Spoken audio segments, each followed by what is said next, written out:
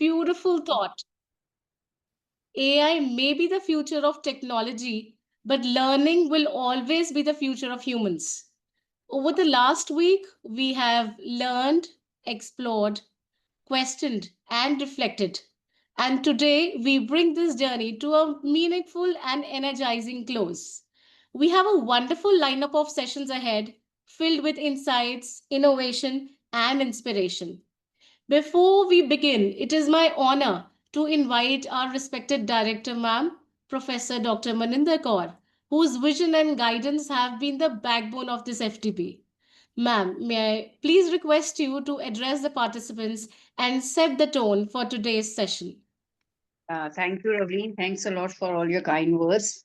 And it is again, a very, very good afternoon to everyone who has joined today from your busy schedule, no doubt. And the last day, the very last day of 5 days FDP. By names, I think we are remembering many of the faculty members across National Way. And it is loving that today being the last day, obviously we will be missing the interaction between the participants who have been doing with our experts throughout last 5 days. Very well said. We have three speakers today, and we are again expecting the same array, same rays of wisdom today. And we obviously are very sure that today's words and today's thoughts and opportunities given for understanding AI in a better perspective from ethics and governance and cybersecurity and whatnot, basically, because we have today's first speaker, Mr. Shivam Sharma, and his main topic what he sir is covering is operationalizing AI ML use cases on ML ops platform. So this is something which is related to already a little bit covered, but I think today's we are expecting to be in a detailed manner. So most welcome, sir, and we all are waiting to hear your wisdom words and to learn more, unlearn ourselves and learn more. So with these words, I again wish everybody a very good afternoon and expect. Thanks a lot, Ravleen, and please take over. Thanks a lot. Welcome, Mr. Shivam Sharma. Thank you, Maninder ma'am. Really happy Thank to be you. part of this session, and thanks a lot for giving me a chance to speak on this No, no, topic. obviously, same, sir. We all are honored, sir. Thank you. Sure. So, should I share my screen and then get started, or Just a how? moment, so let me introduce you. Okay. Thank you so much, ma'am, for your inspiring words. Now, moving to our first expert session of the day. And I must say, we are starting with someone who brings not just knowledge, but also energy, humor, and a lot of practical wisdom. Our speaker, Mr. Shivam Sharma, Principal Engineer, AIML at Nagaro. He brings with him over 14 years of experience in artificial intelligence, cloud computing, ML ops, and LLM ops, and has been instrumental in designing and operationalizing AI/ML platforms across AWS, Azure, Databricks, and Google Cloud. He has built advanced solutions in computer vision and NLP and is also an enthusiast in AI over edge innovations using devices like Coral TPU and Jetson Nano. But along with all this technical brilliance, Shivam sir has a very special skill mentioned in his profile that he loves cracking jokes even while working under pressure, which means we are in for a session that is insightful and fun. So I think we can safely say today's learning will be deep, but the session won't be too serious. With that, it is my pleasure to welcome our first speaker of the day. Please join me in welcoming Mr. Shivam Sharma, who will be speaking on operationalizing AI/ML use cases on MLOps platforms. Over to you, sir. Thank you, Ravleen ma'am. And I hope I live up to that definition that you just provided. Okay, so I will just quickly share my screen and maybe I'll introduce myself once you see the screen.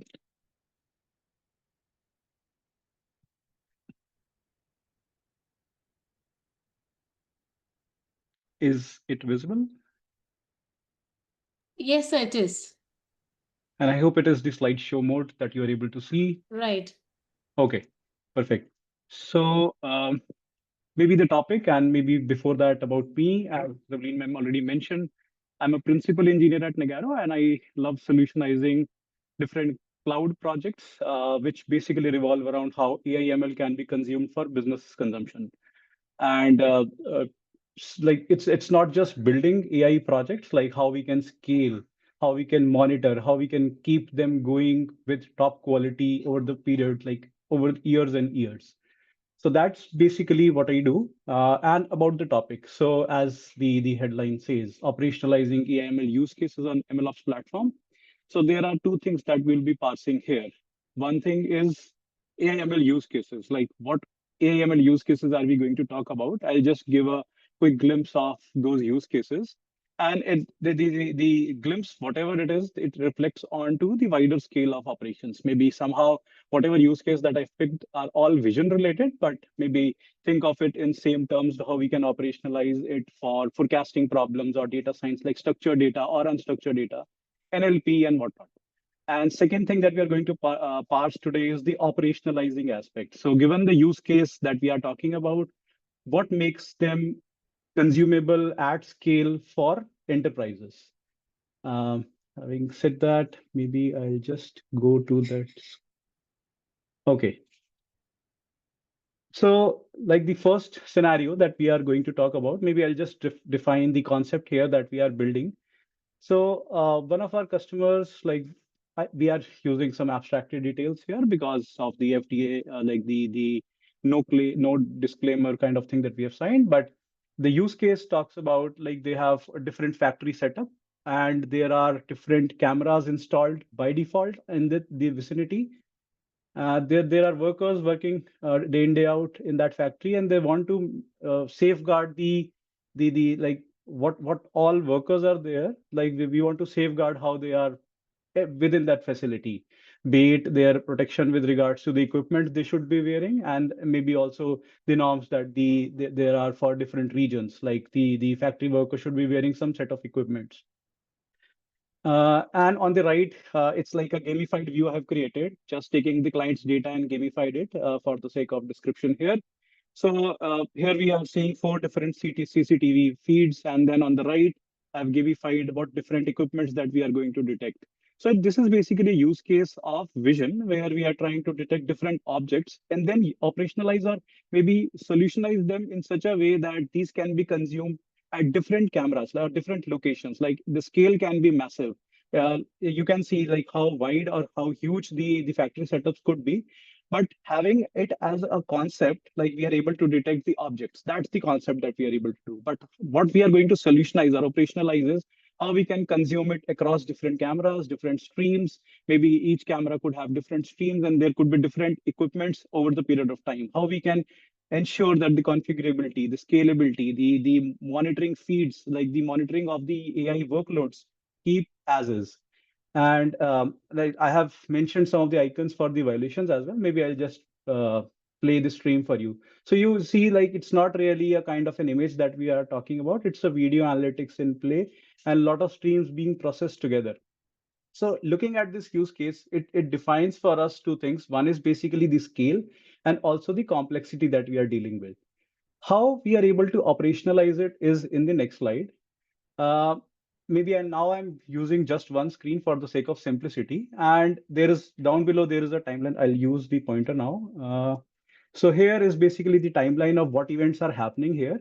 And on the right, you see two snippets. Basically, these are also video snippets, and they reflect the supervisor's email box.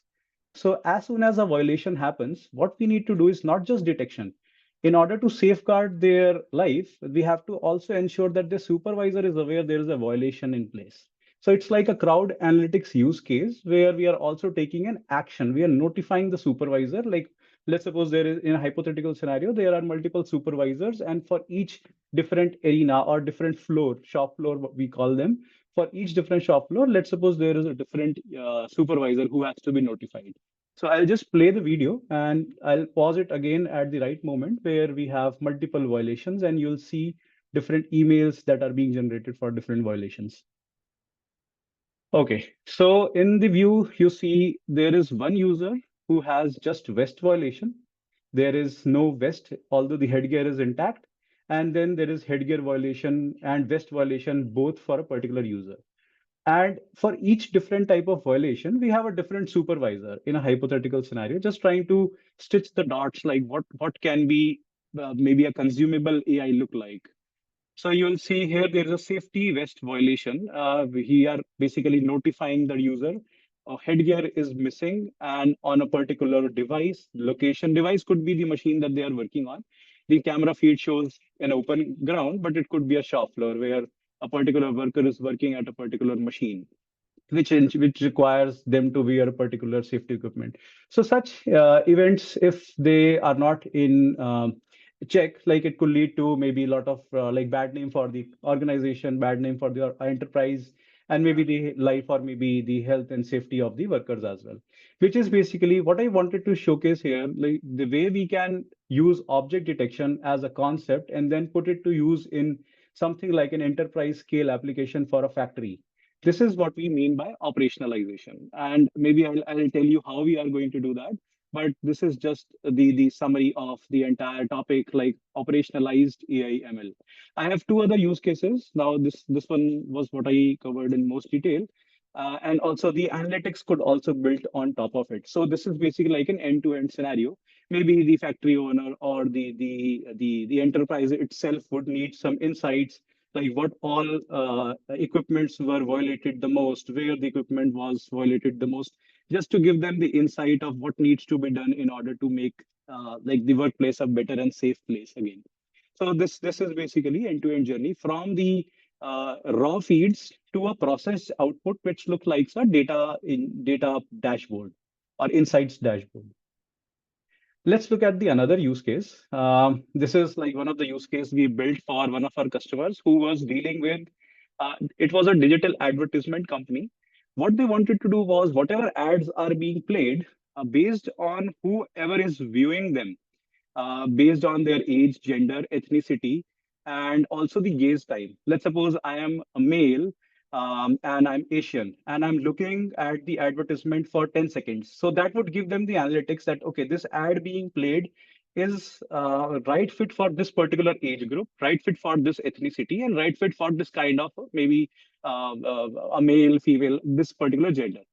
And based on these insights, they would try to optimize their advertisements. And these advertisements could be played maybe in a football stadium, maybe some election rally where they could have upvote, downvote as well, based on the gesture detection as well, which is not part of this the view that we have seen. But on the left, you see the testing practice, like we were testing the kind of the solution that we have built at the office only. And these are a few of my team members who are trying to simulate the kind of, maybe let's imagine there is a screen, very huge screen at New York City, and audience is looking at that screen, and there's a camera mounted along with that screen, which is basically taking account of who is viewing, what all insights could be gathered from that particular audience composition. So you will see some boxes. Blue boxes mean the person is gazing towards the screen. Red box means we are able to detect the face, but it is not looking at the screen. And yellow box means that is the primary person. So this could also be extended further. Like, who is the primary viewer for me?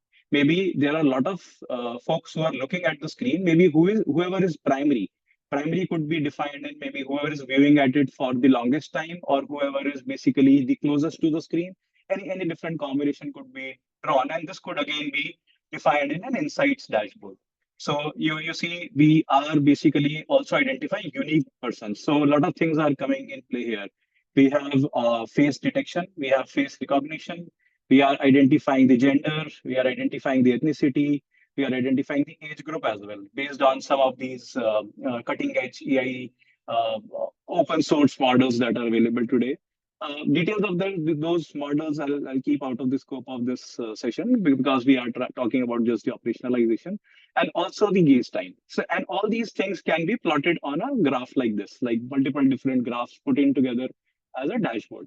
And this can again define the business strategy. So again, this is an operationalizing AI use case. We are not just doing detection as a concept, we are also putting it to play with the end business consumption. Now, third use case is also very interesting. Here we are trying to do smart traffic management for one of our customer who is basically the vendor who deals in all those smart cameras being put in some European countries. So what they were expecting was based on the regions that they have drawn. So there is basically two modes. One is basically a developer mode where you draw all these markers, like these regions can be defined. And on the go, we define, okay, what business strategy or what solution strategy should be taken up. Maybe, for example, in this green region, if let's suppose I have more than two cars, then I'll switch the red light to green, depending upon what other signals look like. So it's like a good complex scenario where we are ingesting stream from different CCTV cameras, defining the AI solutions to count the number of cars, like count the number of pedestrians, how long they have been waiting at a particular section, given them the priority that the pedestrians should be passing through that section first and then the cars. A lot of different strategies could be defined. So again, this is how we are operationalizing this AI use case, like object detection, car detection, person detection, all these things, and then the region-based counting, like segmentation of the activities. But putting together, it makes a good complex application, which is basically automation of traffic management. So these are three use cases that I wanted to showcase first, and then how we are doing that and what is needed to do such kind of an activity.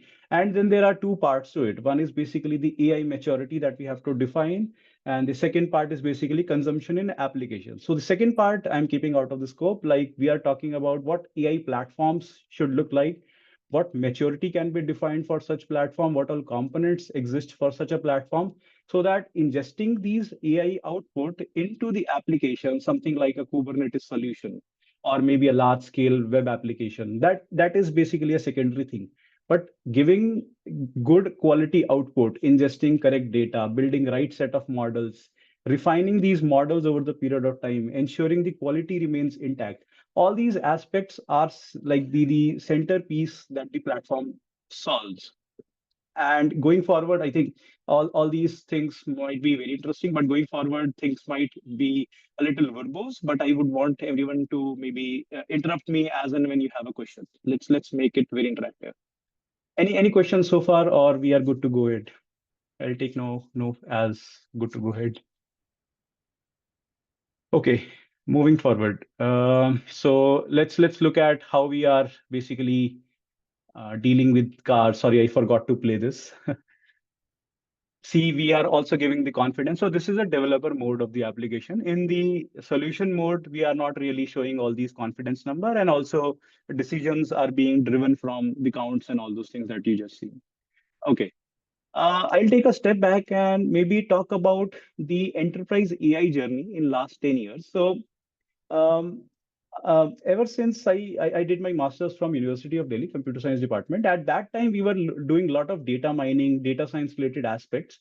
But I remember at that time the underlying compute infrastructure was not solid. Like we were doing a lot of distributed processing.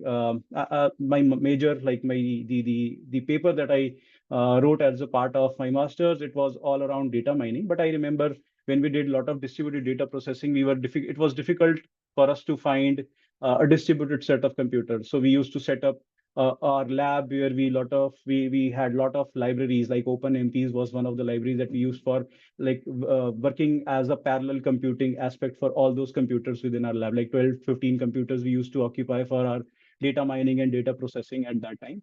But given the fact, like things have changed a lot, like it has drastically changed at the compute infrastructure level, like all these hyperscalers like Azure, AWS, GCP, Databricks, Snowflake, they are all doing tremendous job in making the compute very accessible. Like it is cheap, it is super fast. You will definitely in few clicks you can get the machine provision for your use case, which has basically resulted in a lot of good AI emergence. Like I should say AI emergence only because AI has been there since 1950s, but it is not being used. अरे तो It बता is तो रहा हूँ madam, दो थोड़ा सा time तो दे दो, मैं लैपटॉप पे ही लगा हूँ।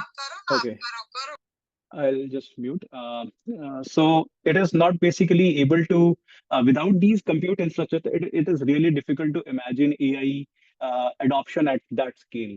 So if you look at last 10 years of industry AI journey. I remember when in 2011 when I joined this company, we were working on only on web applications, mobile applications.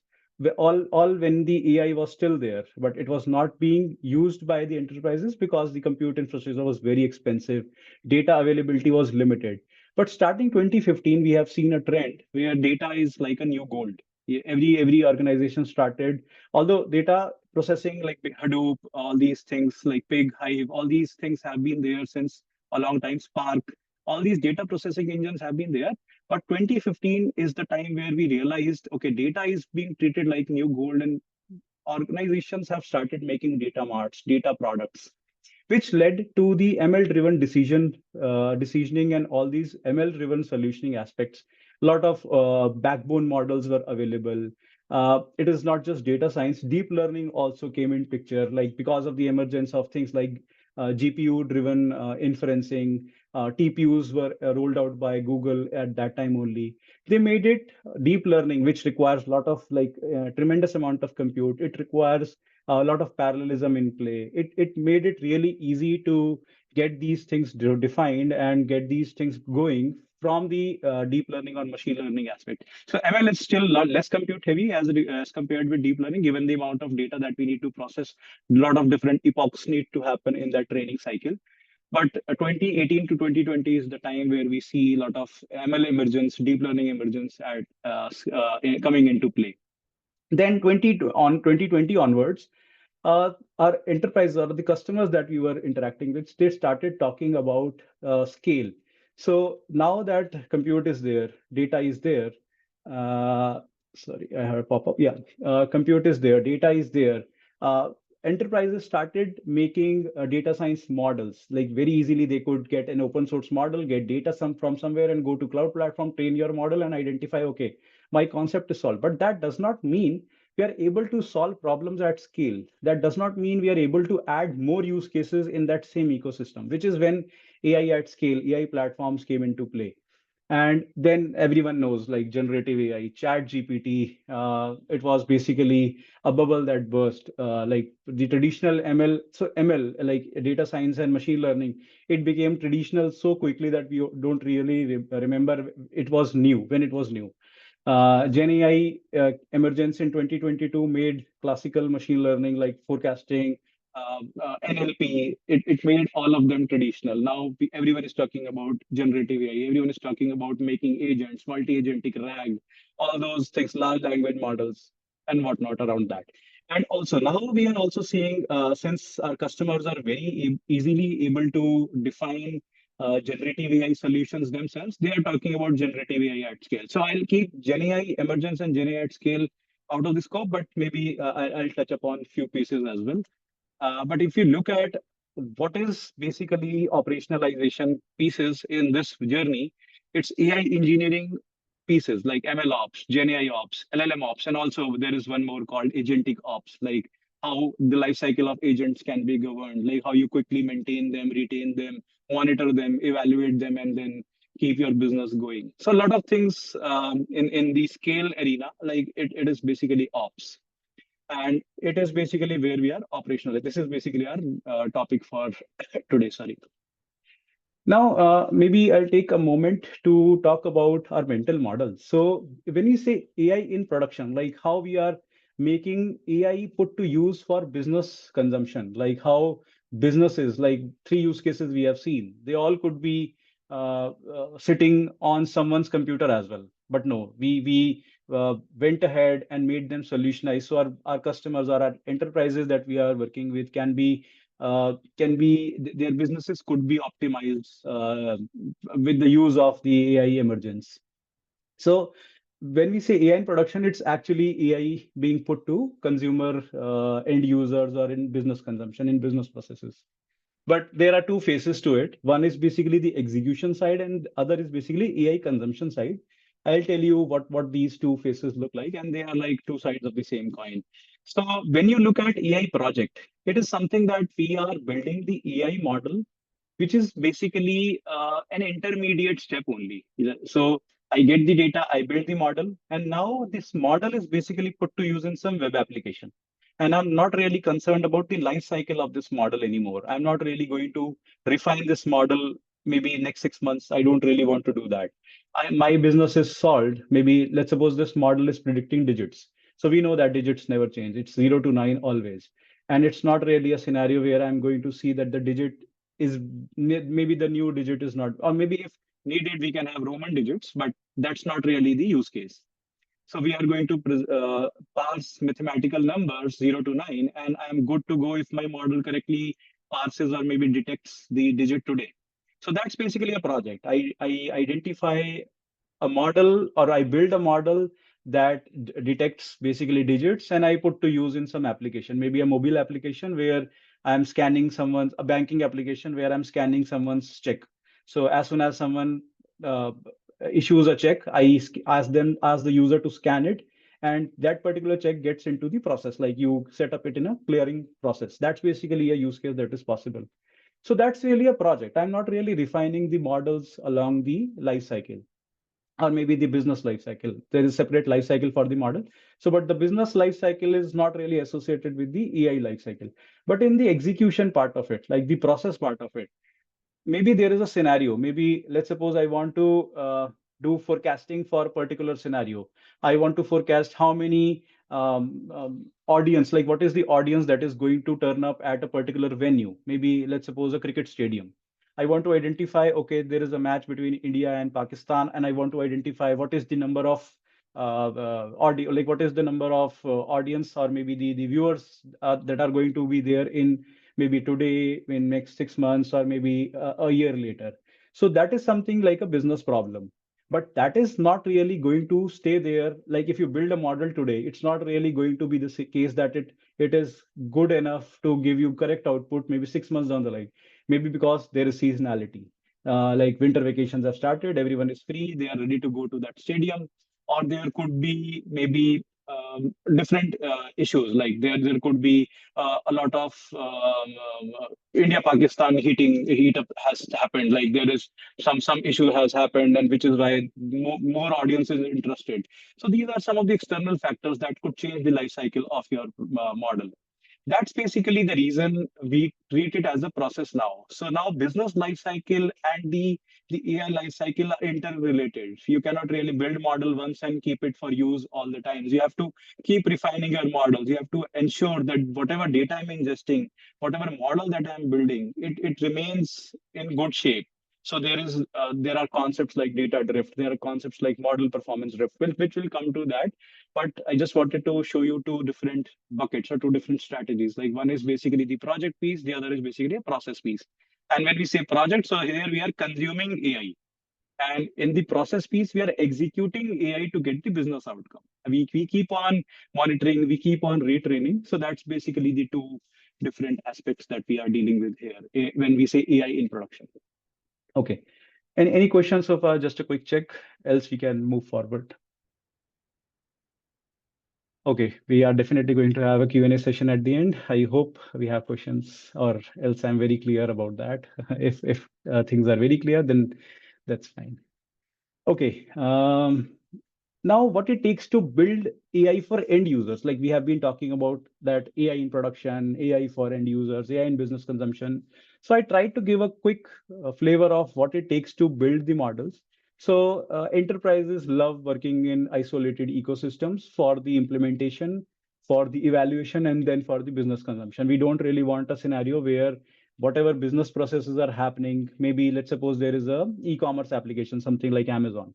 So we don't really want something, maybe a new data scientist has joined the team and he's building a model right away on the customer facing production apps. Like we don't really want a scenario where the development is affecting my business as usual. So BAU, it's not really a nice strategy to do everything in one single environment. When I say environment, it could be a cloud environment, it could be an on-premise environment, or it could be an edge device as an environment. Edge device could be like different processing, like we have Jetson Nano, NVIDIA's new devices that you can use for IoT related activities, but I'll keep it for cloud focused session only. So these are some of the activities that we have listed for development environment. So there is maybe an isolated cloud workspace or cloud arena. If it is Azure, there are cloud resource groups on Azure, or if it is like AWS, there are projects, and similarly on GCP as well. the term is GCP project. So you create a Azure resource group, which serves as your dev environment, and then you provision all these services within Azure. So we identify the use case, we do a lot of discovery research, what is best fit for my business process, what all data I need. Once the data is identified, we do a lot of extraction from different data sources. Maybe I need a lot of data engineering aspects to make the data matured. And then comes the training part. We do a lot of in-memory analysis, then small scale training. We just validate the concept. Let's suppose I want to classify a particular maybe commodity. Maybe for an e-commerce application, I want to classify whether this is a t-shirt, whether this is a trouser, or maybe something like that, maybe any other commodity. So then we do a lot of small scale model training, maybe take a sample out of that population in statistical terms. So we take a sample out of that population, we train a small model, get the concept rolling, and then evaluate, okay, if this serves the larger purpose, if this will serve the larger purpose or not. Once that is defined in the dev environment, we then proceed towards our journey in evaluation, which is not shown here, where we build the large scale model and get the quality team to evaluate it, how it is faring, whether we are able to get good outcome on unseen data. If you folks are aware of different mechanisms in AI lifecycle, like there is training set, there is validation set, and then there is test set. So if things are good enough in the test ecosystem as well, so then that means our model is super mature to handle the production ecosystem, and it's good to go ahead and deploy it in production environment. But things don't end up in production environment as easily. You have to have a lot of ETL pipelines, because it's not really going to be the case that you build the model. If it is process, it's not going to be the case that it is you build the model once and keep it there for long. You have to have more data ingested as a historical or incremental load. You have to train the models at large scale because the data is huge. Now you have to train, you need more compute. So you need infrastructure for deploying your model so that you can consume it in your business applications. So all these things basically require sometimes a lot of research, sometimes require a lot of manual activities. But with ML ops and all those ops principles that we will be talking about, and also we touched upon in previous few slides, these make these lives easier. I'll show you how we are doing things and what is getting solved by optimizing and operationalizing the ML ops related aspects here. Okay, moving on.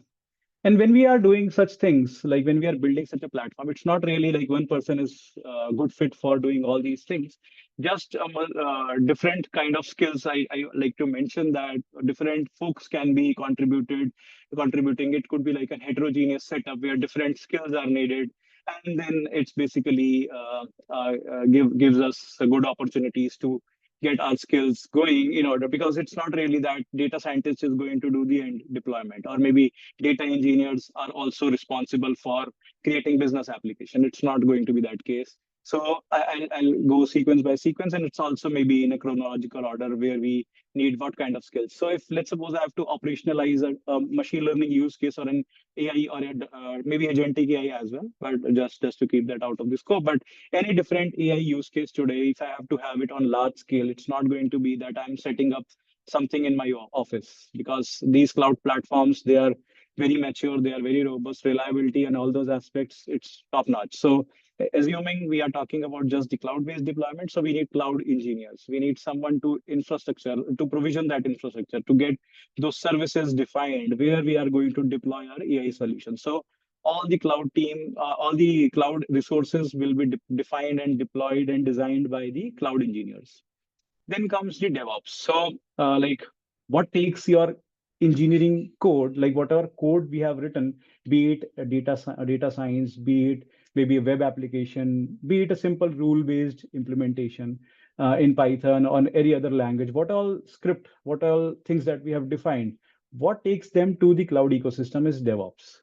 So you write a lot of continuous integration and continuous deployment pipelines, and which takes your machine learning code and also the ancillary software engineering code from your notebooks or from your local machine, or maybe the Git repository or any other repo that we are talking about, from there to your cloud ecosystem. DevOps is responsible for that. We do a lot of build and release pipelines. We'll see it in next upcoming slides. Then we need data engineers, someone who can polish the data. We can enrich, remove missing values, refine what transformations are needed. Maybe let's suppose we need dynamically. For example, let's suppose I have an attribute called a day of week. Maybe for some classification problem. Maybe for example, ticket booking system. I want to forecast what is going to be the traffic for this coming week and how many tickets should be there. Or for an airline, airlines definitely forecast how many passengers are going to be there this weekend and all those things, like how many overbooking that they should be doing. So we need, for example, an attribute like day of week, but Sunday, Monday, Tuesday. Data science models don't really understand um, these values. They need to be converted into numbers. So when I train the model and when I do the inferencing, I need consistency. So I need data engineers to do that consistently. Okay, whatever data sets that you have defined, you should have a mapping that Sunday means zero, Monday means one. So this is called a static data engineering or static feature engineering. Then there could be dynamic. Maybe I need an attribute which is basically an average of last 4 days. Maybe what all passengers have visited an airport. I need to have the average of last 4 days and create a new attribute. So something like that, data engineers and data scientists can together define. Defining the ML life cycle, what should be the backbone model that we are going to put to use, what should be the prediction code, how should be the hyperparameter tuning should be there. A lot of different aspects that data scientists need to cover. And when it comes to ML ops, like the ML engineers are then responsible for taking all that data science code, break them into different pipelines, like a lot of automation is needed. All these things are defined by the ML ops team. So I just wanted to give a good representation of what all different team or different skills that are needed. So maybe new folks joining enterprises, joining corporates, or joining the academic programs, they know where they are headed to, like what they should be taking up as a skill. Whether it's not just data science or it's not just doing prompt engineering for agentic AI, something like that. It's not just the only case, like there are a lot of different venues as well, which anyone can contribute towards getting AI for customers or AI put into business use or maybe new transformation, researches. All these things would require such varied skills. Okay, moving on to our next one. Sorry, my focus gets changed. Okay. Now, we highlighted about DevOps in few sentences, but I just wanted to highlight more. DevOps is basically serving a lot of different purposes. So DevOps team is basically building CI/CD pipeline, and they are responsible, like they are a good part of that operationalization journey. Why? Because they are helping cloud engineers to define the infrastructure. So it's not that, let's suppose I talked about multiple environments for defining a business application. It's not that I'm going to create infrastructure in development environment manually. And because it could be like maybe hundreds of services, hundreds of cloud services are needed. So I'm not going to create all those things manually in dev environment and then manually in evaluation environment, which is test environment, and then again in production environment. It's not going to be that case ever. So DevOps team, in conjunction with the cloud engineers, they define an automation mechanism that you write all maybe something like Terraform, if you have heard of. Like Terraform is basically an infrastructure as code. So utilize code to create the cloud infrastructure, and then it is basically provisioned with the operationalization of DevOps engineers. So they create CI/CD pipelines to get their cloud infrastructure going. And once you have created automatically in dev environment, you can copy paste those same templates. It's like a template driven cloud provisioning. And similarly, application engineers are benefited by the CI/CD pipeline. You keep writing your .NET, your Java code, your problem-solving strategy, your maybe some bash scripts that you are writing. You keep on writing that. Who is taking that to the business application? It's basically the CI/CD pipeline. So whenever you write any code and commit to your Git repository, it gets automatically propagated to your business solution because of the CI/CD pipeline. And now these are basically the things that we have seen already. The MLOps engineers, like whatever templates. So let's suppose I have to create a model training pipeline. I have to operationalize this model training pipeline, which is basically a simple script in my maybe Jupyter notebook or maybe any other scripting like a VS Code or any other file that you have created. Maybe a simple PY file where I have defined different methods for training a model, deploying a model, predicting of the model. So these are not going to be used as is, because we don't really want to. Let's suppose my training process takes 4 hours and my prediction takes only 2 minutes. So I don't want to execute that file again, because I don't want to spend 4 minutes, 4 hours again just to have a 2 minutes of prediction, which is why we need to break these implementation into distributed components and stitch them together as a pipeline, which we call as workflows in MLOps terminology. We'll see some of these workflows in upcoming slides. So MLOps engineers write all these repeatable, reusable workflows, and these YAML templates get provisioned, or maybe it gets to the cloud ecosystem with the help of CI/CD pipelines. So these are basically some of these purposes that maybe a cross-cutting DevOps engineer would do. Just wanted to highlight that aspect.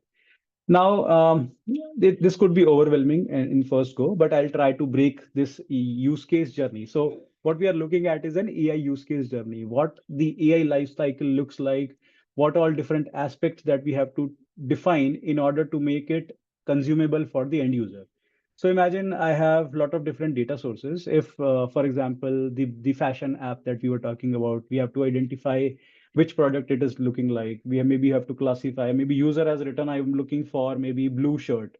So the model behind the scene should be able to parse out of all the objects that they include in the data set, what all blue shirts look like, and then should be able to present it to the user. So that's basically the use case. But it could be scenario that the customer has data sources. Some is defined in a SQL Server, some is defined in some warehouse, some is defined somewhere else. Maybe some images are placed in some object store. So it's like a distributed data. So we need data engineering, data ingestion pipelines. When I say pipeline, it's again those workflows that we were talking about. But all that is basically data engineering plane. So they take all these data, ingest them, process them, and make it ML ready. So this process data is basically what machine learning team will then take up and then process it further. As we were talking about, like data engineering team identified, okay, day of week is good for my purpose, like Sunday, Monday, Tuesday is good for me. But for the model, data science team identified, okay, Sunday, Monday, Tuesday is not good for my use case because my model won't understand that. So I need to transform it into some numerical format, be it 0, 1, 2, or maybe 1, 2, 3, 4, any strategy. But that is basically in the landscape of data science and ML ops. So once all those features have been generated, what all are needed for the model? So there is a concept called as feature store. And why this concept is needed? Because I want to have a scenario. Let's suppose I have to train my model and then do prediction. So if I'm training the model on some set of attributes, I need same set of attributes for prediction as well, because that's basically the underlying data that we are predicting. So that list of features should remain consistent across my training and prediction. So I'm not sure if I'm going too deep into the AI lifecycle, but that's basically the challenges that we face day in, day out. Sometimes what happens is data scientists do predictions on a different data set wherever the training has happened on different data sets. So that is basically an inconsistency which leads to a lower accuracy or lower metric or whatever parameter that we have set for the model evaluation. So which is why there is a feature store, which is basically you can think of it like a database only, but it's like your source of truth. So I need maybe, let's suppose for my model training, I need 50 attributes. I get it from the feature store. Now I ask the feature store again, now I want to do prediction. Give me the same number of attributes. And it is the responsibility of the feature store to give the correct attributes in correct shape. So that's basically what these platforms are providing. I have given a representation of Databricks, but Azure, AWS, GCP, Snowflake, all of them have this concept enabled. Similarly, model has been trained. Model gets stored in the model registry. Why? Because I need to retain the version. Like I have trained my model and it has resulted in business understanding. Like business is able to use the application of like the fashion app. But few months down the line, I identified, okay, this version is giving a good output in particular section and bad output in particular scenario. Like I am finding blue shirts very easily, but if I am asking for maybe handbags, it's not really giving me correct output. So I need to retrain my model or maybe define another model which basically gives me handbags. So model registry is the place where we store all the different versions of the models, which is basically it not only helps us managing our artifacts, it also helps explainability. Like you maybe at the end of your project, someone has a production issue, like something is not working well. So you can trace back like which model is not giving correct output which was trained on which particular data set, which was generated like which particular features. So there's an end-to-end backwards compatibility. You can basically trace from the model's output to the raw data what went wrong. So that's basically only possible if you have things like persistent storage, like feature store and model history in place. And then once the prediction happens, and you see like engineered features are being consumed in model training and model prediction as well for the same reason that I mentioned. And also, if let's suppose I have maybe hundreds of different models for my production use case, maybe fashion app again, I want to ensure like the features, if I need to reuse across different models, I am ingesting from the feature store only. Like model training and model prediction for one model, that's fine, but if I have to train maybe hundreds of models which have same underlying data, I should be able to reuse my transformation. That saves me a lot of cost in production businesses. Like cost is also a very important factor for enterprises. I should not be spending maybe thousands of dollars or thousands of rupees for maybe AI onboarding, which could basically lead into losses as well. So total cost of ownership, cost of operationalization is also important factor, which is why we need to keep getting up we keep coming up with the best practices for operationalizing and solutionizing of AI projects. There is also an aspect of monitoring which is not really in this view. Just for the sake of simplicity, I wanted to end it to the end user consumption only. But there is still a life cycle which we'll talk about in next few slides. So far, we have seen the AI use case journey, but we were talking about platform. One use case is not really one-to-one mapping between use case and a platform. So one platform supports operations for maybe n different AI use cases. So it's important to look at the AI platform journey as well. So now let's suppose I'm building a platform, maybe in some college or maybe some institute, we identify, okay, we have to have maybe AI driven operations, maybe attendance monitoring. I need an AI use case so that as soon as someone is sitting at the gate, I need to be able to recognize that student and then allow them, or maybe if they are not allowed, then we should say some message, something like that. Let's suppose I have to build that model. And then similarly, I have to have maybe workers in that college. I want to ensure that they are wearing protective equipments before they enter the college vicinity. So there is another model, like equipment detection, and then there is a face recognition, which maps with the student database. So these are two different models. If you are going to manage the life cycle separately, there might be scenarios you cannot keep up with the more number of models coming up. Like which is how enterprises deal with these scenarios. They keep a platform central to all these AI use cases. And how we implement, like how we suggest the implementation, it's pretty standard journey, which is what I wanted to share with you. So we create a baseline AI platform. Even before getting with the customer discussion or maybe an enterprise discussion, we have the baseline version ready. We know how things work on Azure, like what all different services, what all different components, what all different technologies are required for building a platform on Azure. So we have a baseline AI platform. Once the use case needs to be decided, we get into discussions. We identify, okay, there is a student detection or attendance, or maybe like COVID like a scenario was there, face mask to be detected on the student's face. So we need to map, okay, what is the use student looking like with mask and without mask? All those things, there are different models. So use case discussion happens, then we identify, okay, in the baseline version, what changes are needed. Then the use case onboarding happens. Like I'll tell you like in detail, like how this onboarding happens. But there is a phase for the onboarding of the use case, maybe different solutions, different strategies, different workflows that are needed. AI operations and monitoring. So it's not just ending here. Like once we have onboarded the use case, it's not like our life is simple now because we have to ensure whatever we have onboarded, it keeps living up to that expectation as well. Like if 90% accurate models are being deployed on day one, 6 months down the line or an year down the line, we need to keep ensuring that 90% accuracy is achieved. If it is dropped beyond a particular threshold, we need to revise the model's life cycle. We need to maybe manually tune it, or maybe there are operations like we can retune it or maybe automatically retrain the model. I'll showcase that as well. Then as we talked about, like if use case evaluation identified, okay, this needs to be changed, we identify the changes and then again the life cycle continues. So pretty much the life cycle of any AI platform today, whatever we are building. Now coming to the data drift again, a lot of things are written here. I'll just explain bit by bit. So be with me for some time. So data sources we have seen so far, we are building the models. So till here we are good. We are able to create new models. How we ensure that the quality of data that we are ingesting is good enough for maybe the model's life cycle 6 months down the line. Maybe I'll take a weather forecasting application.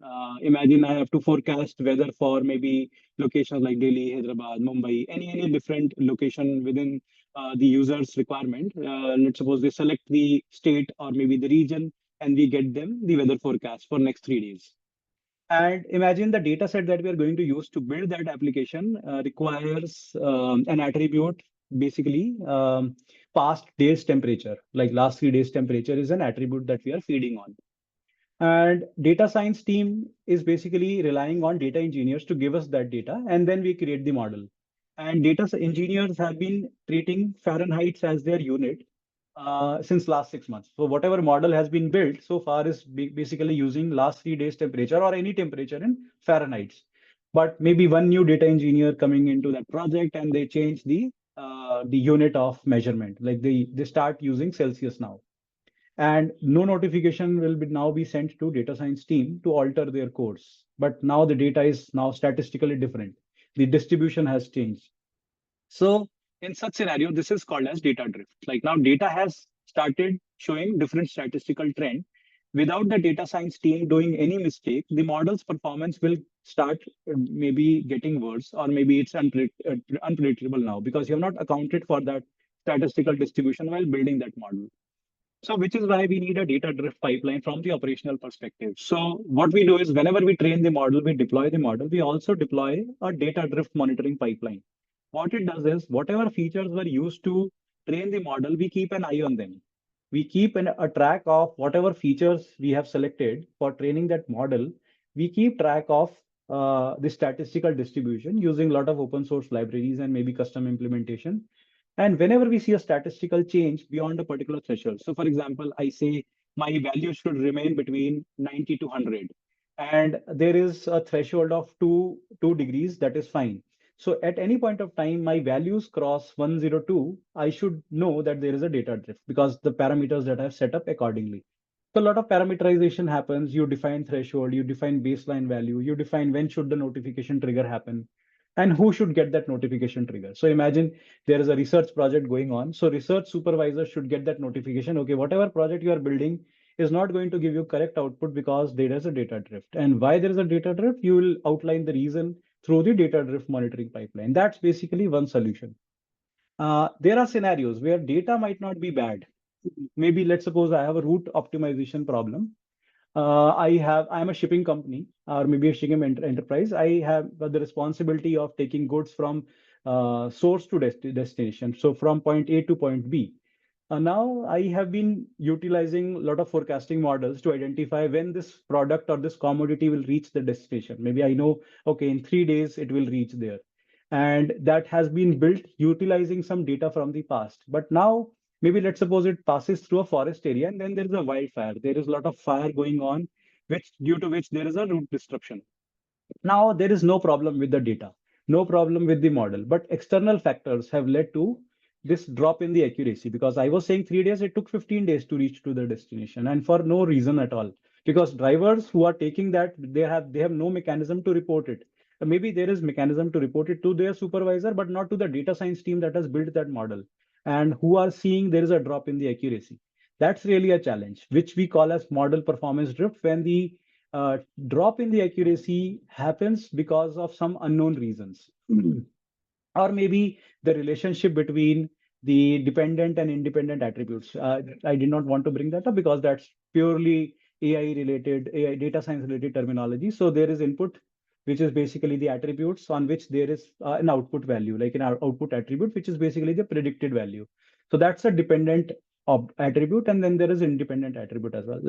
I'll just skip that discussion for now.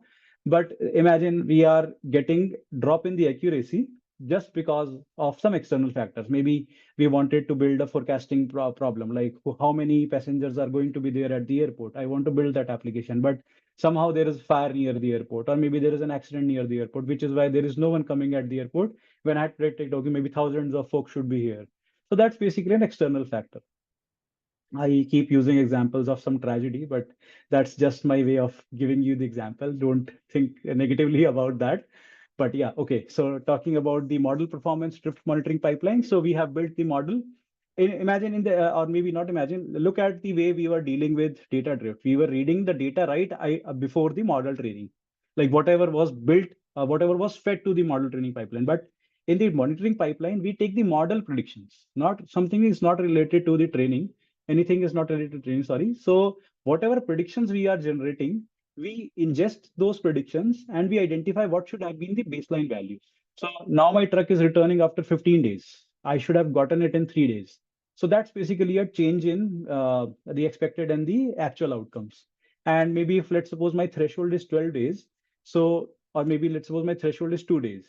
So I should be fine if my truck returns in 4 days or 5 days. But beyond that is called as model performance drift, which is how we are dealing with here. So let's suppose a research project is going on. I have built the project. I have defined the model. I have deployed the model. I have defined the evaluation mechanism. I have left the model pipeline, model monitoring pipeline in the system as well. So at any point of time, my accuracy, my precision, recall, FP score, whatever is the metric, maybe ADR under a curve, RUC, whatever metrics you have defined, if it is going to have a drop beyond a particular threshold, I should be notified. That's basically my objective. And which is why we are saying it's not really just building the model is the concept. It's how you keep dealing with that model as well, as is with the life. Like building a relation is not really a difficult task. Maintaining that relation is important, which is why like it is an analogy that I have drawn for the AI as well. So you build the model and you maintain the model as well. That's basically operationalization. Okay, how ML ops helps. Now we are coming to ML ops, which is basically sometimes the cloud-based, cloud-centric strategy as well. But I try to keep it abstract as possible. So we'll define a lot of repeatable workflows, like no matter how many times you are going to execute it, it will give you the same output. So I distribute my data scientist code into different workflows. And if let's suppose first step is data ingestion, second step is model training, third step is validation, and fourth step is prediction. Or not prediction, maybe storing the model in some model registry. Let's suppose these are the 4 steps. No matter how many times I'm going to execute it, it will generate the same. Maybe the accuracy could be here and there by some decimal places, but that's fine. I think that's expected. But from the terms of operationalization, like data ingestion always happens before model training. It's not that some data is coming right after model training. It's not going to happen either. Uh, okay, so focus gets changed. Okay, reusable workflows. Like once I let's suppose I built a model, I built a workflow for one model, I can reuse that same workflow for another model as well. So that's related to a cloud-based application, but there is a concept of reusability in the implementation. Traceable framework, we talked about that. Like when the output is generated for a fashion app, let's suppose it is giving you, maybe the user is not going to get what is the confidence that the model has taken to bring me blue shirt, but it is definitely possible that behind the scenes data scientist team knows, like, okay, what is the accuracy? It's 90%. How? You can trace back, like, okay, my model was trained in this particular experimentation cycle. So this particular data set was used.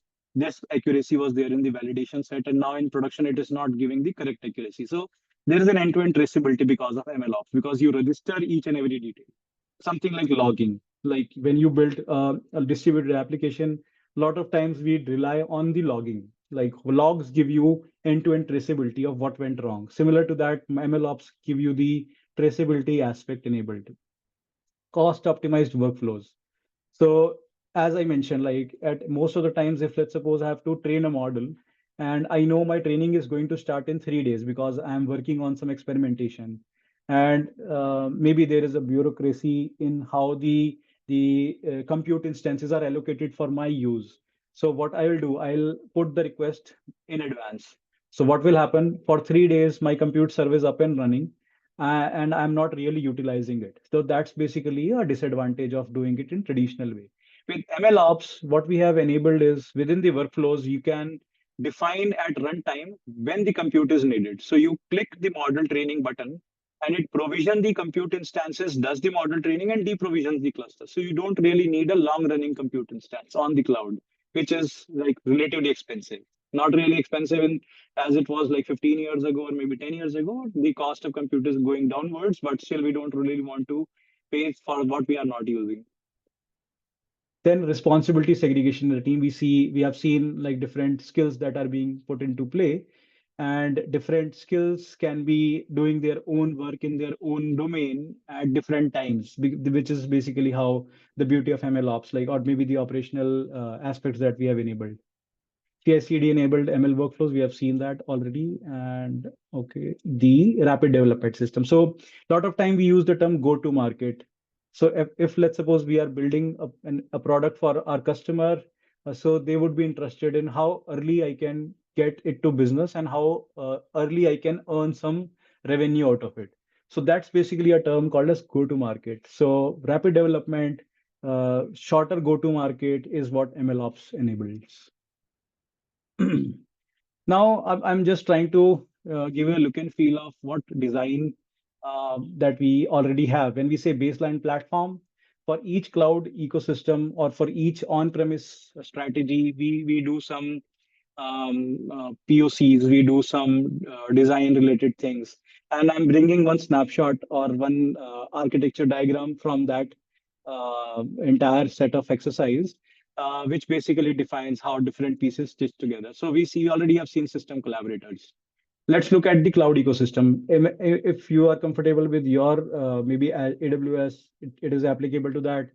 If it is Azure, GCP, or any other cloud platform, it is applicable to that. So always there is going to be a data ingestion pipeline because data is what is enabling a model. So, and it could be like in dev environment, we have data. It could be or staging environment is basically as good as test environment. It's like one step before the production. So we can distribute it in different isolated ecosystems. So imagine like a banking application. Banks would never want a developer to look at their customer data because that's really a privacy breach. So we have to have some redaction principles. We have to anonymize a lot of things when we are building models for the banks. So we keep prefer to keep data in different buckets. So in dev environment, we keep the data that is anonymized. And in production, it's actual customer data, but no user has access to that production data because it is how it is provisioned.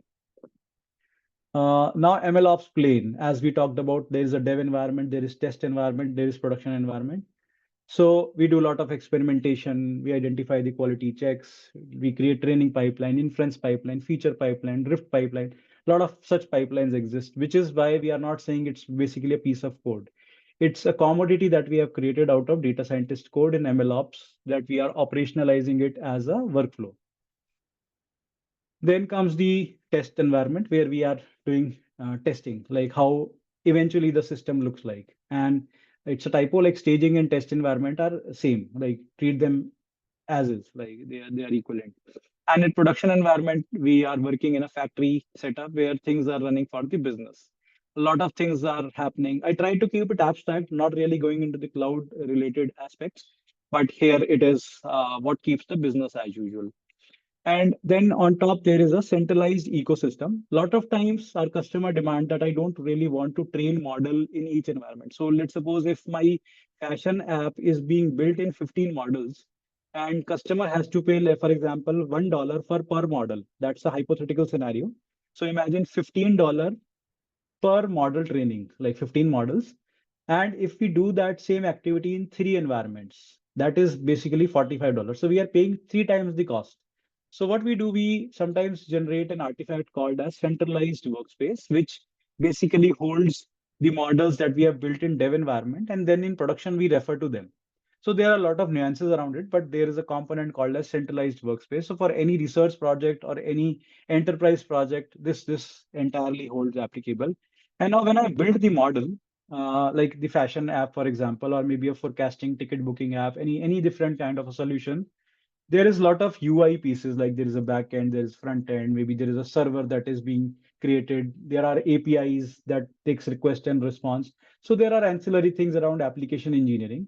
So there are user services which consume the AI. So whatever output that we have generated from AI, either it is business dashboards or it is real-time application, it definitely is consumed in an application. And CI/CD we have already talked about.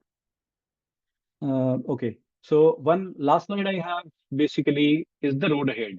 So I also wanted to touch upon generative AI solutions, but since we have the MLOps centric discussion planned, I thought to keep generative AI at the end. So these cloud platforms, they provide a lot of different aspects, like they provide access control, they provide operationalization, like what are workflows we can create, notification mechanism. So as soon as I have a bad output from my agent or my chatbot, I need to be notified. And then security and governance. I need only authorized persons to be talking to my chatbot, what I have created in generative AI. Similar to MLOps, a lot of these things are provided by the underlying vendors like the hyperscalers. And then there are some techniques in generative AI. These techniques are pretty mature now. You can use APIs. You can use OpenAI's API. Similarly, you can use any other maybe Meta's API, any other API you can use to just create a chatbot quickly. For example, the solution that I'm building is a chatbot. So I can use something like what ChatGPT is today. Like behind the scenes, it's doing a lot of things. We just see it as a chatbot. So API driven solution is definitely possible, but these are not really contextual. Like let's suppose I am a plumber. I have to have a manual. I know what all things are there in particular tabs, facets, what all different equipments are there. So that's really something that is contextual to me. The chat GPT might not know about it because they have never seen that data. It's trained on massive amount of data, but it's not really defining a contextual piece. Maybe, for example, let's suppose BMW car. So there is car under development. It's not released in the market. So chat GPT or any other maybe Perplexity or different these Gemini, they won't know about it because still under maintenance. But what if BMW internally needs to have a chatbot which basically have an information of what all products are being built. So in such a scenario, you need a contextualized information, which is basically enabled by RAG-based systems. So they retrieve a contextualized information. Similarly, if I want to train the model, I don't want to do a lot of retrieval because my data set is large. So I do a lot of fine tuning. And pre-training is basically training it from scratch, something similar to classical machine learning. And if I want autonomous agents coming in place and then doing the activity, that's agentic AI. So different agents are responsible for doing different things. Let's suppose if my chatbot needs to handle three different categories. It could be like a product related issue, it could be like a application related issue, or it could be like maybe employee related issue. So someone is not behaving well. So these could be like different aspects, different agents could be handling. But at the end, like everyone is seeing one interface. So that's an agentic AI use case. So these are the techniques, and then the solutions could be, as I talked about, conversational agent. You could do a lot of text generation. So many a times we use, let's suppose I'm writing a research manual, I'm writing a lot of content for a particular product, and I know what details should be there, but I need it in a beautiful manner. I need it more empathy towards the reader, for example. So I could give it to any bot, although it's not recommended, but yeah, definitely you can do that. You ask them to generate poems, you ask them to generate quick chats. Then text summarization. Maybe I have a large document which I don't have time to read. So text summarization is one such aspect. And search, insights, code generation, image generation, all these things are definitely possible today. And you might have, maybe in some of the previous sessions, you might have also heard about it.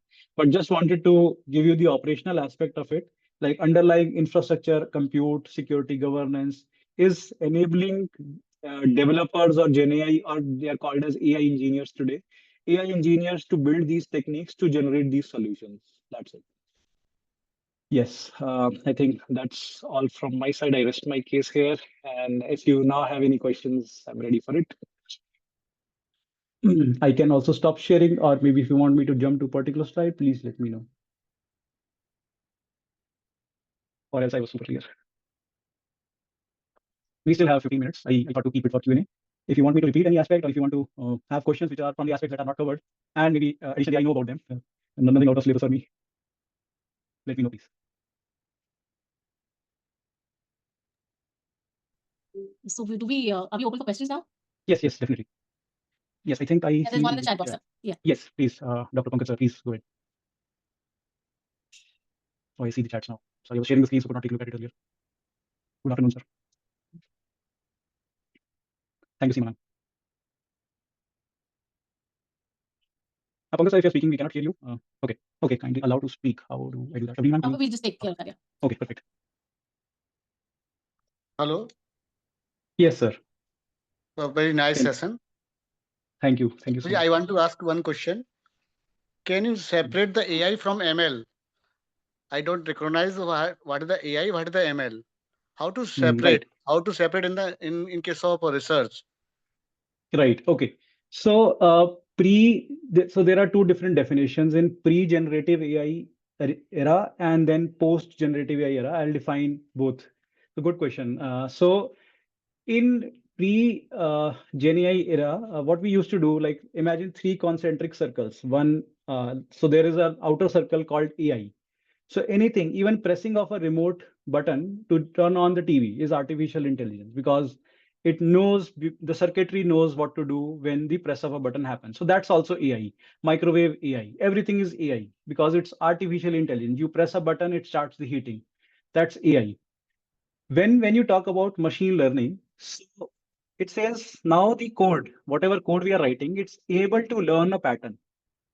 That's machine learning. And machine learning, an aspect is categorized as machine learning. So that Venn diagram has one circle inside that AI. So there is outer circle called AI, then there is ML. And now if we talk about images being processed by deep learning algorithms, so it requires a lot of layers. So as we have human brain, there are a lot of neurons, neural network is there. Similarly, deep learning, it's called deep. It's basically a specialization of machine learning.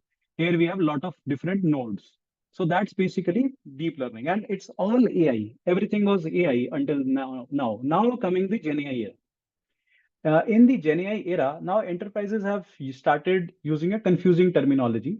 There is agentic AI, there is generative AI, and now there is AI. So AI now belongs to everything. When you say AI projects, it could mean anything. It could mean you are building some rule-based product. It's just building some analytics. AI could now also mean maybe a fashion app that I was talking about, maybe a digit recognizer app. It could also mean uh, text generation app. It could also mean uh, agents, multiple agents doing a lot of things.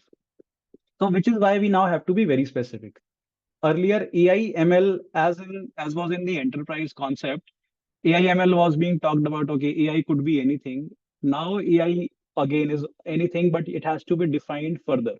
So when we say AI project, as I said, it could mean anything. So which is why we have to be very specific whether it is generative AI, either it is agentic AI, it is traditional AI, or it is classical AI, which mean forecasting, or maybe the neural network based training.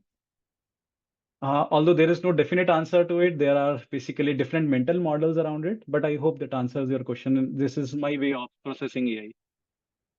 Very nice explanation, sir. Very. Thank Thank you. you, sir. Thank you Thank so you much. so much, sir.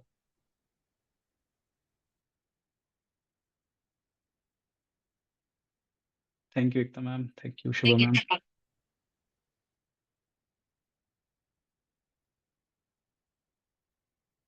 Any more questions, participants? This is your moment to interact.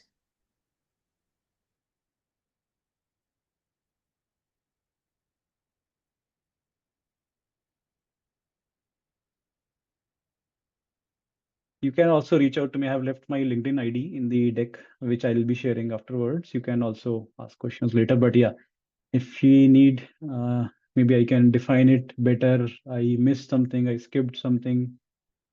I was keeping a check on the clock as well, so maybe I would have made it super fast. But yeah.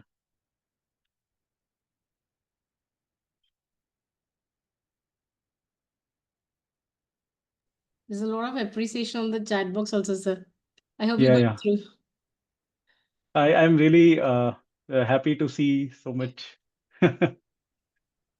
Thanks a lot, everyone. Thank you so much. Really keeps me motivated to do more such things. Mhm.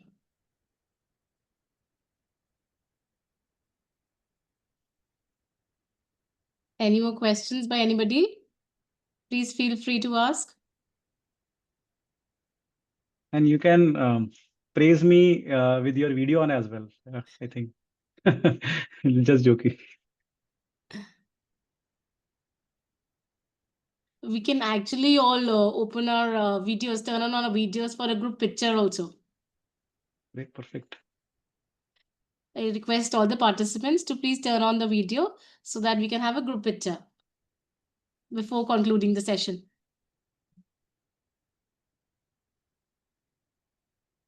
I see faces. Happy faces, Yeah, fortunately. they were all attentively listening. Nice.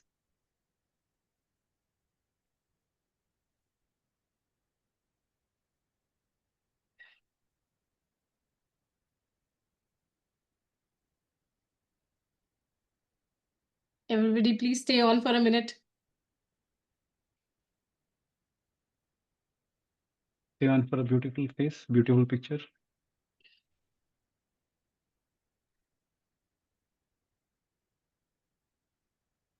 Yeah, I hope it's done. All right. Thanks a lot, everyone. Thanks for joining. Thanks for having me All here. right, I think then Bye-bye. let's Thank you, conclude, sir, sir. for- Yeah. Thank you. Bye-bye. Have a All nice right. rest of the day. Thank you so much, Shivam sir, for an insightful and highly practical session. Your real world use cases and clear explanations have added great value to our FTP. May I now request you to kindly accept this e memento as a small token of our gratitude. Thank you once again, sir. Thank you so much, ma'am. I was not expecting it. Good surprise. I'll have it with me in my Yeah, list we of check. yeah. Perfect. Thanks a lot. Yeah, you're welcome, sir. Thank you for your valuable time. All right. Bye-bye. Bye. Hello, everyone. Great. So, sir has joined. Hello. Yeah. Hey, everyone. I'm audible, visible. Yes, Yes, sir, sir. you're audible. I'll just introduce you. Sure. So, some leaders influence an organization, a few influence an entire industry. Our next speaker is one of them. It is my privilege to introduce our next distinguished speaker, Mr. Harneet Singh, founder and chief AI officer of Rabbit AI London. Mr. Harneet is widely recognized as one of Europe's top 100 AI leaders, a title he shares with global visionaries, including leaders from Google DeepMind. Known as the Lion founder in the AI community, an IIT Delhi alumnus, he has built companies across 25 countries, created more than 10,000 jobs in India, and has been honored internationally for his contribution to technology, education, and AI driven skilling. He also chairs the Generative AI and LLM Council at the world's largest AI summit. We are truly honored to have a leader of such global impact with us today. Ladies and gentlemen, please join me in welcoming Mr. Harneet Singh. Welcome, sir. Over to you. Thanks a lot, ma'am. And thanks a lot, everyone. It's really glad to be here. So, first of all, am I able to, can I see a lot of participants also, or is it like, can people switch on their video? So I just want this to be really, really interactive. I'll also share a couple of live case studies of AI in education, AI in curriculum, AI in classrooms with our experience, and maybe we can have a lot of discussion around that rather than just a one-way delivery. So we can have a lot of things which is more centered around real-world engagement of AI. Okay. I request all participants on behalf of sir, please to turn on the videos. Yeah, we'll just wait for a minute, maybe. Yeah. So that everyone can do so. Seems to be an interesting session.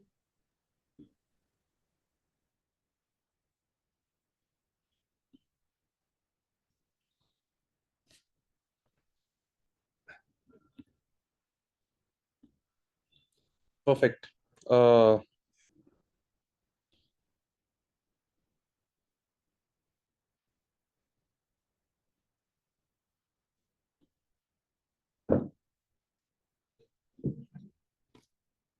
Just a second, I'm also sharing my screen. Sure.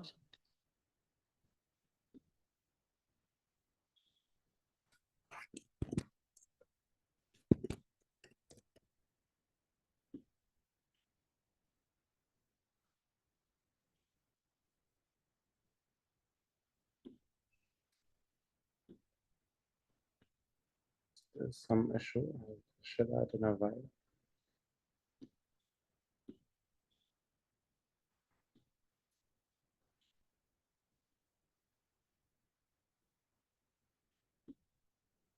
Okay. So I can see a few people right now, so it makes a little better situation scenario. So I'll tell a little bit about my learnings also and my case study. Like I'm an IIT Delhi alum. I founded 5 companies. My first company I bootstrapped it 200 CR in US, and we were basically the software makers for the world's largest universities. You talk of UC Berkeley, you talk of Stanford and all.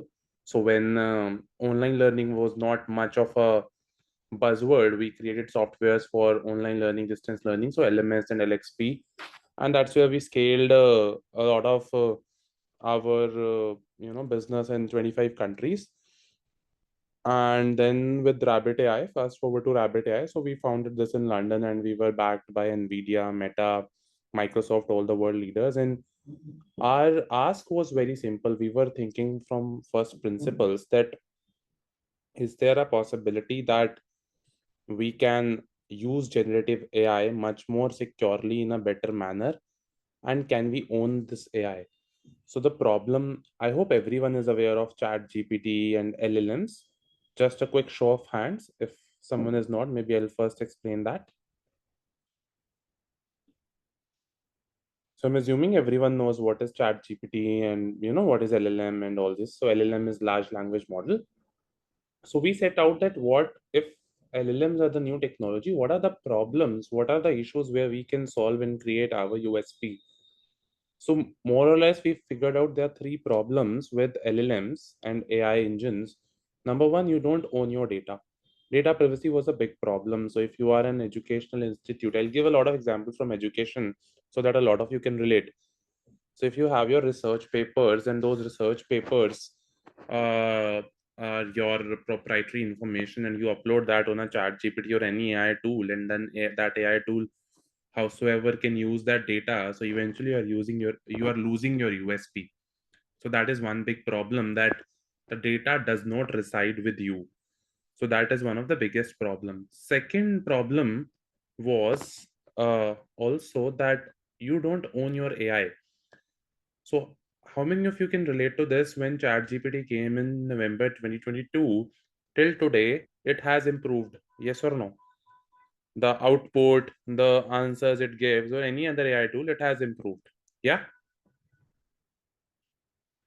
How that has improved? Maybe some people can unmute also and speak up. Yes, and chat also. So how that is improved? Because of our efforts, the amount of time you, me, and all other people have spent on the model to give it a lot of feedback, real world data. Oh, design a PPT, design this thing, design, and then no, this is not good. Yes, this is good. Design this language, write a LinkedIn post, write an email, and stuff like that.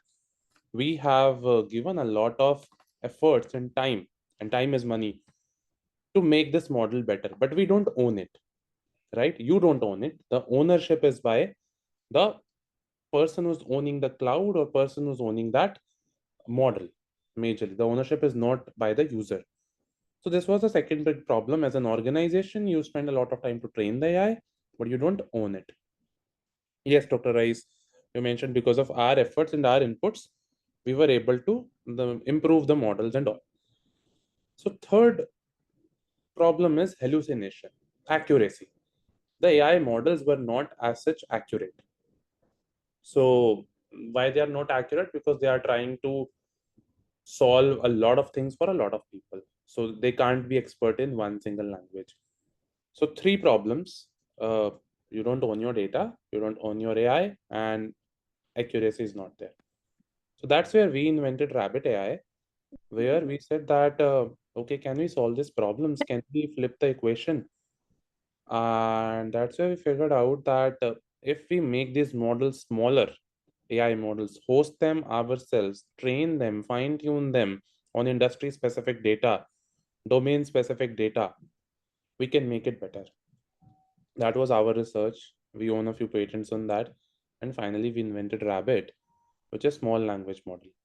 So it's a competitor to a Chat GPT or any other people. And all these people in this domain, Chat GPT or Claude or Gemini, but we were very specifically fine tuned on specific data, smaller models, more economical to run, lesser compute, and then it becomes more accurate as well. Because let's say if my sorry for the on this, let's say if my model knows about mathematics and English, so it'll be very accurate in that. And in that scenario, will not know much about the sociology or psychology and some other subjects.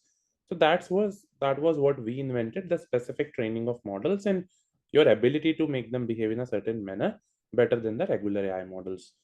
So that was just to explain what we have done in the AI space with Rabbit AI. And that's where we also named it as Rabbit, because we said Rabbit stands for small language model. Rabbit is a small adapting soothing animal. And people were in so we started in Europe, people were fearing AI that time, so we said we are not the lion. Maybe the GPTs and all are the lion, they'll take away your data, they'll take away a lot of your dollars. We are Rabbit. We are not harmful. We are small language models. We sit inside your device, inside your premise. No data is taken away, and it solves your purpose. And then we said that you can't tame a lion. You can tame a rabbit. You can't own a lion. You can own a rabbit. And eventually, we also did a lot of campaigns in London where we became famous that in the AI jungle, lion will not be the new king, but rabbit will be the new king of the jungle. And rabbit can be yours. Rabbit can be mine. What it stands for philosophically, two things. Number one, in the AI world, small is mighty, big is no longer beautiful. Small is mighty, small is soothing. And um, number two thing is, in the AI world, uh, owning the data will become a much more competitive advantage. So if you have domain expertise, domain intelligence, you become irreplaceable, and at the same time, generic people will get replaceable. So two very important things. And then so someone said my LinkedIn says I'm the lion, so I'll also tell a story about that. So we served then one of the international navies where we built these models, and these models are used for saving soldier lives. That's why I was also awarded by DRDO an honorary medal, kind of using AI for soldier lives. And we're also working with armed forces now in the country, apart from working in London and Korea and US. So we got a chance to serve our country since 2024. So that's also a good thing, and that's where I'm also involved in taking a lot of workshops, taking a lot of entrepreneurship activities, and investing in young startups in the country, and even interacting with leaders and education people like you. So that's quickly my background.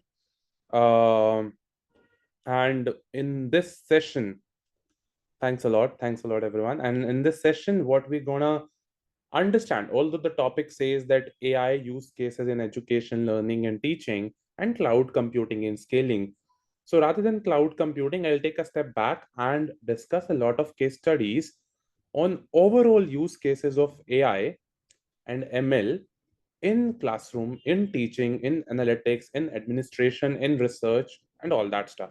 And assessments. Assessment is a very big deal. And with AI coming in, how the equation is changing, how Indian universities can be at par with global universities, number one. How professors and academia and researchers and faculties like you can be the 10x faculty, right? Can create the leaders of tomorrow. So a lot of those areas which are very close to my heart, we will cover along with some technical competences. I hope the flow sounds good to everyone. Yes, sir.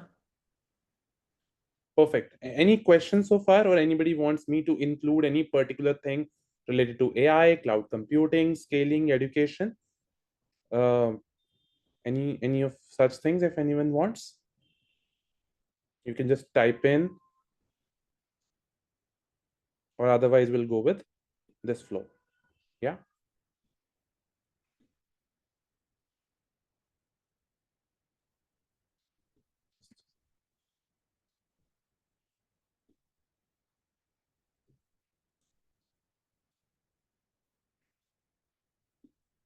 Is my screen visible? Yes, it is. It is visible, right? Okay. So before jumping deep, I'll tell you a framework which we can discuss, and then in mid we'll also discuss some case studies and little more interactive activities on how AI can be utilized in various use cases.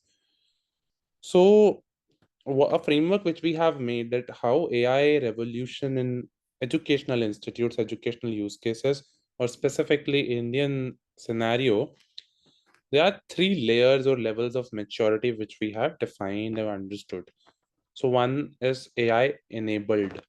So AI enabled means that you become an avid user, consumer of AI technologies in your administration, education, learning, development, and assessment work, basically focusing on basic AI tools to enhance existing processes. This means that you're in university, your workflow, you're trying to become much more AI enabled. Okay. So this is level 1 maturity. What are some of the examples of this? Anyone? As I said, we want to make this an interactive one. We have a couple of the examples, but we want just some people to participate and think. What do you think are some of the activities, tools, and all which you use where you can call yourself AI enabled?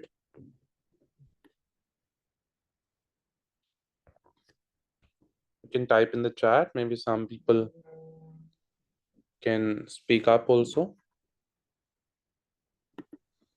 Yes, sir. Even here on WhatsApp, we all are using Meta, and we say we are AI enabled, and Gemini we are using. That's why we are saying this. Perfect. So Gemini, Meta AI, and GPT, right? Using these tools, so we can say that is one case study or one example of being AI enabled, right? When we use these, thanks for sharing that.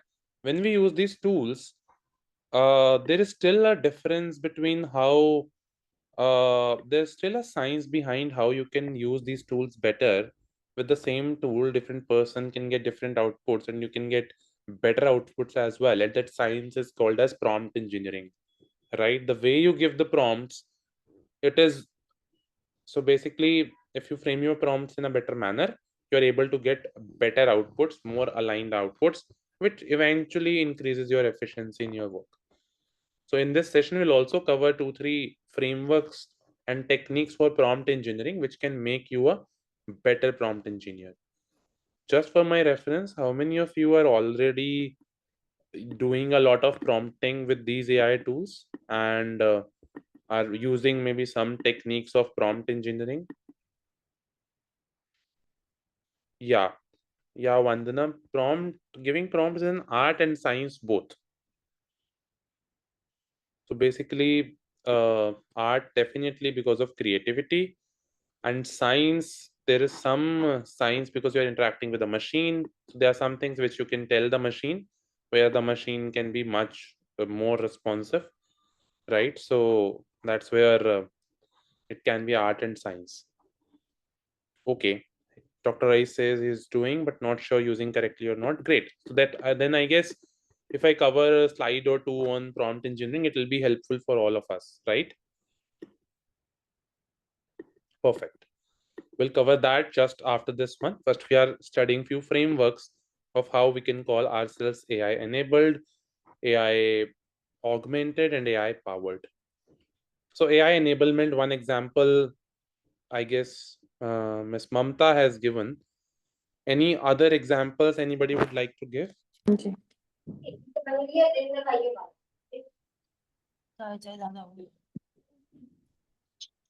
Saying वही मैं check करूँ क्या search कर रहा है can someone mute that? I guess by mistake. So we have given certain case studies of how AI enablement in the education institutes can happen. My screen is visible, right? There are 5-step mechanism we have given. Yes, sir. Number one is introduction of AI courses. So inside, so I guess that's what we are also doing over here, that equipping the learners with practical real world AI expertise. This means that every department will have some sort of AI coming in. For example, AI for medicine, AI for digital marketing, AI for accounting, AI for finance, AI for computer science for sure, right? AI for maybe communication, AI for copywriting, AI for market research, AI for technical research.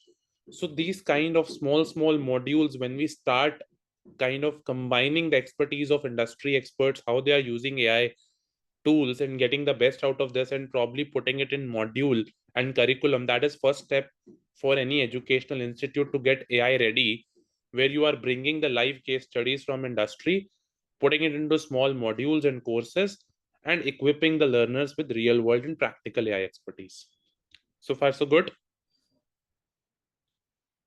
I guess second layer of AI enablement could be when we actually start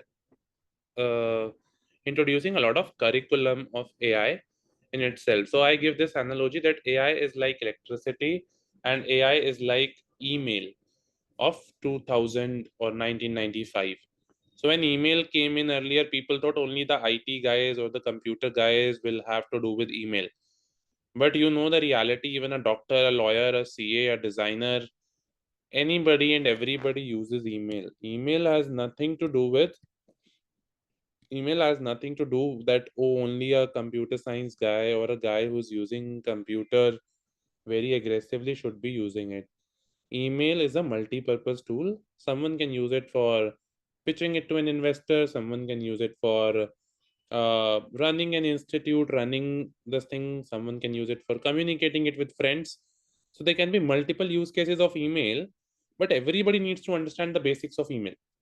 Maybe people who are very frequent email marketeers, they will know a lot of tricks around email marketing and usage of email and all that stuff. And people who are very good creative writers will write very good emails. But eventually, email as a technology, email as a tool should be known by everyone. Yes or no? And this I'm telling of, like, I'm comparing an analogy from 1995 to 2000. I believe AI and prompt engineering is one such skill which, irrespective of whether you are belonging to a technical background, IT background, or not belonging to it, whether you are from pharma, agriculture, medicine, marketing, finance, accounting, or computer science, mechanical, chemical, civil, all of you should have a, like, everyone will be required to have a basic level of AI literacy, number one. And then number two is domain specific AI literacy. And this is where, people like us have kind of created a lot of curriculums globally with certain universities, with certain research institutes, where that can be kind of utilized to bring the learners up to speed. Third is AI electives for non-technical courses. Again, a layer of this, that wherever this MBA courses, right? MBA needs a lot of analysis without having the need to code. So without having the need to code today, you can do a lot of uh, tool usage and a lot of your workflow automation. So that is where then, some electives can be designed for specifically non-technical courses. One real example I'll give you, course we are running with, one of the top institutes in India, management institutes in India, is making their analytics guys, much more smart by helping them use AI in doing financial analytics, fraud detection, and other areas which typically they will do with an SQL or a Excel or a basic Power BI. So using AI tools, they can become, much smarter folks. So having that kind of practical workshops. Then live projects is where the students, the faculty members directly indulge with industry in making themselves industry ready. Could be one of the examples of AI enablement. And finally, guest lectures, where I guess that's also a lot of institutes and universities have started doing that to enable AI education into curriculum. You are actually having a lot of people from industry coming in to bridge the industry academia gap. If we move to the next level, what we call as AI augmented is where we actually start working, we actually start taking AI seriously and set up some centers of excellence and AI labs inside the campus, inside the university, and we start doing some real industry partnerships. So this may be the second level of, this thing. And the final one is AI powered. So AI powered is the ultimate stage where you are using AI driven efficiency in all your workflows. So some examples I'll give over here, like curriculum we have covered. Then second is AI driven platforms. So earlier, if you are delivering information, like right now we are delivering through the Zoom class, but there are AI driven platforms available where right now, when I'm speaking, there could be some live examples which can come, which are for every learner here. It can show different examples which makes them understand the concept which I am telling in a better manner. So as a teacher, as a person who is taking a session, there are 70-80 participants. I am giving same information to all 70-80 participants, but the platform with the chatbot enabled thing, everybody can ask different questions and get their queries kind of resolved. So this is one of the,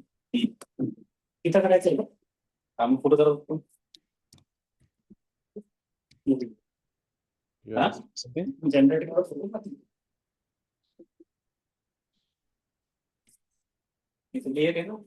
Mr. Request all participants to please put their mic on mute. I request all participants to please put their mic on mute. Thank you very much. Thank you, sir. Please carry on. Okay. So then next is student services or employee services. That is also one area where AI can be used, and cloud computing can also be used. So AI and cloud computing goes hand in hand, right? Most of the AI apps we build are powered on cloud itself, so that they can be scaled to any level and they can be run on different devices without affecting the performance. So third example which I was giving is AI student services or AI support services, you can call it.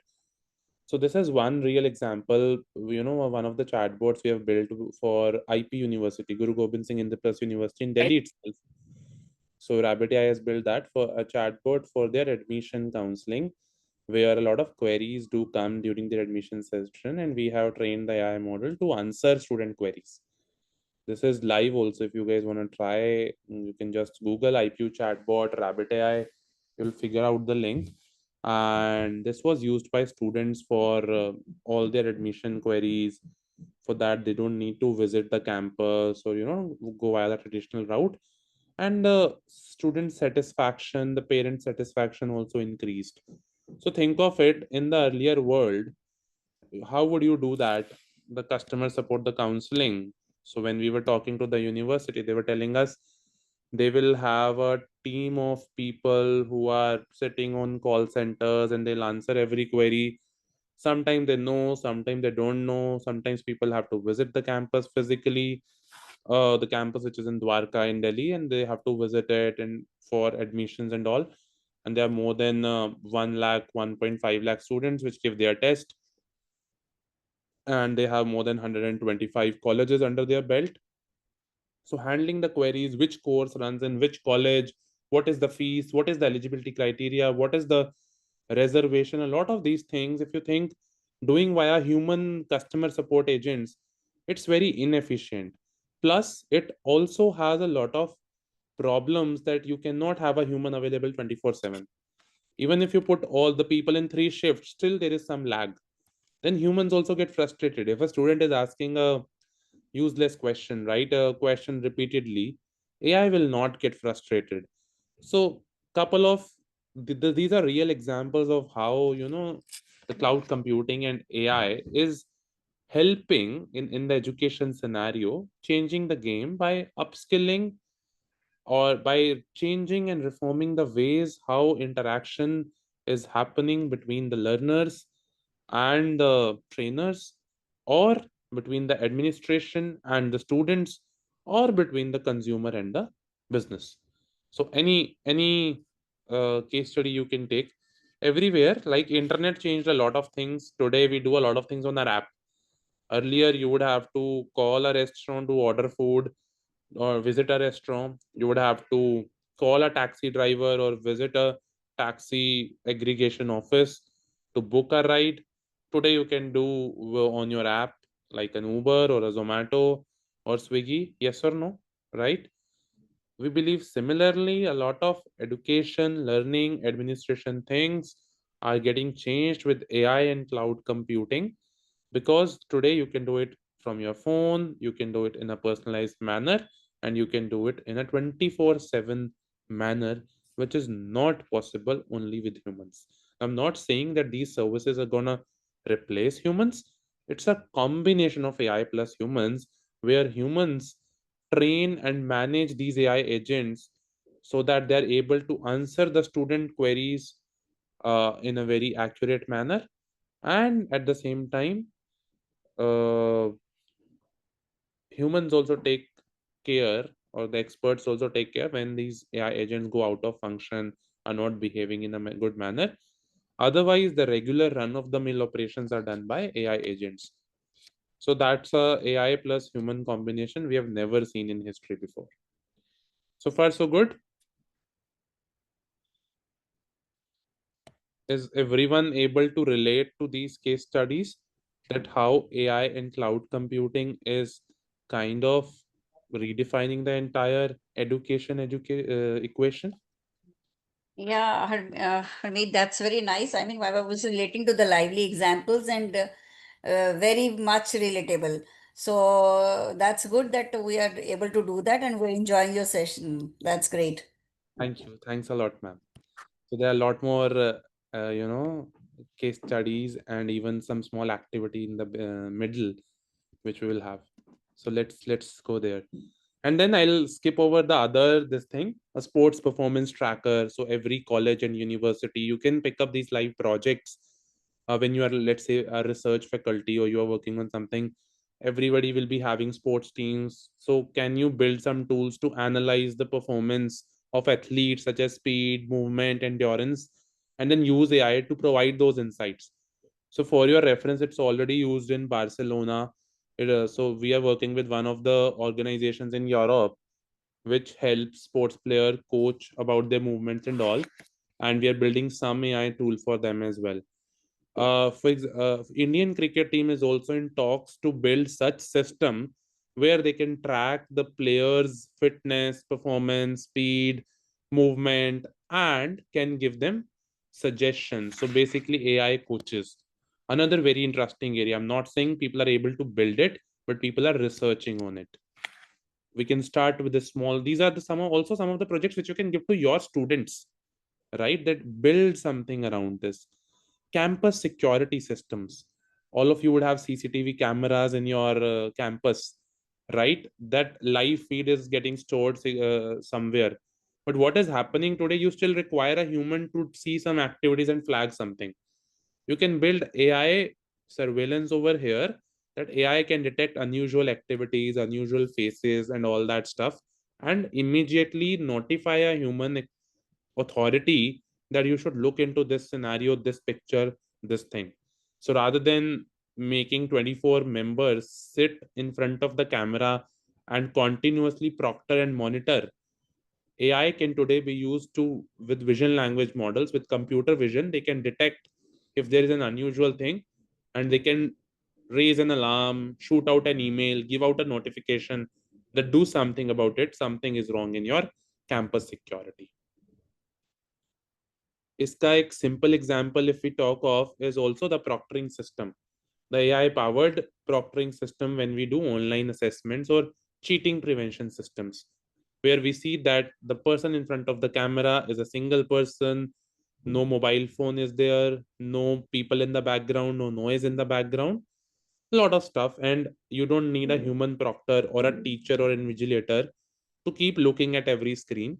That's what AI can do better. If I move to the next part, AI placement apps.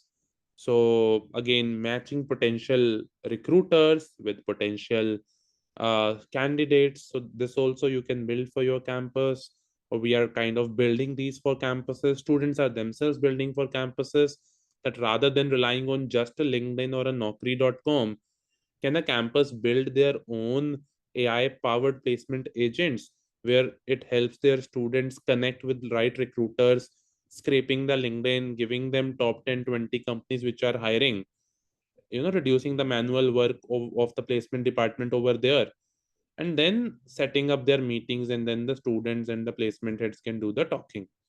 So AI can do the hard work of searching, reaching out, managing those emails, right? And humans can do the final negotiation, discussion, interviews, and all. So this is also one of the trends of AI powered and cloud powered innovations in the education system. And then smart vending machines, again, in a college campus canteen itself, otherwise in a regular scenario as well, that AI can use personalized order delivery and all. Just for your reference, Zomato is also launching their own agentic food ordering thing, just like you talk to chat GPT, so you can chat certain stuff, and Zomato's agents will place order for you, so that you don't have to waste 20 minutes, 30 minutes in ordering. So the world is also going in that direction, where the AI agents will do the order for you, book a cab for you, order a pizza for you. So just as the people who want to be ready with AI, I'm just sharing these real case studies from the industry so that you are aware these all things are happening.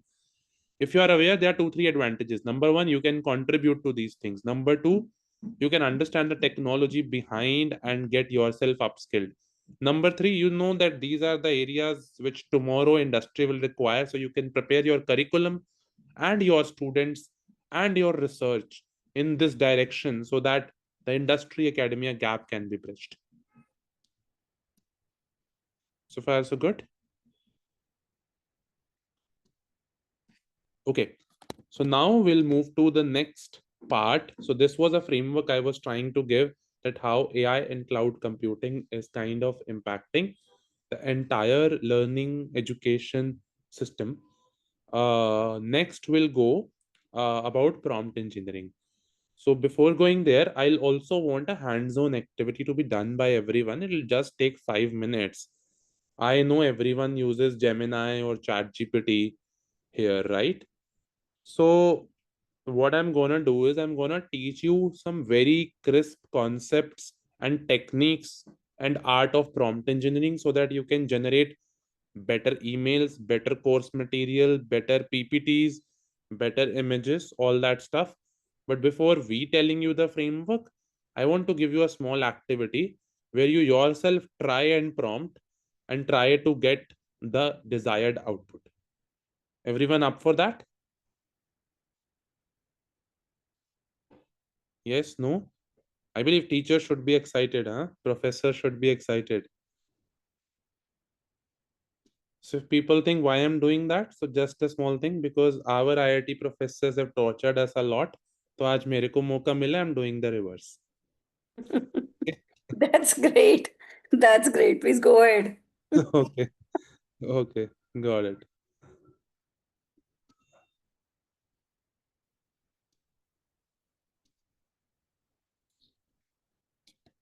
Just a second.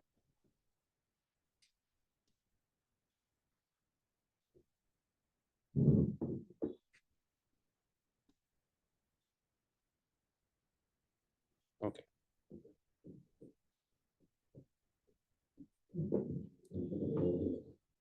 So my screen is visible to everyone.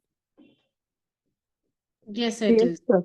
So this is a game designed by Rabbit AI where we call it prompt off. Okay. Say it better, faster, smarter. So what you have to do is, the audience will be shown a picture, can be of anything, for a minute. They would be given 10 minutes. ये 10 minutes हमने students के लिए बनाए थे. You are professors, so we'll only give you 3 minutes. Okay?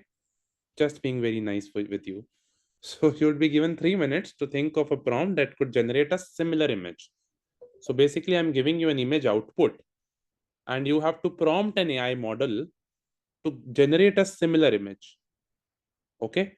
And the team or the person whose prompt will generate a very similar image, they will be the winners. So this is picture one. Okay. So now what you have to do is go to Gemini or Chat GPT or Meta AI, WhatsApp Meta AI. You know, all of them can generate images. You have to give some description to the AI model so that they can generate this image, a very similar image to this.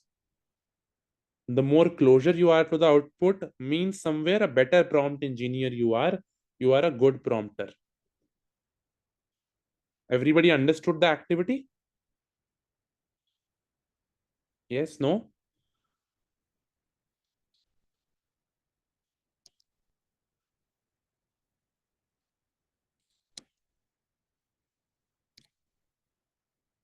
Everybody understood the activity, right? Perfect. Sounds exciting?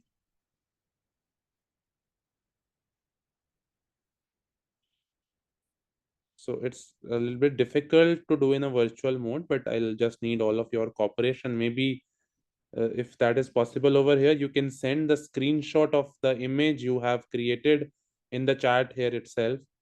So if you know, there's an option to attach file where you can attach an image in the Zoom chat. So whatever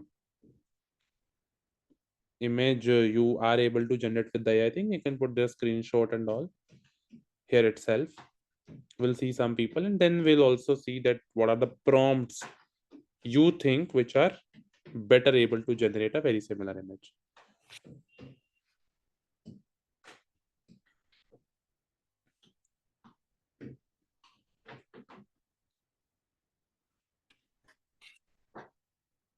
Enthusiasm down ho gaya when we give the activity, huh?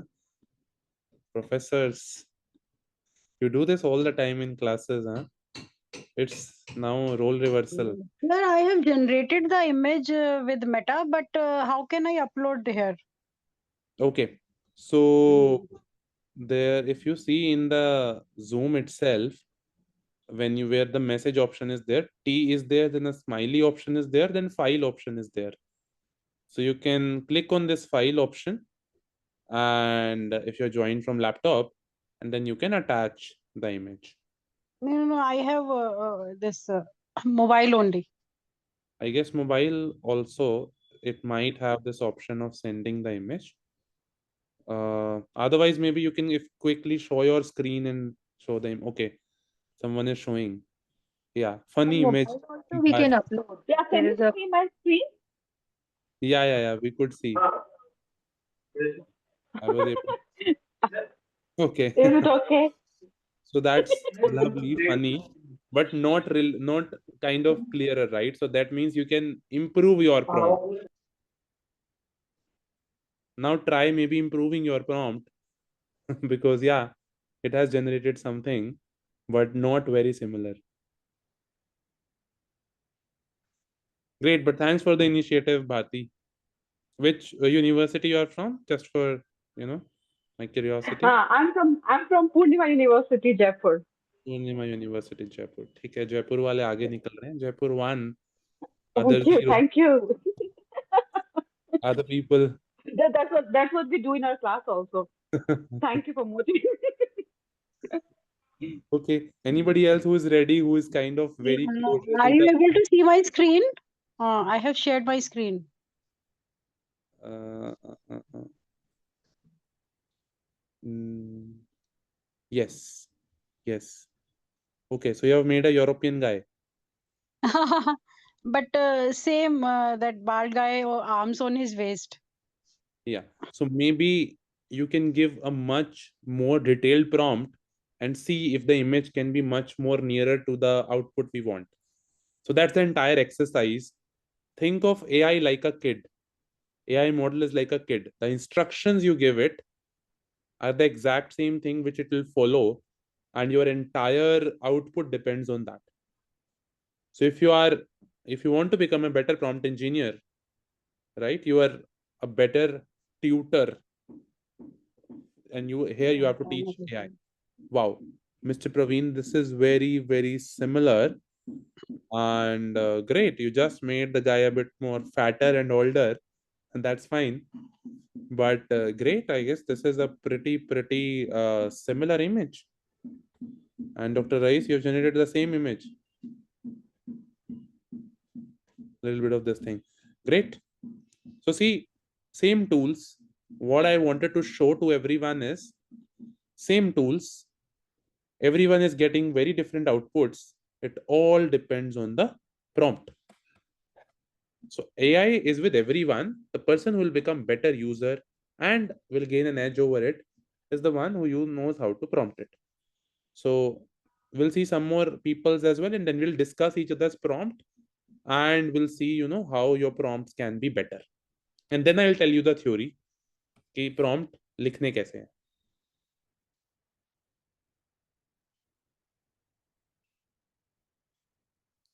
So you have given image, Dr. Rice, you have given this image, and then you have said that generate a similar picture. Okay, that's a bit of cheating, by the way, but no worries, fine. We wanted it to be an entirely text driven. Oh, sorry, sir. I thought you said just take the screenshot and add it there. No. That will be easier. It's like you don't have to give an image as an input, only text. So you have to Okay. describe. You Okay, have to fine. describe. Fine. Got it. Somebody else was also putting, I guess. Then Praveen, Mr. Praveen, what prompt have you used? Same one.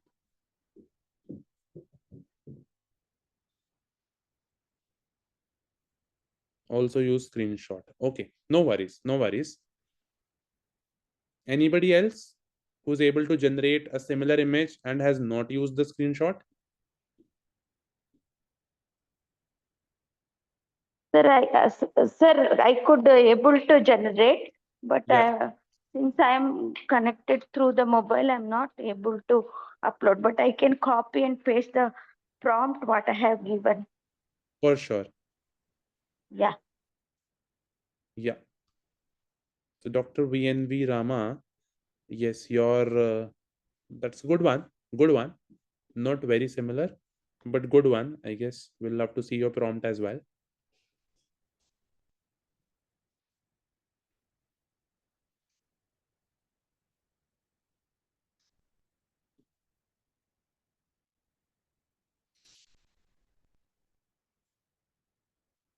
Why are there any folks from Delhi?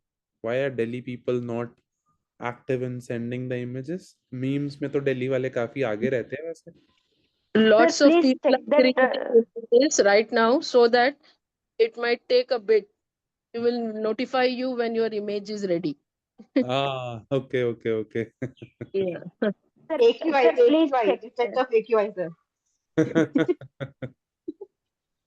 Okay. Sir, please check the prompt I have given. I have pasted here it in the chat. Okay, just a second.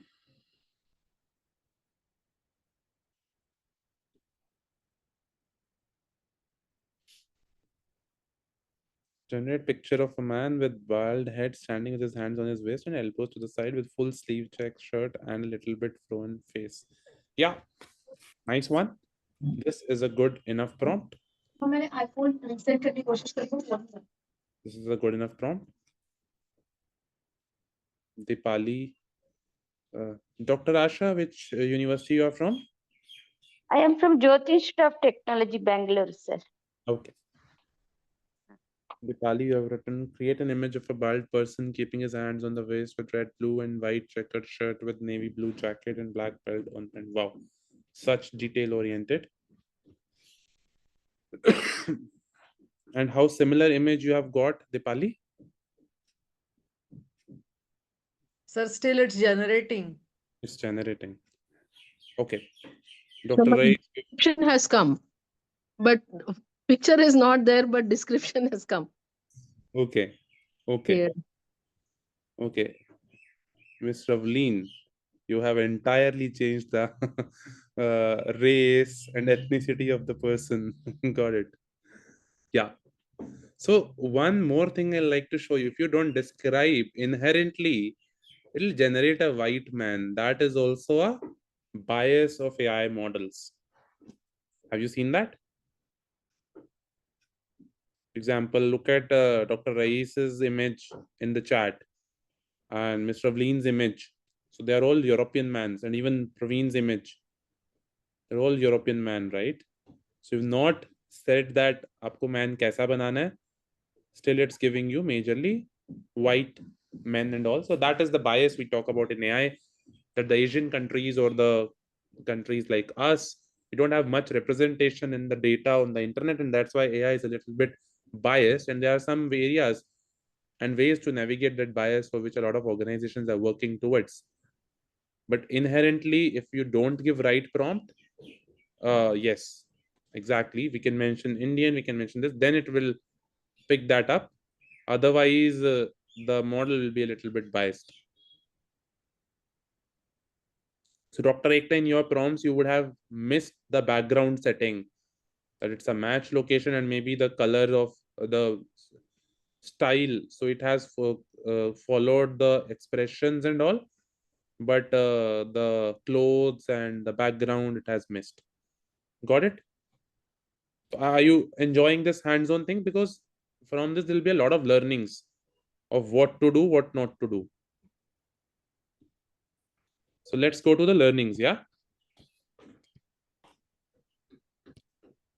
So this was the image we've shown you. So a lot of you would have got similar images. A lot of you have got very different images. It all thing depends on the prompt. The model has the capability, but what kind of prompt you give. So when you give that prompt now, there's a framework which I have built for myself and for our company, which works really well for us. Break down the prompt in 3-4 components. Let's say if you have to generate an image, first break it into background and foreground. Then write explicitly background, have a match setting, have some audiences watching, right? Maybe they are Pakistani fans. You can write that.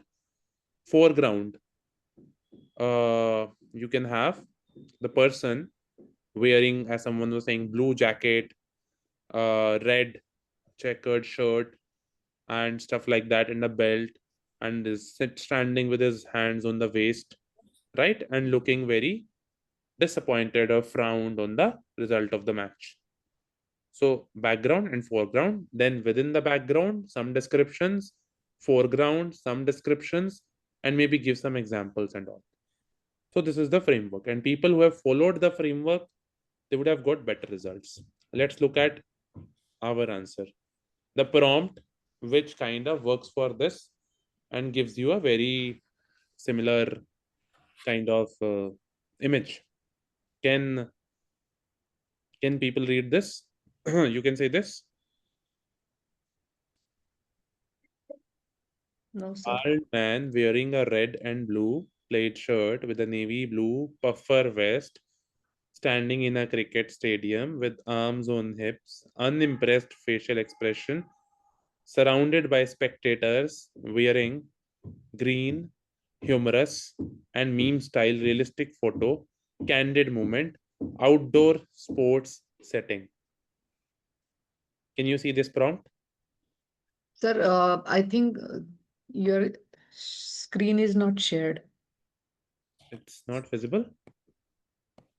No, sir, it's not visible. Okay, just a second. I'll just share it. Thank you. Yeah. Is it visible now? Yeah, it's visible. So I was reading this only. Will you take time to read this? I'll just pause for a while. You can read this prompt.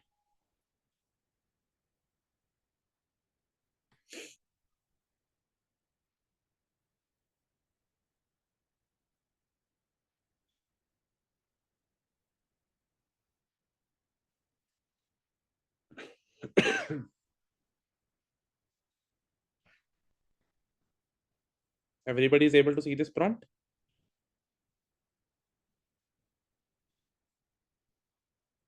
Yes.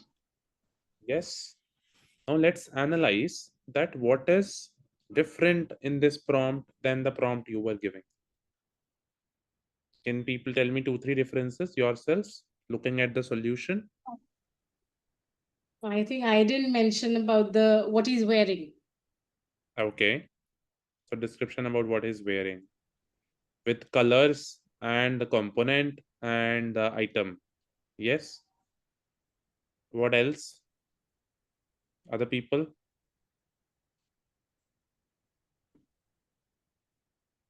Fine details not used. Yes. I think surrounded by spectators. I think missed that. Surrounded by spectators. Environment details you missed. Yes. So if you do this, it will generate a really similar image because AI does not know what you are asking it to do. If your instructions are super clear, you are a super engineer. If not, I have failed using AI. It's as simple as that. Got it? So before I jump to the framework, even after this, it has given us this kind of image, which is almost okay. Now, can you tell me how you can improve this image by a little bit more?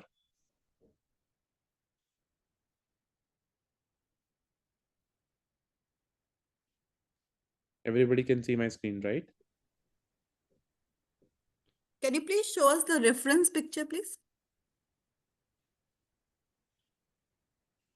This one.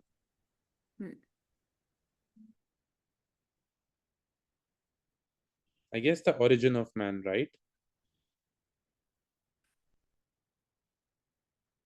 We have not said that the guy is looking Indian or Asian or Pakistani, right? If we put that, गंदी हो रही है बदल दे Please take care of your mics, participants.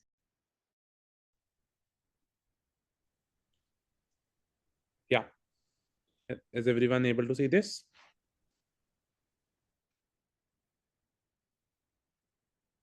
Okay, this is your homework. Will not pursue it here. Just take the screenshot of this and try writing a prompt after the framework we have told you and see if you can generate a similar image to this. And why I'm doing this exercise, because this will teach you everything about prompt engineering, whether you prompt Gemini, Perplexity, Google, Google AI or Chat GPT or Claude or any of the tools, or even a Canva or a Gamma. Gamma is an AI tool for using for PPTs. Canva is for images and posters. So if you know the basics of prompt engineering, you can use it anywhere and everywhere. So just take the screenshot of this picture. Don't use the screenshot to give to AI model. Just try to write the description and see, are you able to get a similar thing, with the prompt structure we have given. Okay, so let's move to the frameworks. Just a second.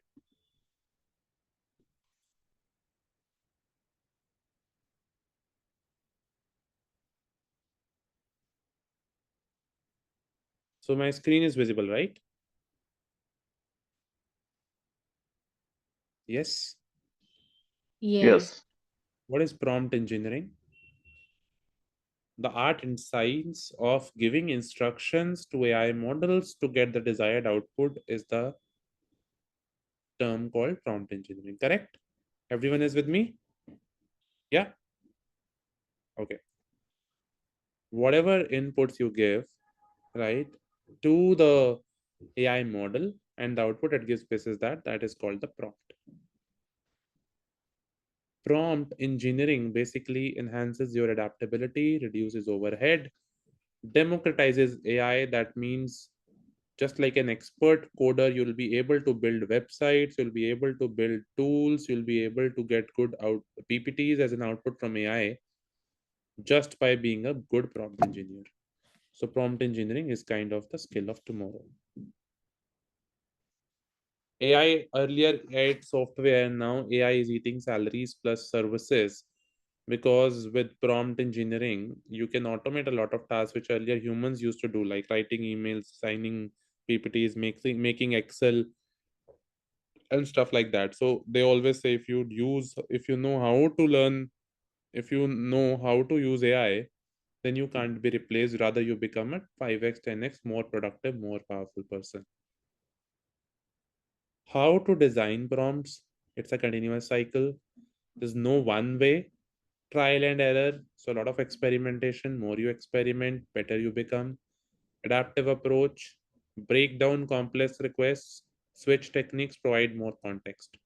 Like in the prompt we have seen, if you break it down step by step, that the guy in the front wearing this color, this, then in the background this thing, that thing. So if you break it down as you explain to a kid, the same way if you explain to the AI model, it becomes easier. And iterative. Why iterative? Because LLMs are complex and non-deterministic engines, highly sensitive to wording. So how you word it will automatically change what your output is. Okay, so then there are some techniques of prompting which I'll teach you. So there is something called as N short prompting. What is N short prompting? N could be anything, 0, 1, 2, 3, 4, 5. So N short prompting. What that means is, if you give, along with the prompt, if you also give examples to the model's accuracy improves. Again, go back to my analogy of AI being a kid. So if to a kid you give an example that, okay, 5 plus 3 is equal to 8, that's an, addition. And then what will be 10 plus 3? So maybe once you give an example to a kid, it's easier for them to solve an unsolved example. Same goes for AI models. If you give example, it becomes easy. So this, when you give one example in the prompt, that is called one shot prompting. One example of this is, if I am telling the AI model, classify the sentiment of following text as positive, negative, or neutral. I hope everyone is on the screen. I'm just reading out the example from this slide. Yes, sir. Classify the sentiment of following text as positive, negative, or neutral. Text is, the movie was fantastic. Sentiment, positive. Now the next text is, I think the vacation was okay. Sentiment, question mark. So you are basically building a pattern, giving an AI model one question, one answer. The next question, you tell me the answer.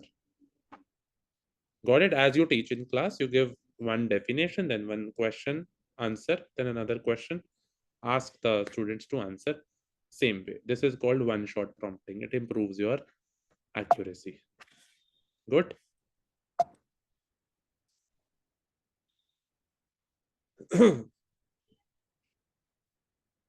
So then I'll also tell you some other prompt techniques eventually which can help you in real world summarization. So let's take an example of AI where you use AI for accurate language translation. You have some content in Hindi, putting it in English, from English to Spanish, or stuff like that. So there are some strategies I have listed.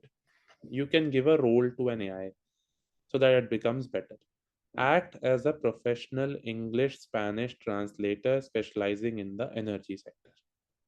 You see, rather than directly asking it, the boss translate English to Spanish, we are giving it act as a professional English Spanish translator specializing in the energy sector, so that when it translates the terms, it takes care energy sector knowledge into consideration. Then avoiding generic prompts is also one of the strategy. So if you give detailed instructions like region, tone, audience, RTA, region, which region are you talking about? US, America, Europe, right? India, Pakistan, whatever region you're talking of. Tone, professional tone, humorous tone, social tone, whatever. Audience, whom are you preparing this content for? Then third, specifying the tone and style, you can say friendly and approachable tone suitable for social media. That's one example. So this is all you can actually create in, you can add in the prompt. Providing context. technical manual into Mexican Spanish using PEMEX's official terminology. So in the prompt itself, if you want AI to behave certain action, you can give certain specific instructions over here. For example, you say, okay, translate into this, or tell me about Ramayana, but only refer to Ramcharitmanas and not other texts of Ramayana. Got it? Or tell me about Ganesha, but referring to this text. Tell me about industrial equipments, but only refer to maybe Ford's manuals. So you can always give a specific context that tell me something in a particular context.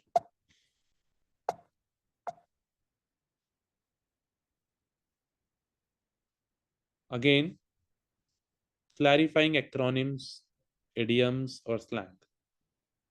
So there could be some acronyms which you use. For example, FDP is one acronym, okay? FDP is the Faculty Development Program, yes? Or Atal or AICT is one acronym which we in India are very well aware, but not necessarily an AI tool is very well aware. So let's say if you are saying prepare a report which I have to submit to AICT, rather than writing like that, you can write AICT is the technical body of accreditation in India, and AICT's full form is this, so that the AI model does not get confused. So you can always clarify. Controlling text length, you can also say write it concise or detailed, these many words, that thing. In this scenario, reverse translation, verify the accuracy. So you can always ask AI model to recheck its answers, and once the thumb rule is if you tell it 2-3 times to do that, the final answer is kind of much more accurate.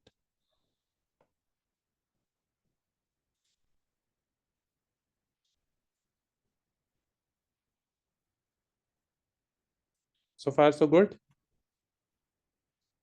Any questions so far? So the house is open for questions. So the house is open for questions, and then I'll summarize the prompt strategies which I have given into 2 frameworks so that it's easy for everyone to remember.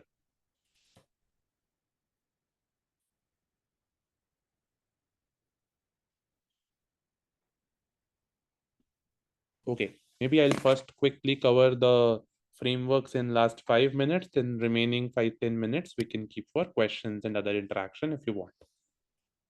Okay, make sense? So screen is visible. Yes, it is. I'm gonna give you some shortcuts. Okay, $1 million knowledge and free of cost. Okay, one is create. When you are designing a prompt, creating a good prompt, there's a framework which we have developed, which we follow.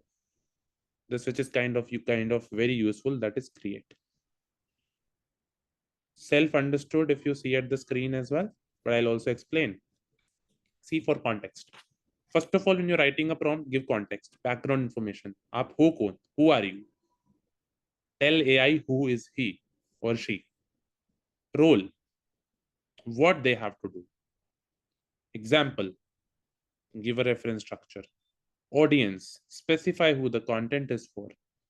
Tone, set the tone of voice, professional, casual, persuasive, etc. And end goal, how do you want the final output?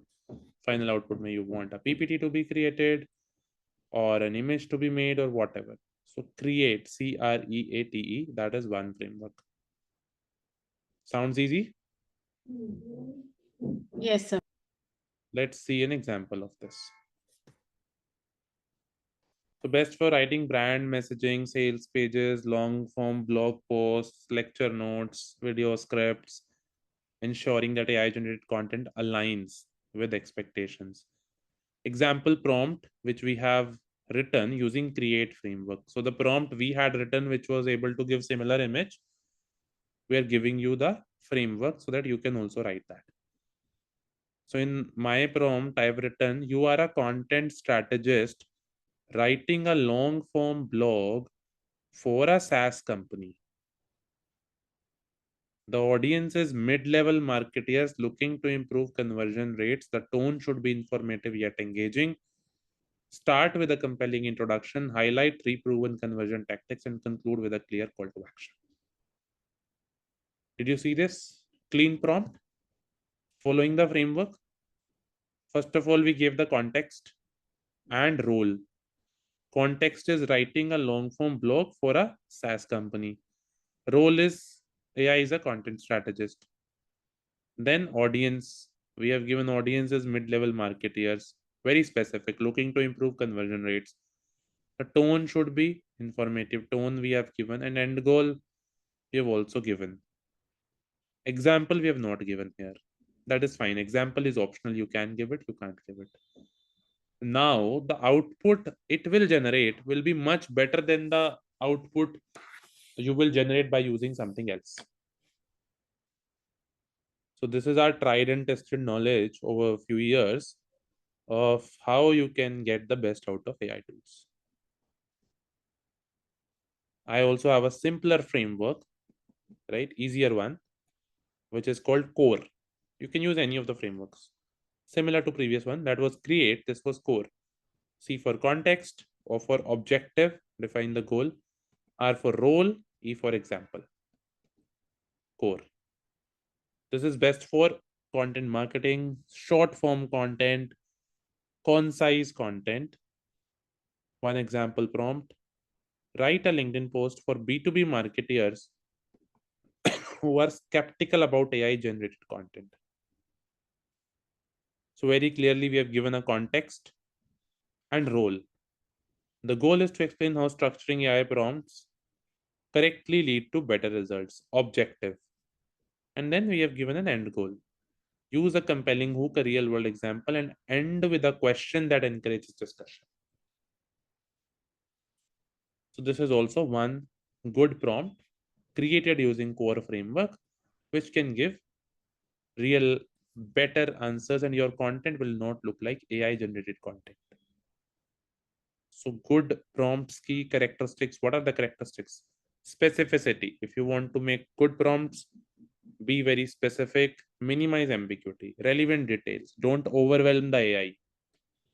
Incorporate examples. If you give examples, your output will be good. Provide specific data, like what data AI has to refer to.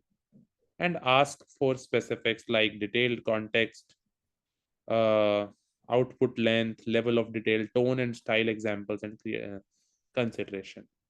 So these 5 steps and the 2 frameworks and the 10 strategies I shared with you can help you give a competitive edge. And if you can't remember, you can just remember 2 things, core and create with their full forms. Right?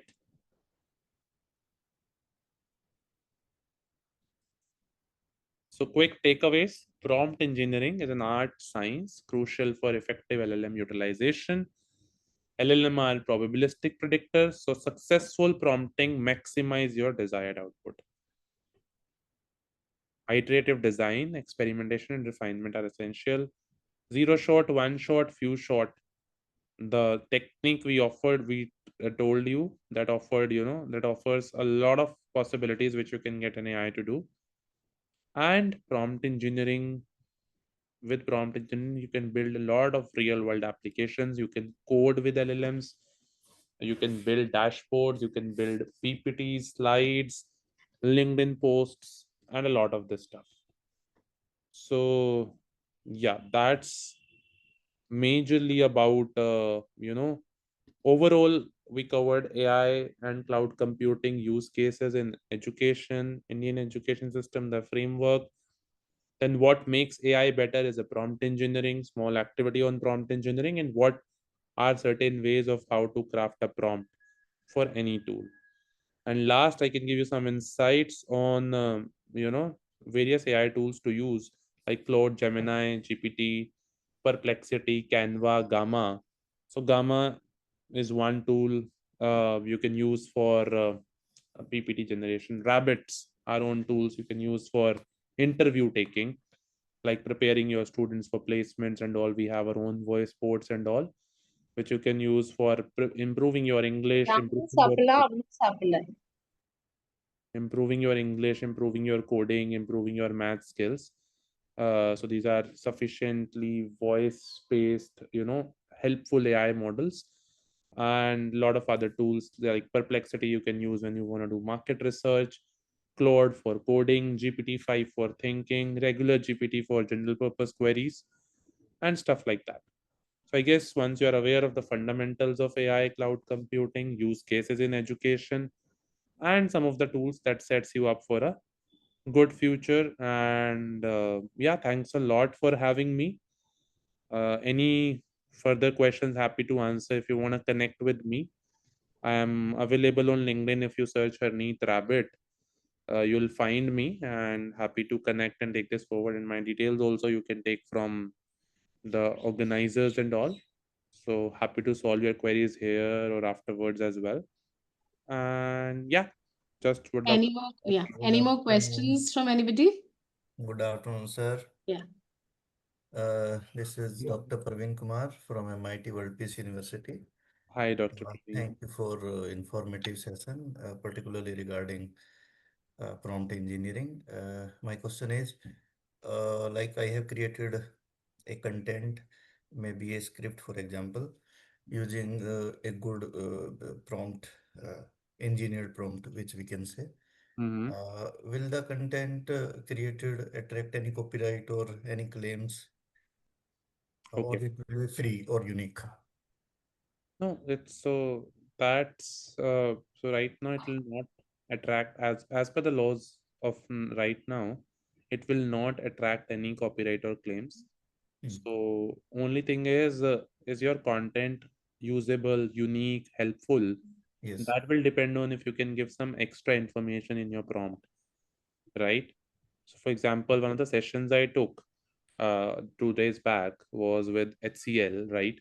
And their leaders wrote really good things about the session. And I asked them, all of you use, Rabbit AI's models or Chat GPT to do that.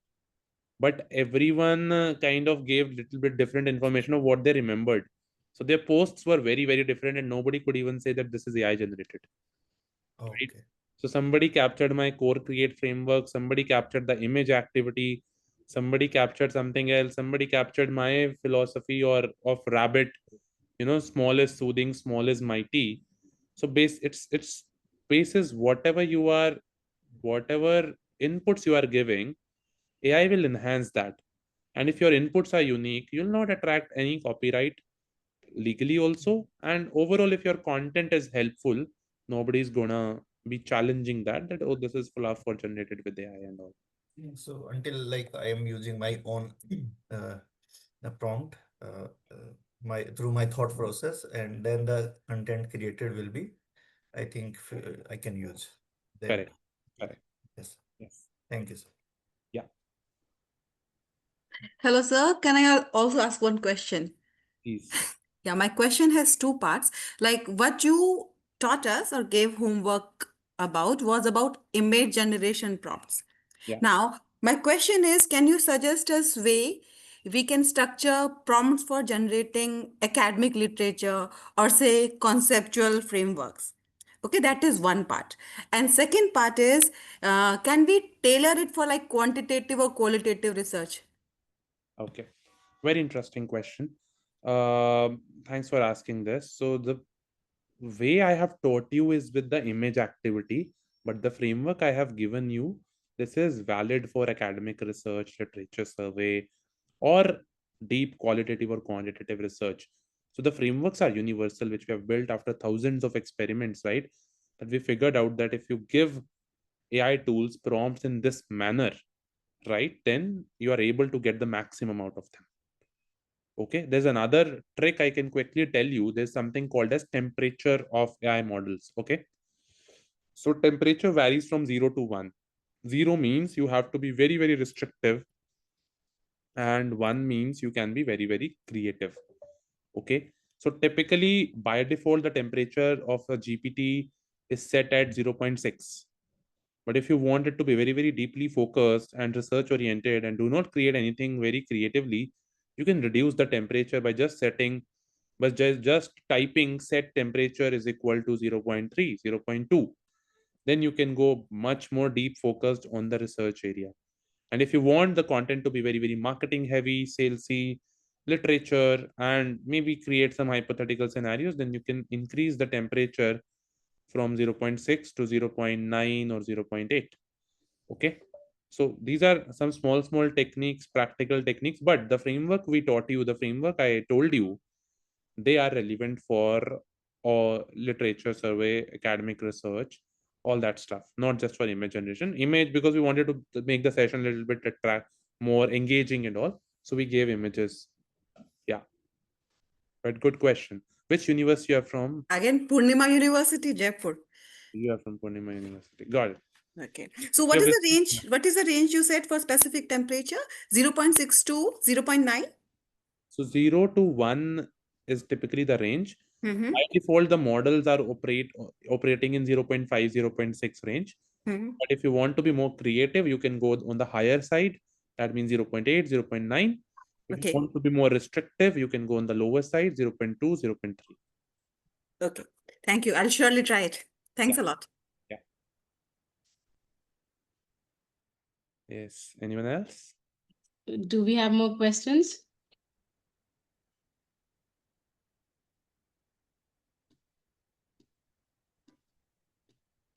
This is our moment to interact, participants. Some people have written in the Yeah. chat. Okay. Thank you, Professor Shubhra. There's another question in the chat. What's the most effective prompt structure for generating a simulated scenario or role-playing activity that assigns specific roles and clear decision-making parameters to students? I'm not sure if I understand this really well. So basically, what are you trying? Can you speak up, Dr. Rice? Like, what are you trying to actually achieve with this? Or what is In the presence of independent witnesses confirmed by the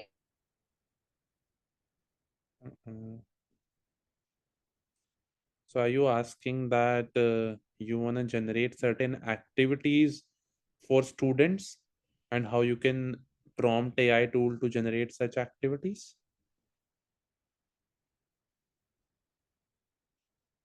Okay. So I guess you can, the one thing which you can use of create framework over here, number one, you can give a role that you are an immersive teacher, you are this kind of teacher and stuff like that. And secondly, you can give some examples of activities you really like. Participants, please take care of the mic. Yeah.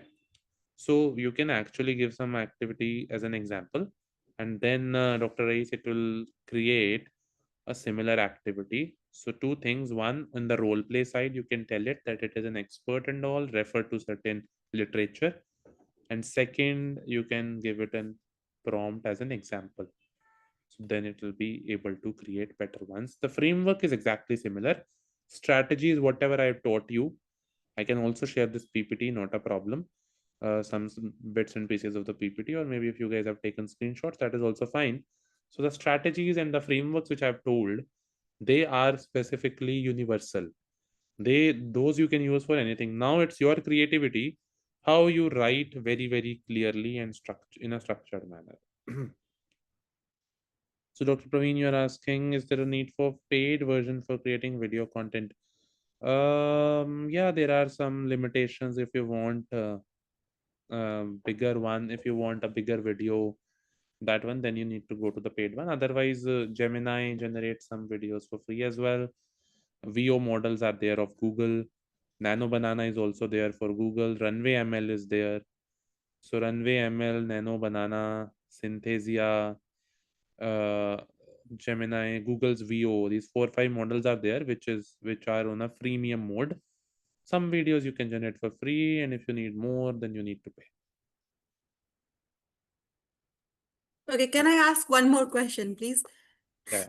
Okay, so can we prompt AI to provide citation or any verifiable sources, which we verified sources? Can we do Yes. that?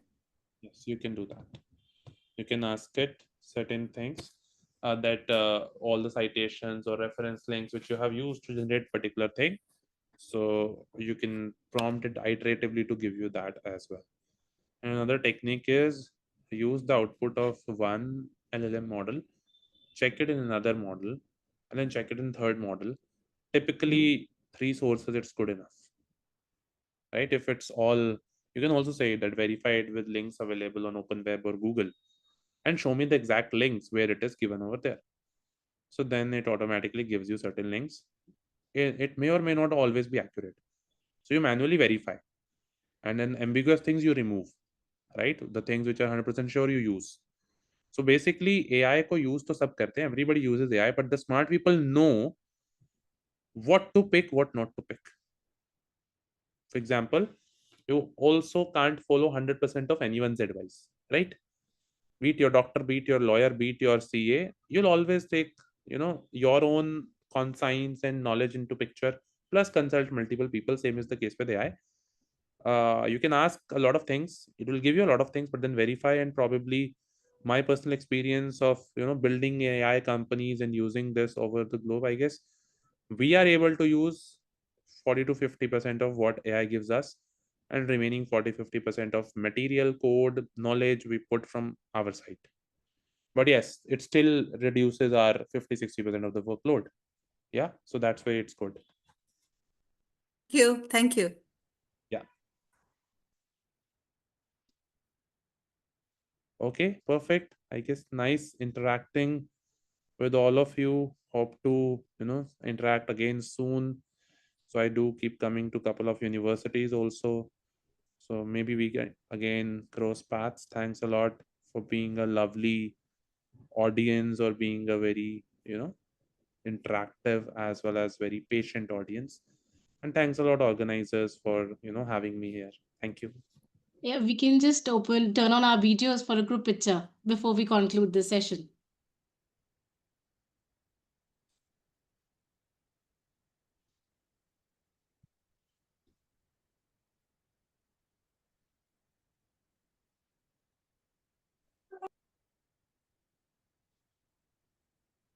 Thank you, Vandana. Thank you, Dr. Reyes. Thank you, Dr. Seema. All right, so here I conclude. Today, Hanitsa didn't just teach us AI, he made us experience it actually. We saw how a single well crafted prompt can outperform pages of instructions. We saw how a tiny model can do mighty things. We saw how Zomato is already coming up with a smart AI tool to redesign something as everyday as ordering food. So this makes us realize that AI isn't magical, rather our prompts are. It is rather a steering wheel in our hands. So AI is only as powerful as the prompts we feed it. Better questions don't just get better answers, they unlock better possibilities. And today we are here with Sir. We've got so much insightful knowledge from him. Thank you so much. Here, I would like you to please accept as gratitude e-memento from Guru Nanak Institute of Management. Okay, new innovation. Yeah. I guess this is my first e-memento. So far, I have received all in person, but great. Yeah. Thank you. Good evening, everyone. It's my great pleasure to welcome you all to the 6th and final day of the Faculty Development Program on Cutting Edge AI Techniques for Teaching and Research, organized by Guru Nanak Institute of Management, New Delhi. So, as we begin session 13 and final technical session, I extend a warm welcome to all the participants. Our esteemed resource person, Professor R.P. Singh, Director, Director, New Delhi Data Point Limited, and our Honorable Director Ma'am has also joined here.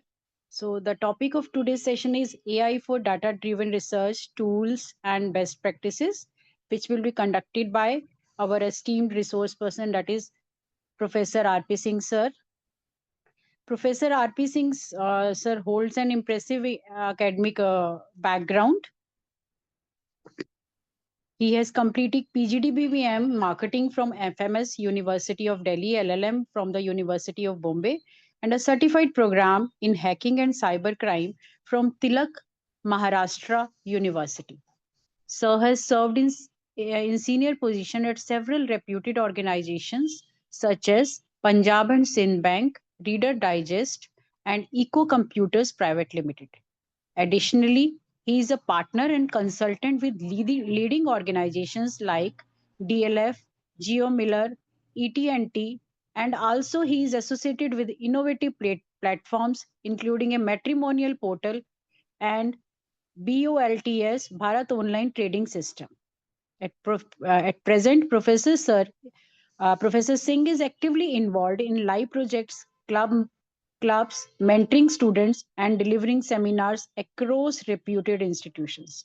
He has also developed several noteworthy technical projects, including Stress Booster Robo app for detecting coronavirus and a remote agriculture field watering system, among many others. So, without further delay, let us welcome Professor RP Sir for today's and final insightful session.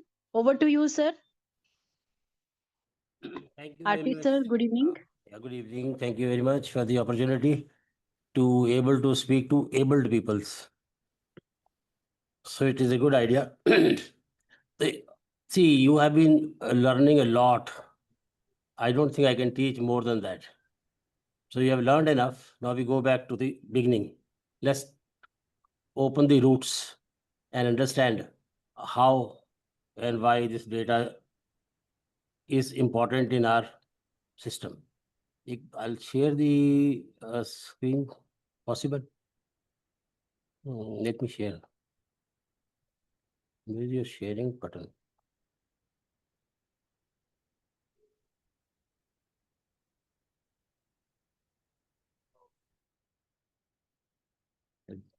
Option. You have not allowed sharing, I think. Sir, we have allowed you. It's in the bottom, middle. Yeah, it is in the bottom middle. Cursor. Yeah. When I say, okay, fine. Great. Thank you. Okay.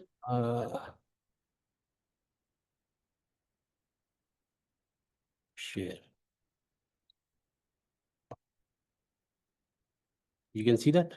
Yeah, done, sir. Okay, great.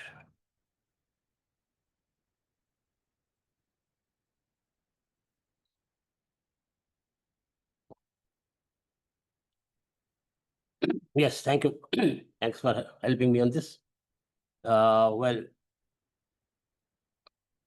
before we begin AI and research, let us first understand what is data. The most important thing is data in the whole concept of our AI systems, because they are data driven. Now, this data driven research matters only because data exists. Now, how to find data? Our first goal is to find what is data. It is simple to say it is numbers, temperature, humidity, text, image, audio, video, sensor data collected by the sensors. Now, all these make sense. But what actually makes sense is their weight. What is the context? Why they are important and where they are important. Data may be good for one task. The same data is not data for other task. So when the task changes, data also changes. Data loses value. So some people call it data is the next fuel. So it is fuel only when there's fire and its requirement. So for each data has its weight. So we'll first understand what is a weight of a data. Let's say, take an example. You are having a guest at home.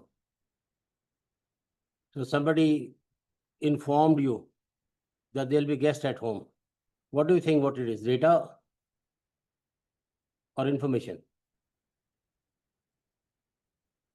We'll have an interactive session. Don't just put a block on that. Come out.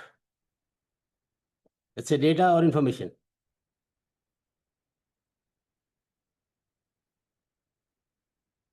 Hello. data or information?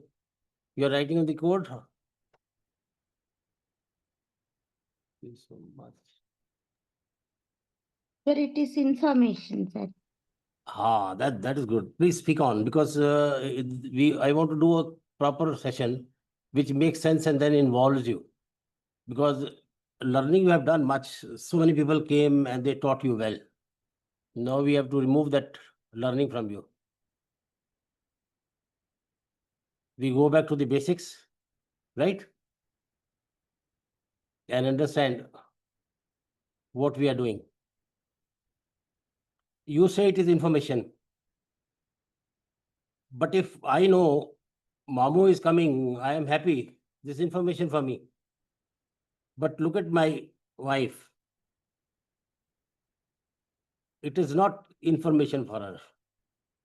It is data. Because she has to get more value for this. More questions there are there. Mamu is alone coming or joining wife. Mami is also coming. That is the first question. What time they will come? Morning, evening, afternoon? What is to be prepared? Based on that, these questions will be raised, and you raise these questions and then see the weightage. When they are coming at lunchtime, then you have to prepare lunch. If they are coming evening, then evening tea is required. Samosa mangwane padenge. So that is how the data changes to become information. Information become the same data is information for somebody, and same data is only data for somebody. So to complete the data set, we have many questions to ask. Once those questions are asked, more data gets collected. Now, how to identify what is data and what data is required for a particular task? If the data is context oriented. Without context, there is no data. As we have seen, the Mamu is coming is perfect information for me. I am very happy. But my wife doesn't get settled with that information. It's not information, this is data only. She needs to have more of it. Some more questions are to be answered for this.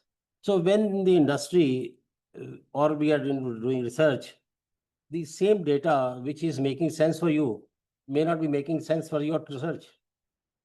You think you are collecting, but does that data really mean something? Do we have some meaning of that data? The meaning of data is very important. Without meaning, data has got no value. So all these things, videos, everything is good. Collecting data is very good. But what you are collecting and where it will be used and how it will be used, that becomes more important. So here we have raw data versus information. The raw data is unprocessed data. The data is coming and you are collecting only. There is no processing you are doing. The processing will be done later on. But the raw data gets collected. Then it has to be cleaned up. The information process, meaningful structured data. So you take out the data and then structure it later. It doesn't come as structured. So data is coming, then data has to be structured. You put it into Excel sheet or Power BI or maybe Excel or SQL. These are the old tools available. So this has become important. First, data. To convert data into information, you need more information, more data, more questions. So that is how the importance of data in research work. Because just collecting data doesn't make any sense. Because each data point that we will come to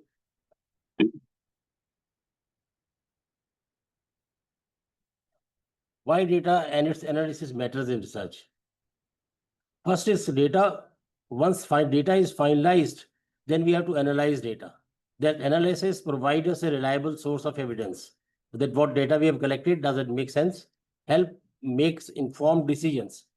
What decision you have to make, like you have to make a lunch or dinner or offer a tea, that kind of decision is required.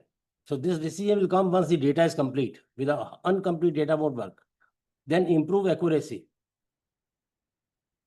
Okay, if they are coming at 5 o'clock in the evening, they might stay over. So you may have to prepare for tea and dinner also. So that accuracy is required. Save time and money, yes. Because you don't have to blink it when they are sitting here. You order first or go and market and collect it. provides insight into your new search areas. So it will give you the information exactly what is to be prepared, increase statistics power of study, and help you communicate research findings. So whatever finding you have got, that you have to present in a dashboard. Now, what dashboard you will present if you have proper data and if it's making sense to that particular research. So this is how the importance of research is there. Then the data is very, very important. Its volume is very, very important. These, we call them 5 Vs. The volume is important in the sense that, like, if there are 4 people having COVID, 1 person dies, can we say 25% COVID is affecting people? No. This is not sufficient data. So the volume, the importance is very, very good. Then there is a velocity, at what speed data is coming. एक आज मरा, एक 6 महीने बाद मरा, तो it is not COVID which is killing people. Then there is a variety. Is it affecting more people? Different people with different features? No, that is important. Then Varsity. Varsity is also important. Then there is a value for it. For each data has a value. That value is required to understand what data it is and how much effect it is going to make on the major model which we are building. So here we have understand the data point. So each data is represented as data point. So do you have different features in your data? You have different data points in your data. So then you have examples like students' marks. Even only marks won't do anything unless you process them. You make percentages, you compare with other students. Then weight of data point. Each data point has its own weight. What effect it is going to make on my model which we are creating. So that makes more sense and make the data more useful. Determine its importance on the model prediction. When you are predicting what all data points are important, what is their importance, then it helps balance model learning. Read the data point, but turn them into story. That is the researcher's job. If they don't convert into story, it won't make sense. The stakeholders won't connect with dots, and you have to show them what are the intangible that comes from these tangible data sets, data points. So let's understand from a point example. Here is the chair, and we have to do feature engineering. Now tell me which is most important part. Come on, switch on your mics. Then tell me. What is the most important part? Anybody? Does that make sense?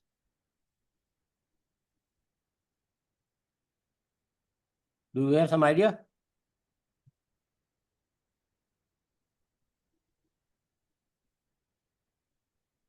No one? So the most important part in a chair is the seat. Yes.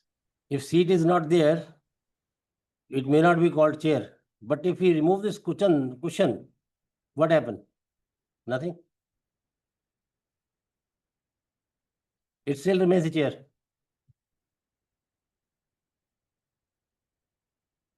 If we remove this back, it becomes stool. It loses to be a chair. Then we have 4 legs. They are all important. But what is the most important is the hidden data. Now here hidden data is screws. If screws are not in place, this won't make this shape. The moment you sit on this, it'll fall. So the maximum weight that belongs to is the screw, which is hidden. You can't see them. But they make the most sense. They make it actual chair.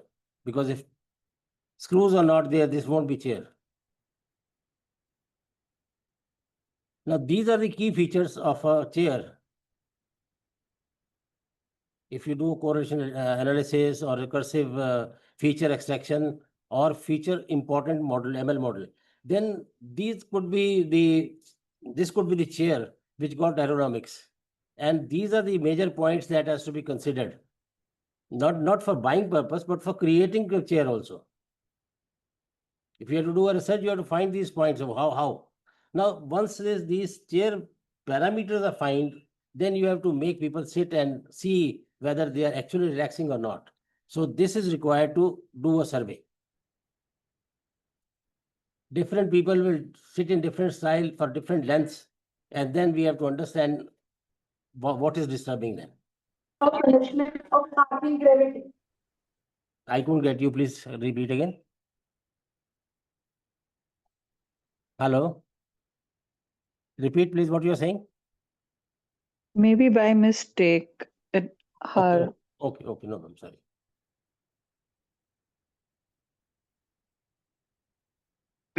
So once this data of survey gets collected, then we have to do data munching. Out of certain points, like if we are collecting data and data is being munched, we have to see uniforming of data. If some part of data is totally outside the circle, then we have to remove that data as an way. Like you are doing a survey in a class and you are measuring height of students, and Amitabh Bachchan comes in that, you have to remove that. He can't be made part of the class. It becomes anomaly, because if we add that, all averages, medians, everything will get destroyed. So these are the major points that they are away from the center line. They are not taken into the major part of this. So that is how the regression or labeling goes on. So we can only label data which follows in that area. Just loading data, cleaning data, transforming into reshaping, automating data wrangling tasks like Python will take small packets and repeat looping. Then feature engineering, what features are important, finding the weight of each of the feature, how it is affecting the setup, handling large data sets. So these are the basic points we have to consider while data is to be managed. So we have these tools available as Pandas, NumPy, R programming, Python programming, Excel, PowerPoint, BPoint. Then also we have Google Clock, Jupyter Notebook, and SQL, etc. So these are what? First, gather, organize, record, analyze. These are the 4 parameters around which the data moves.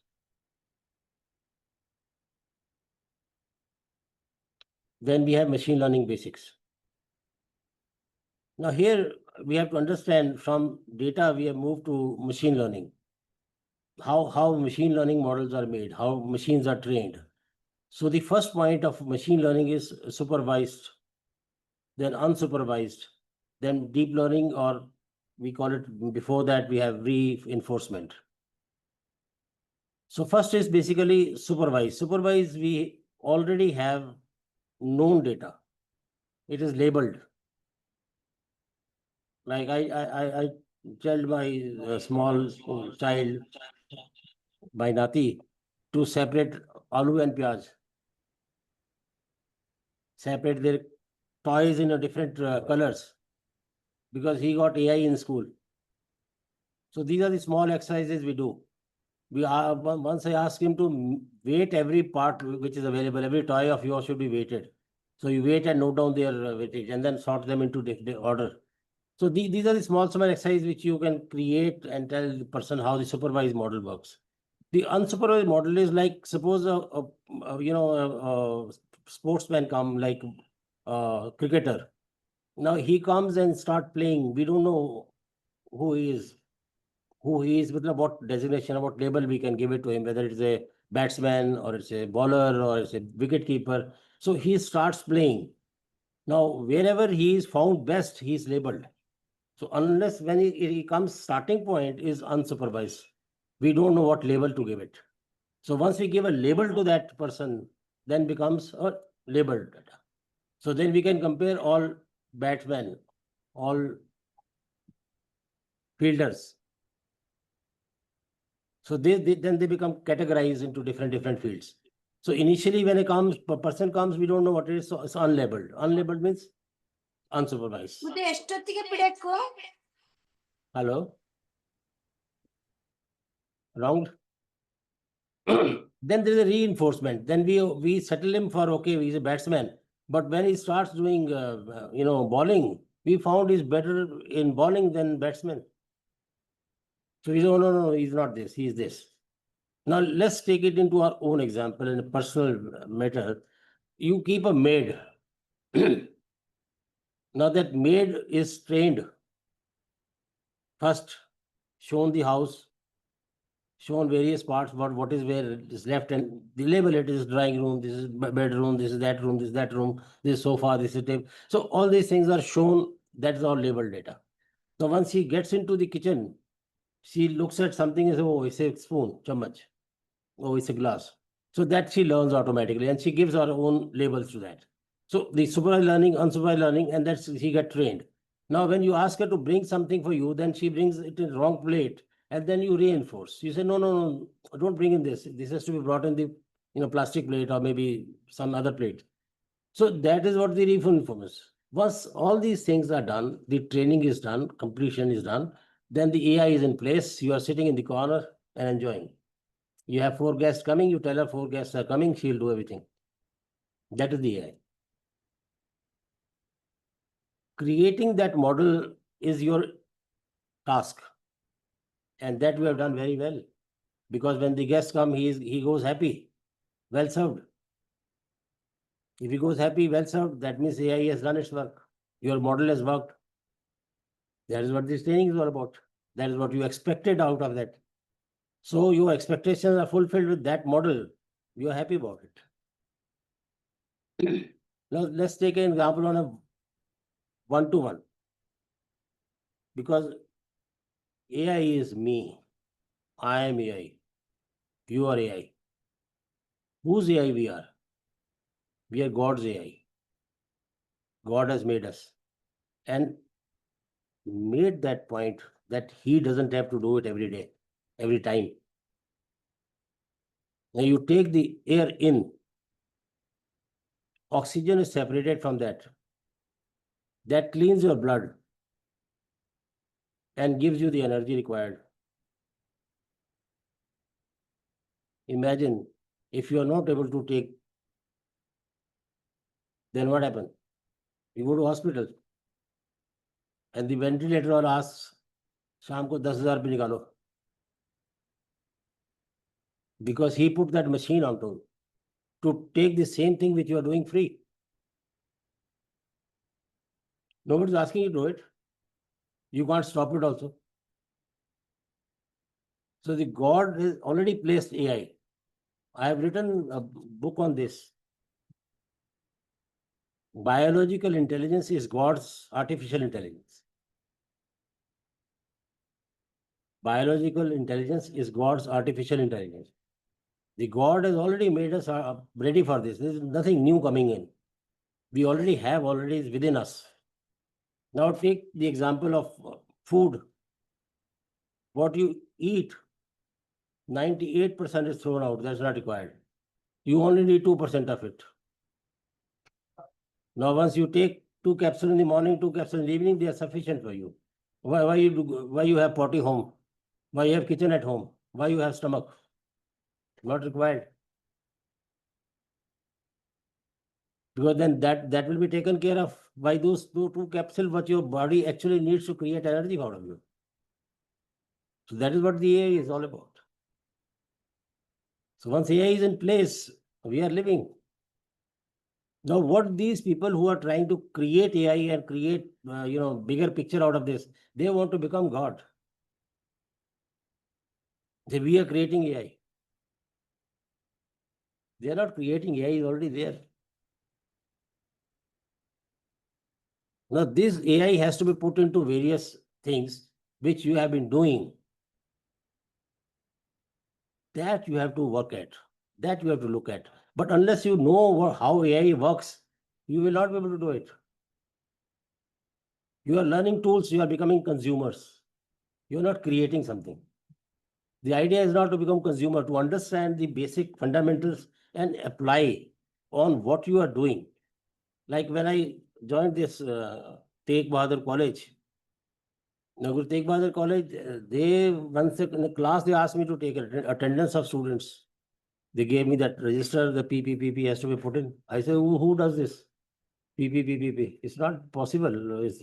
So much of work.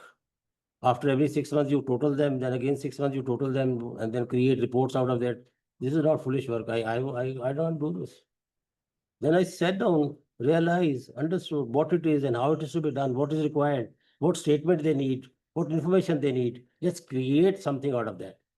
So we worked on the process, understood the process. When Paytm is taking payment from the QR code, why can't we have attendance from the QR code? Every students come with mobile phone. So I created an application where QR code is kept one side and student will scan and sit. All reports automated. I don't have to do anything. You ask me at any time, tell me what percentage students are coming, how many students came that day. Every information is available on the talk with total. I don't even have to total it and tell. I don't even have to do it. I'll give you the pass on you the password. You do it. Get a separate admin password. You don't have to bother me. That is the point. I went to them to ask for a, that card they make for the faculty. I said, you make me card. Oh, yes, internet is not working. Once it works, then next day I said, oh, I had to take down the form. Then she took out the form, then printed, then gave it to me, fill it up. And then 4 signatures are required. Then go to everybody, get the signatures. I said, no, what you are doing?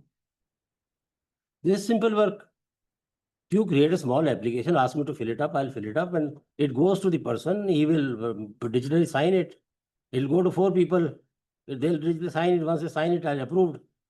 I'll print myself. You're not required. That is how AI is working. If you continue to do what you are doing is a nonsense.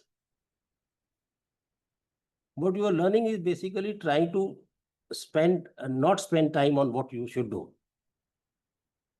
The critical thinking is very, very important. You have to take a work and sit down, understand how that work can be done in a better way. What's going on is different. It may be rubbish. The companies are looking for people who can do this. At the age of 70, I got 4 appointments. I am saying, no, yaar, itna kaam kaun karega, chhod de. So I want to relax now. Do small work, easy. The 4 companies want to employ me. The idea has to come from you. You have to see what your work. Don't become ghoda, become gada. क्योंकि घोड़े पे कोई भी पैसा लगाएगा भागता फिरेगा, इधर भागेगा उधर भागेगा. You have to sit down, see what they are asked you to do it. Can we do it in a better way? Then they gave me the assignment work. I'm giving you the examples where we have used AI into what we are doing and what companies are expecting you to do. Then they, with 60 big bundle reports, assignments, and I know these people have copied it from GPT. How to counter that? I will be wasting my time ticking on those and then signing them, which is a foolish thing. I said, no, I won't do this. I took out the idea from the titles, created a MCQ for 10 marks, and hosted it on the internet. Asked them to appear for test. Out of their report, these questions are, if they say they have written this report, then they know these answers. If they can't answer this, then they have not done this work. So that's my clear point. What is my idea? I am teaching. I expect them to learn, not study. They have studied. All papers, files are prepared. All reports are ready. What to do? So once they appear for test, somebody got 4 marks out of 10, one got 3 marks. Then they came running, sir, no, my BCGP खराब हो जाएगा, ये हो जाएगा. मैं कहा, I never asked you to stop now. Go and retest. Read your report. Do it again. 3 times. Read your report again. Do it. So each student has to do that what he should have done when he brought that report. So the idea is that they should learn. So this way, I was able to get that, and I was sitting idle. I wasn't doing anything. All reports are there, printout is taken, then everything is done. What these people have taught you earlier in earlier classes, they have taught you how to use, how to become consumer. Video bana liya, ye bana liya. You are not understanding that the cost, the job which we are supposed to do in organization, it is not use these consumer points. We have to create these, then we become AI experts. If we are using these, then we are becoming consumer. They are charging 18,000, 20,000, 15,000 rupees per month you have to pay. And you become their consumer. The idea is that you understand the concept of AI and apply them. Now, my personal expertise in basically IoT, Internet of Things, and I am a data acquisition from sensors expert. I can get the data, and then we are able to use the data for machine learning and create AI models from that. I give you an example. I did a project with a PhD student for mushroom cultivation. At Mursal Center, we got two huts where the mushroom was growing. Now, these mushrooms need a special temperature, humidity. We have to create an environment. So the measurement is important. We have to measure what it is, how much temperature is there, how much humidity is there. So we have to put sensors for that. So we set up sensors for that. And these sensors will send data to us. So there are 4 sensors or 8 sensors in one hut, 4 sensors, 8 in one hut. One hut is with the trigger, other hut is without trigger. Now, once this hut temperature moves from the point of regular one to different one, updates, changes. Once that changes, then we have to see what is happening and why it is happening. Because outside environment is changing. Once we know the outside environment is changing, then what we should do? We should fog it out, spray and bring the temperature down. Now, this process of spraying is set on a particular trigger point, that if temperature goes to 30, do this. So in the microprocessor, we do that. I'll show you this. I made this model for you to understand how it works. It's so simple thing. And it is working. It is sending data to the internet. This is the processor. So these are the main points you have to understand, that this is now sending data to the internet where we are having a file where it gets into CSV file. This CSV file will post it into our MATLAB, and it gives us the graphs. And then we know how it moves and when it moves, what are the trigger points, when it reached the trigger point, how many times during the day it has reached the. So all this information starts coming in, and we start making sense. And when in one of the huts we have the trigger, other one we don't have the trigger. Let the temperature be any. So we have to calculate the difference between these two growths. That was our application for which patent got registered, because this is a very unique work. So you have to do some unique work. The paper publishing is one thing. Is most of the paper publishing is bloody corrupt now. I get so many offers. 1500 में first position, 2000 में second position. A lot of things are happening. Paper publishing is not. The patent publishing is important. You have to see how you can make your item, your research so unique that it makes sense. One project we did for sewer management.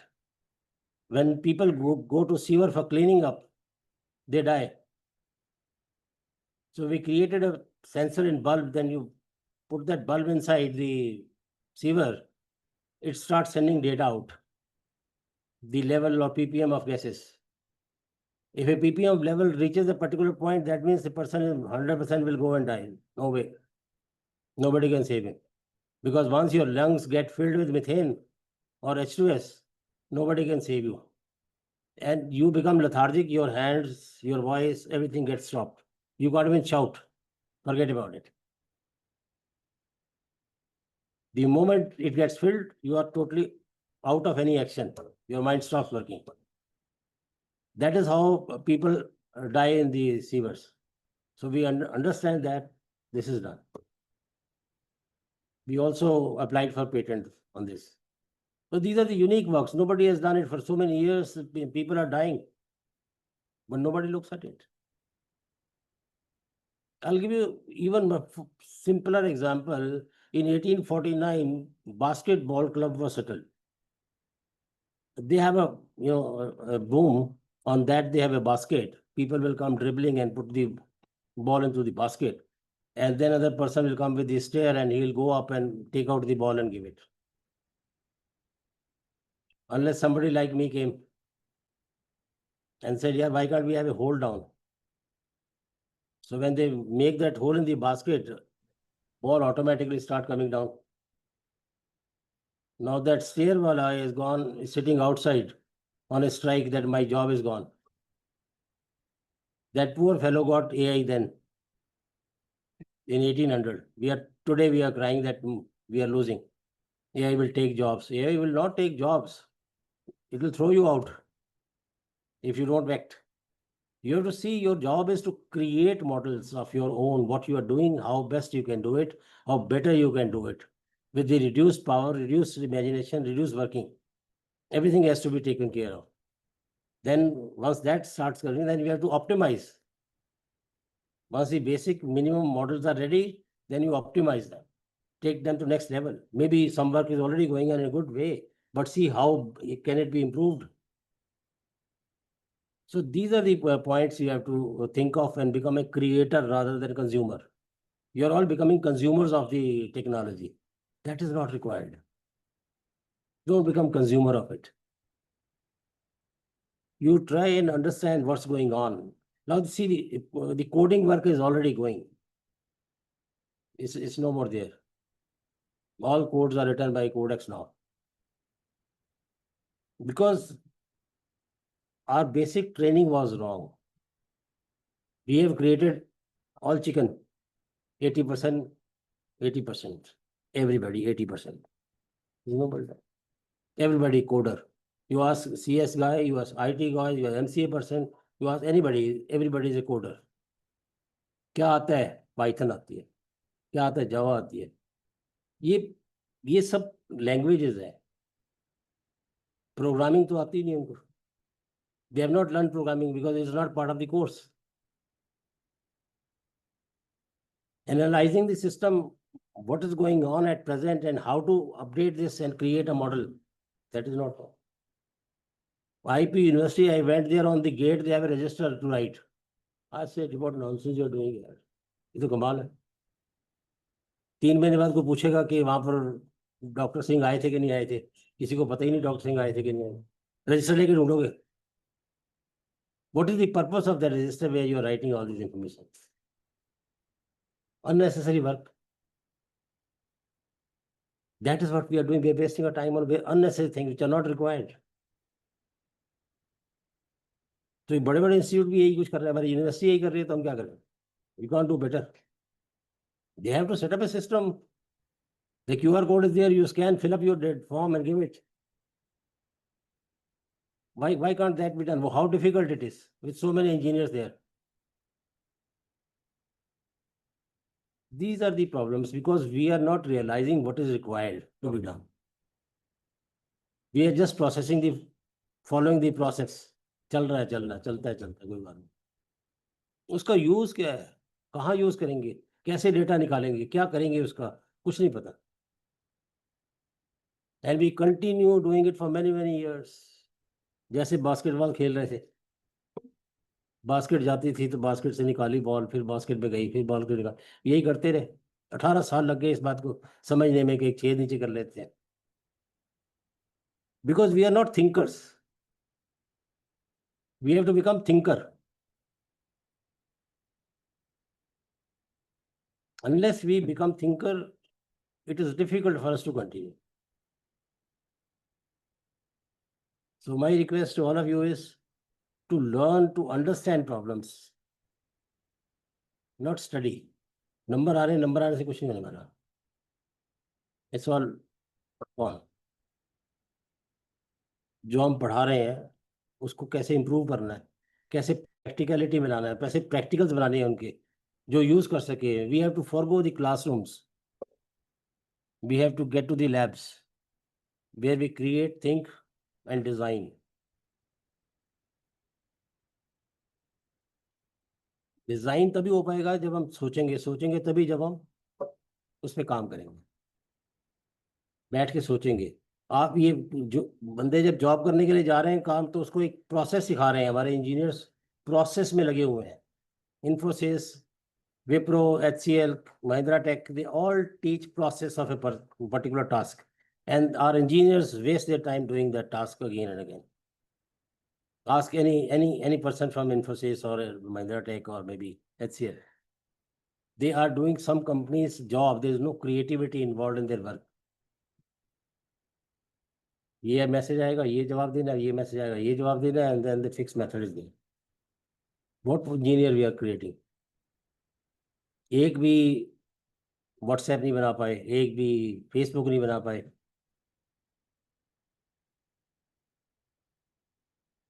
That is the problem.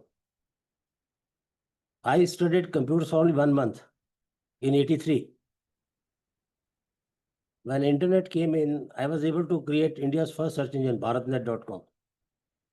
How? They supply and apply.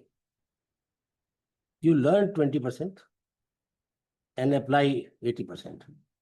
Here you have full of information. All information is available to you and you are making no use of it. You don't know where to apply. आपने 4 लाइनें सीखी, उन 4 का देखो use कहाँ बनता है, कहाँ इसको अप्लाई किया जा सकता है. जब वो अप्लाई के बारे में सोचोगे, देन यू अंडरस्टैंड कि हाँ ये बेनिफिट हो सकता है इसको अप्लाई करने का. उस अप्लाई के ऊपर फोकस करना, सारा फोकस इस अप्लाई पे है. सप्लाई तो आज की डेट में इंफॉर्मेशन फ्री है. बच्चा क्लास में आना ही नहीं चाहता. वो कहता पढ़ लूंगा जी, आप बस कोर्स बता दो क्या करना है, मुझे नहीं पता, अब बता दो, नोट्स दे दो, मैं पढ़ लूंगा अपने आप. वो कहाँ पढ़ना चाह रहा है?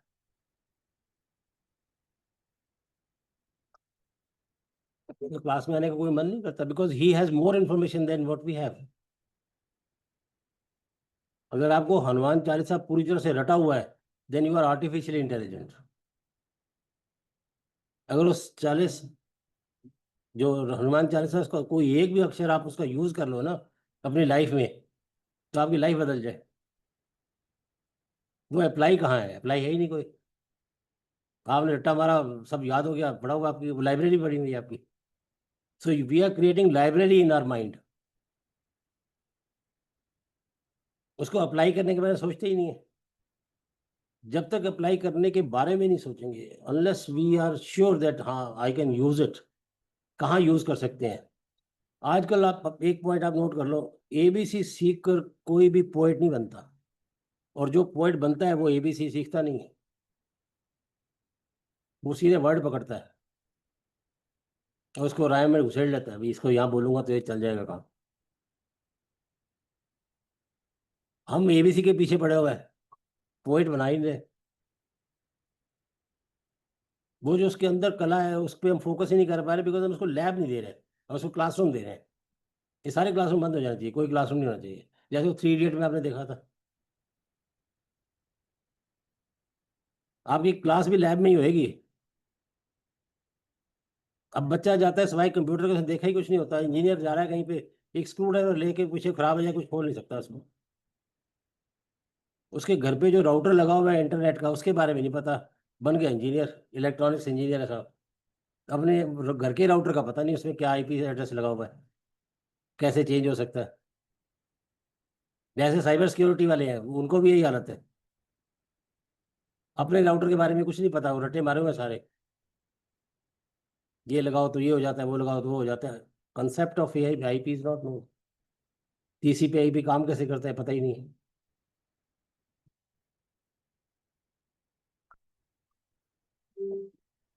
तो हम जा कहाँ रहे हैं वो हमें देखना है. Where are we heading for? AI is coming, no doubt, and it's going to be good or bad, or depends on what usage we are taking. अगर उनके कंज्यूमर बन गए तो उनके हमेशा से उनके एल्गोरिदम पे काम करते रहेंगे, और एल्गोरिदम्स का मतलब है मैनिपुलेशन। एल्गोरिदम कभी भी मैनिपुलेटेबल है। आज हमारी स्टॉक मार्केट सारी मैनिपुलेट हुई है, सब एल्गोरिदम लगे हुए हैं। Each algorithm fighting other algorithm. There is no genuine work which is going on. There is no genuine rate which is available. All totally fraud. सब एल्गोरिदम बेस्ड है। एक दिन उसका वो थोड़ा सा प्राइस बढ़ाते हैं, लोग पीछे भागते हैं, प्राइस बढ़ रहा है, लोग वो खरीदना शुरू कर देते हैं, फिर ड्रॉप कर लेते हैं पीछे से। वो एल्गोरिदम पीछे से हैंडल कर लेती है, हाँ जी आगे आगे पकड़ लो इनको। वो चार जो यहाँ से पकड़ लेती है, चार वहाँ से पकड़ लेती है। They are making money. You can never make money in the stock exchange. This is all manipulated. Earlier, company used to get contracts. Based on those contracts, people see it's got a value in it, and they will definitely grow and go to next level. That was possibility. But now there is no order, no work. Rates are going up. एक startup वाला आता है, उसके ऊपर पैसा ढेर सारा डालते जाते हैं, $800, $600, $500, $2000, $25, 2 मिलियन, 3 मिलियन। इतने सारे पैसे उसने करने के हैं, डज ही नीड इट? उसके बेसिस पे शेयर ऊपर ले जाते हैं, जब ऊपर पहुंच जाते हैं तो फिर नीचे विड्रॉ कर लेते हैं सारा, फिर ड्राम से नीचे गिरता है सारा पैसा, लोगों का लूट के अपने घर ले जाते हैं। And we are following it, we are doing it every day. ये कोई खत्म नहीं हो रहा, ये चल रहा है। उन्होंने अपनी एआई लगा रखी है कि कहाँ रेट में निकालना है, कहाँ निकालना है, they are table to take out. We are actually living in the sea of solutions. हमारे आसपास सारे सोल्यूशन हैं। जैसे ये मोबाइल एक सोल्यूशन है, ये ग्लास बना हुआ एक सोल्यूशन है, कप एक ये सोल्यूशन है, कि किसी प्रॉब्लम को सॉल्व किया गया है। Now we have to start identifying कि क्या प्रॉब्लम सॉल्व हुई है। ये माइक लगा हुआ है, ये माइक किस लिए लगा हुआ है, ये क्या करता है, इसने कोई प्रॉब्लम सॉल्व की है? So that is how we have to start looking at the problems, find out what problem is solved. If you can start looking at the problems and see, every problem has a solution, but every prompt doesn't have a response. Her problem का solution होता है, पहले से ही होता है। Solution is there, always there. There is no problem without solution. कैसे achieve करना है वो आपके ऊपर है। How best you can use it, then there is a possibility to optimize. It has many answers.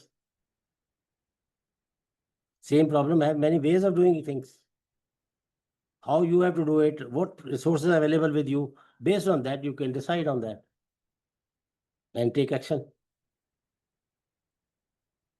So you have to understand, these are the concepts of this. ये AI वे कुछ नहीं करने वाली, आप क्यों करना सब? आप छोड़ ही जा रहे हो अपना, जो आपका रोल है दैट यू आर लीविंग। वो अब ये कर देगी, चलो ये कर देगी, ये समरी कर देगी। क्यों? एक्चुअली हमारे माइंड का जो कॉन्सेप्ट है ना, it needs energy. Our mind needs energy, and it is programmed by God to save energy. ये इसकी मजबूरी है। Since it is programmed to save energy, it always looks for shortcuts. आपके सामने कॉपी पेस्ट करने की ऑप्शन अगर available है तो आप कभी भी टाइप करना नहीं चाहोगे। अब जो दूसरी प्रॉब्लम अभी आ रही है, जब आप प्रॉम्प्ट देते हो, आपको स्पेलिंग की चिंता करने की जरूरत नहीं है।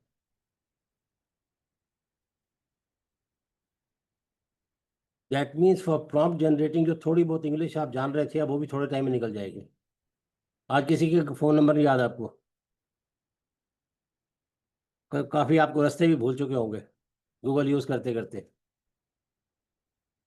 ऐसे धीरे धीरे हम, अब जितना आपके दिमाग का इस्तेमाल कम करेंगे, न्यूरॉन्स विल कीप स्लीपिंग, वो स्लीपिंग मोड में चले जाएंगे, फिर वो उठेंगे नहीं दोबारा। We have to retrain them, always keep them active. फिर रखना पड़ता है, फिर तैयार करना पड़ता है उनको, फिर उनसे काम कराना पड़ता है। जब तक न्यूरॉन वर्किंग में रहते हैं तब तक काम होता है। और हमारा दिमाग जो है दो पार्ट में डिवाइडेड है। कई लोग लेफ्ट राइट कहते हैं, but I call it front mind and back mind. Front mind is the mind that works and learns. ये ट्रेनिंग पर्पस के लिए होता है, एंड ट्रिगर्स, ये काम है इसका। एक बार बंदा ट्रेंड हो जाता है, सीख जाता है, उसको पता चल जाता है कहाँ है, तो जो रेगुलर करने वाला काम है वो सबकॉन्शियस माइंड को ट्रांसफर कर देता है।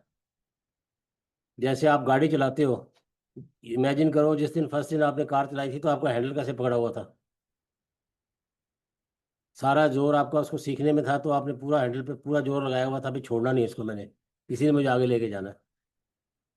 धीरे धीरे जैसे जैसे आप सीखते जा रहे हो, दिस सब subconscious mind start taking over. अब आप गाड़ी में ट्रेन होने के बाद आप बैठते हो तो आपको पता भी नहीं चलता, घर पहुंच जाते हो। सारा सिस्टम जो है वो सबकॉन्शियस माइंड चलाता है। आपको सिर्फ देखना ब्रेक कहाँ लगानी है, कौन से ट्रिगर पे एक्टिवेट होना है, इसके अलावा चलाने में आपका कोई रोल नहीं है। सब पैर चलना है, आगे पीछे होना है, कहाँ क्लच लगना है, कहाँ रेस लगनी है, एवरीथिंग टेकन केयर ऑफ। वो लेडीज को देख लो जो स्वेटर बनाती हैं, जब स्वेटर सीख रही होती हैं तब क्या हालत होती है, और उसके बाद तो गप्पे मार रही होती हैं, स्वेटर अपने आप बन जाता है, उसकी तरफ देखना भी नहीं पड़ता। तो ये इंटीग्रेशन की पावर है। जब माइंड ट्रेंड हो जाता है तो AI in place, then AI starts working. आपने बता दिया ये धागा ऐसे जाना है, ये धागा ऐसे जाना है, ट्रेनिंग हो गई आपकी। Once you are trained, then AI is an automation. फिर आपके दोनों हाथ ठक ठक ठक ठक चलते जाते हैं, आप गप्पे मारते जाते हो। Your mind is free from doing that task. That is what mind wants.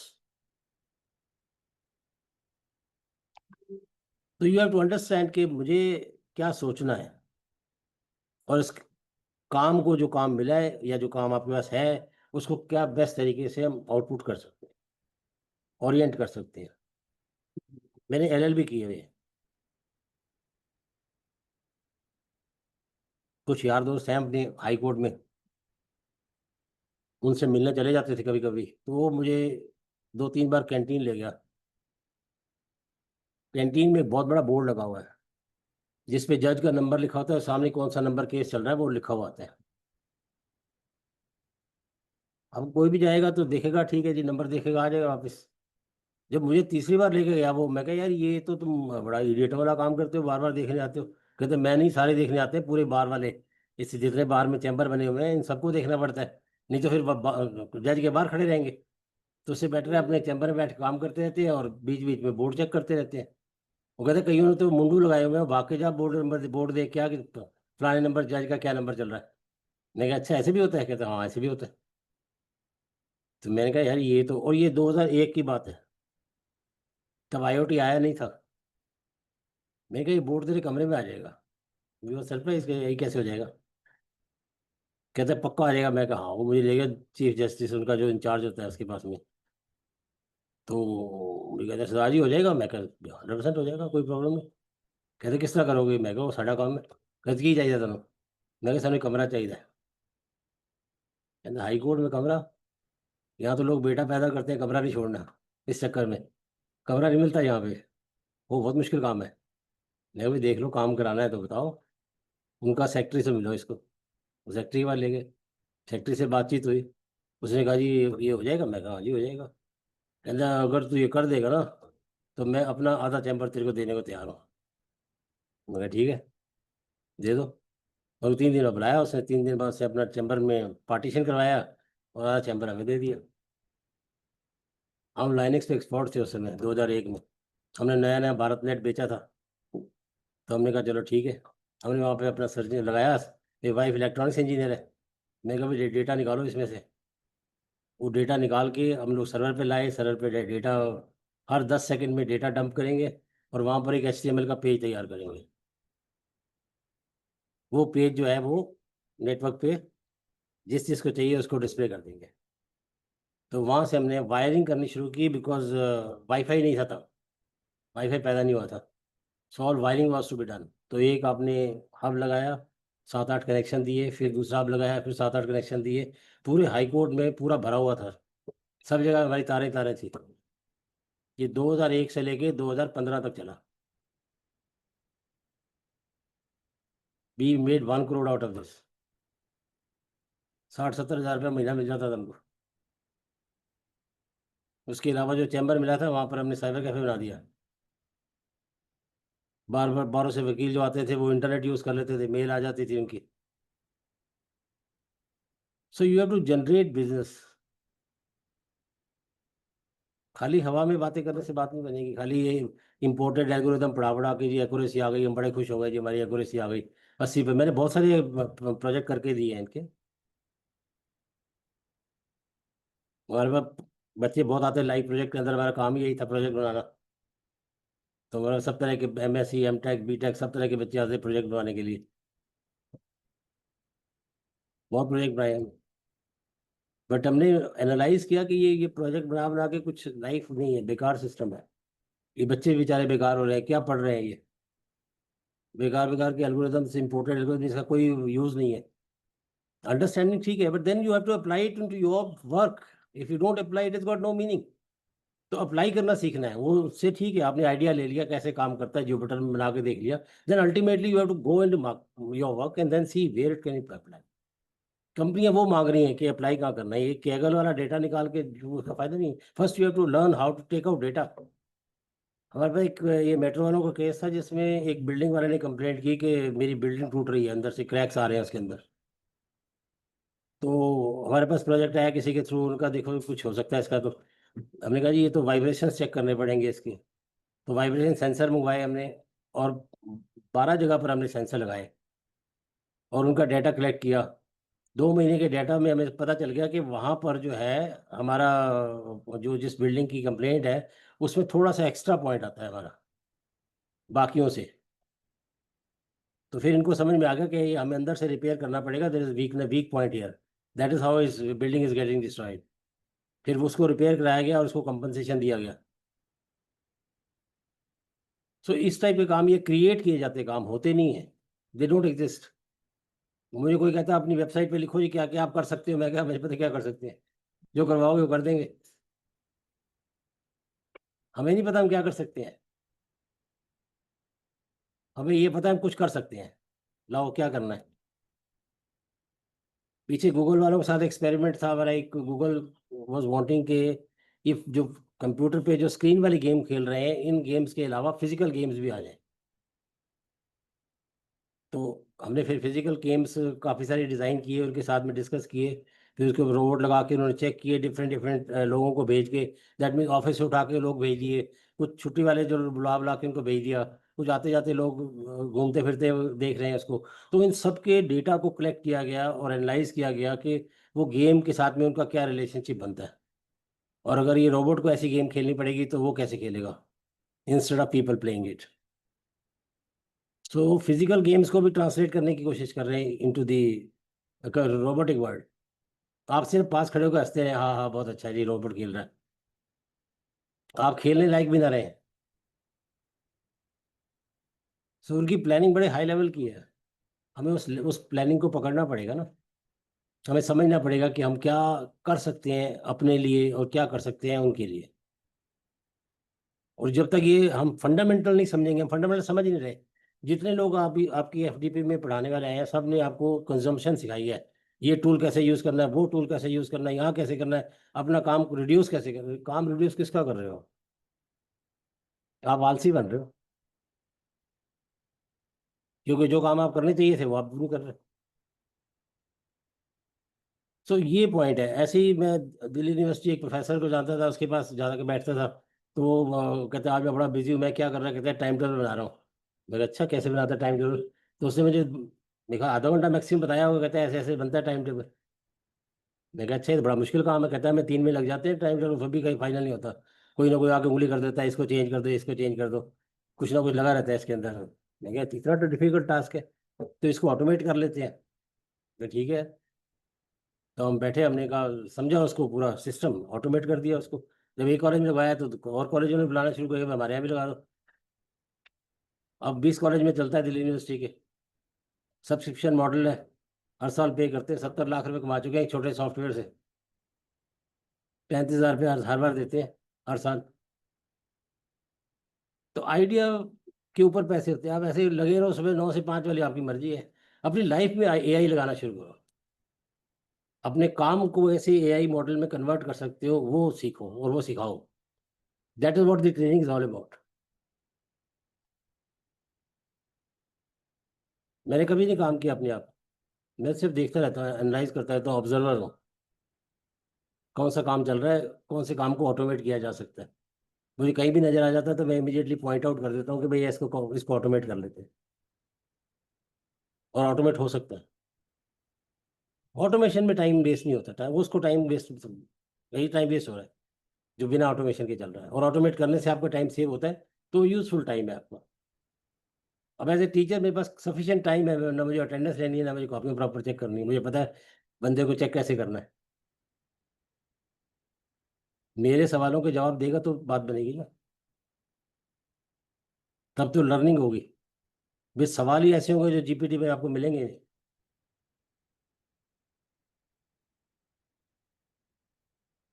तो when you have those questions that make sense. एक कंप्यूटर इंजीनियर से मैंने पूछा, वो छोटा ए बड़े ए से कितना बड़ा है।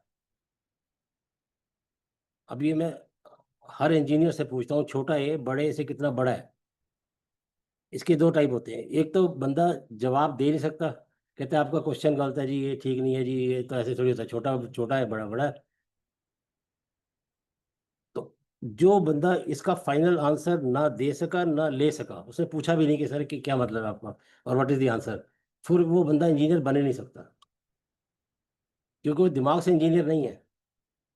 क्योंकि जब प्रॉब्लम आपके सामने आई, जरूरी नहीं आपको प्रॉब्लम आती हो, प्रॉब्लम आना नॉट इंटेलिजेंस, सोल्यूशन ढूंढना इज द वर्क। प्रॉब्लम आई है तो आप देखो सोल्यूशन नहीं मिल रहा तो पता लगाओ, पूछो। वो पूछते नहीं है, चुपचाप चले जाते हैं। तो इसका मतलब इंजीनियर बनने लायक है ही नहीं, क्या तैयार करोगे उनको, क्योंकि उन मन में इच्छा ही नहीं है सीखने की। मम्मी तो जाके बताएगी नहीं, वैसे आजकल मम्मियाँ बता देती हैं, मम्मियाँ भी आजकल इंजीनियर है बच्चों की, पॉसिबल है। चलो मम्मी से पूछने दो, लेट्स सी, पॉसिबल है, मम्मी को बताओ। हमारे टाइम पे तो मम्मी को नहीं पता था, इसलिए हमें ही पता करके जाना पड़ता था।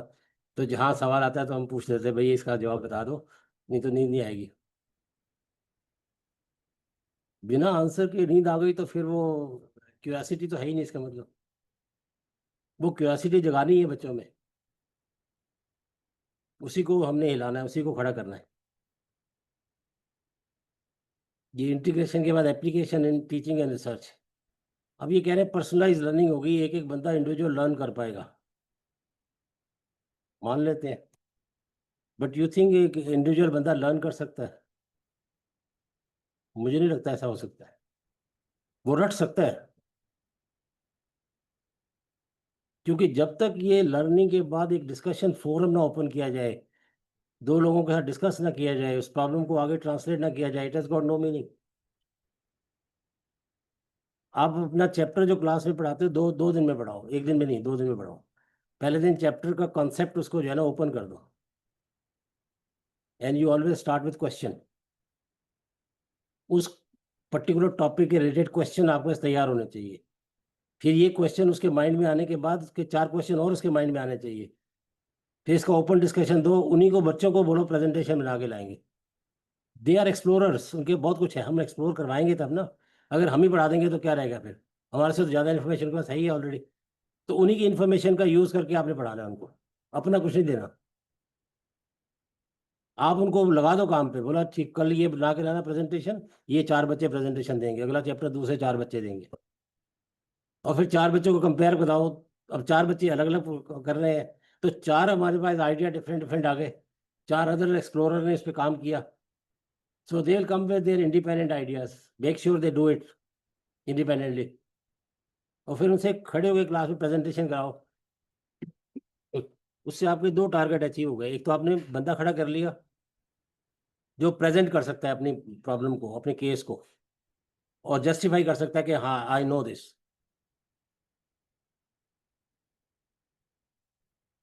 और यही हमें चाहिए बच्चों में। क्लास में आठ के बैठकर टाइम पास करके चले जाए, वैसा नहीं चाहिए, कोई फायदा नहीं उसका। हमारे टाइम पे कॉन्सेप्ट डिफरेंट था, बिकॉज उसी टीचर के पास सारी इन्फॉर्मेशन थी, हमारे पास गूगल नहीं था, विकीपीडिया नहीं था, हमें इन्फॉर्मेशन ऐसे मिलती नहीं थी कहीं से भी, हमारे पास कोई रिसोर्स नहीं था इन्फॉर्मेशन लेने का एक्सेप्ट रीडिंग बुक। और बुक्स ऐसी अच्छी अच्छी लिखी होती थी, समझ कुछ नहीं आता क्या लिखा हुआ है जब तक टीचर एक्सप्लेन ना कर दे। तो वो फंडामेंटल चेंज जो अब आया है, तो उसके हिसाब से मैं अपना मेथड ऑफ टीचिंग भी अपडेट करना पड़ेगा, because now we are only guide and mentor, not teacher. Stop teaching, start mentoring. आप उन्हीं की ड्यूटी लगाओ, उन्हीं में से बच्चों को चूज करो, और हर डिफरेंट डिफरेंट बच्चे चूज करो, ताकि हर एक को इक्वल इंपॉर्टेंस मिलती जाए, और हर बंदा should be able to present his case in the class, अपने पॉइंट पे कन्विंस कर सके, और फिर कोई बच्चे सवाल पूछे तो उसका जवाब भी दे सके। आपका काम सिर्फ सुपरवाइज करने का है कि हाँ भाई ये ठीक कर रहे हैं कि गलत कर रहे हैं, कोई गलत चीज पढ़ के तो नहीं आगा कहीं से, बिकॉज व्हाट्सएप की नॉलेज भी बड़ी अजीब अजीब है ना, कुछ भी बोलते रहते हैं। तो अगर ऐसा कुछ है तब वो आपका काम है उसको कंट्रोल करना, भाई ये ठीक नहीं है, दिस इज, तो री एनफोर्समेंट इज रिक्वायर्ड।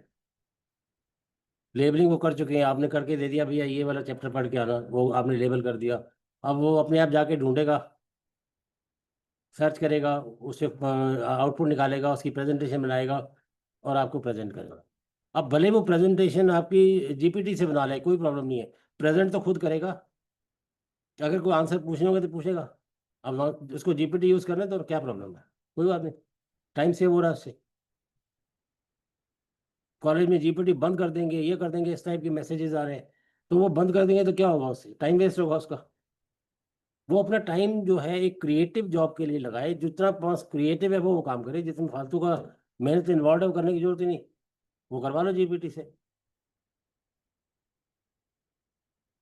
क्योंकि ये आपको फ्री में टूल दे दे के आपको इतना निकम्मा बना देंगे कि आप किसी काबिल नहीं रहोगे, तो आप उस चीज को पकड़ो।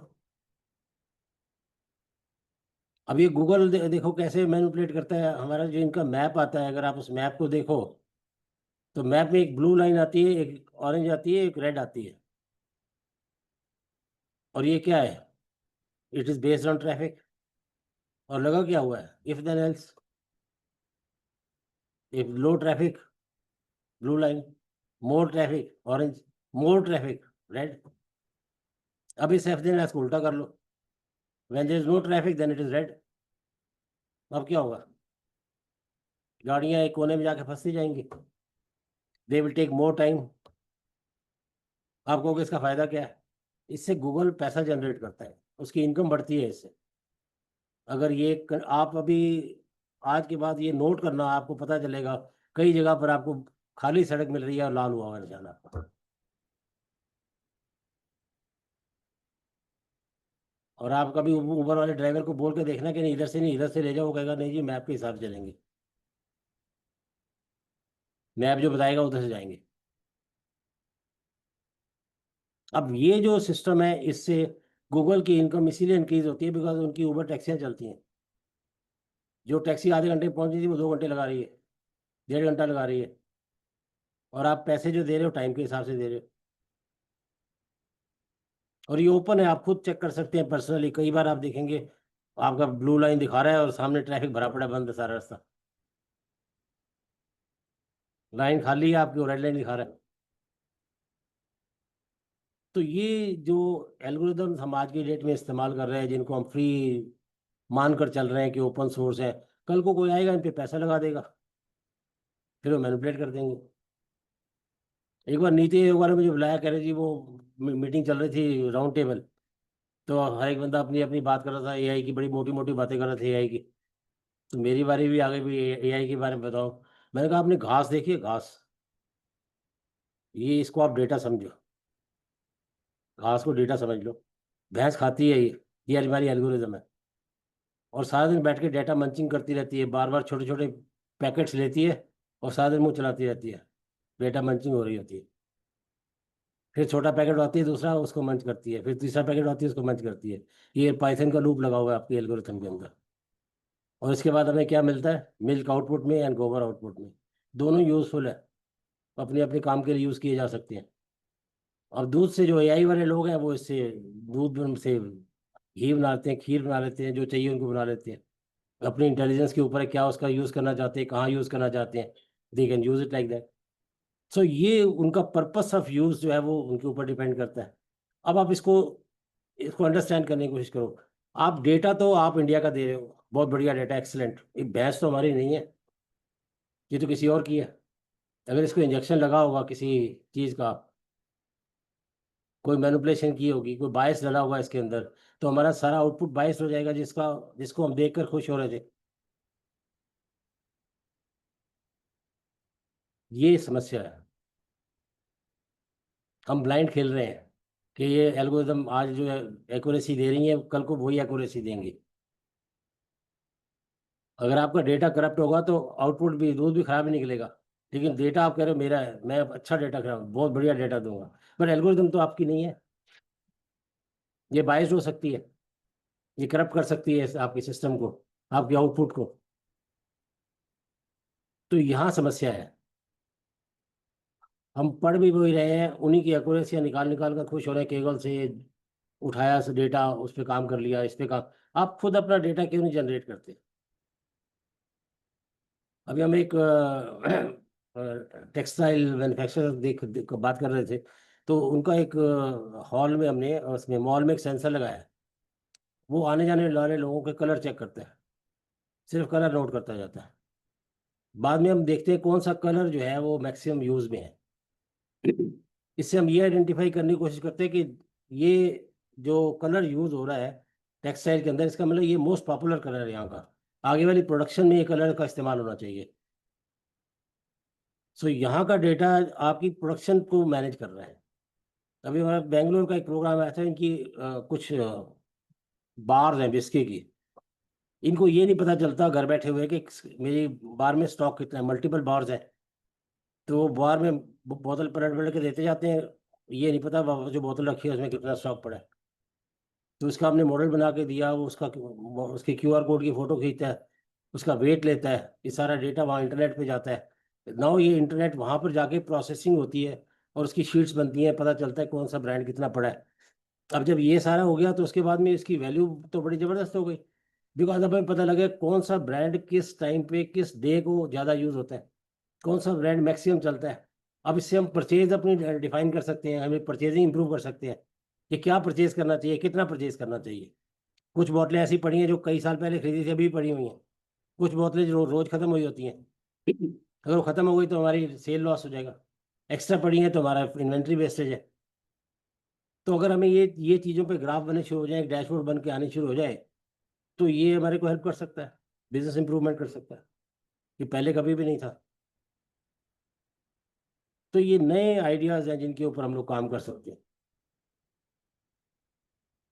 तो let's all work on these ideas. As teacher my request is that we should work and create those examples जो ओवरऑल सिस्टम को हेल्प कर सकें, ओवरऑल बच्चों में वो इम्प्रूवमेंट ला सकें, वो थिंकिंग प्रोसेस ला सकें, वो सोच बना सकें उस टाइप की कि हम इन पे काम कर सकते हैं।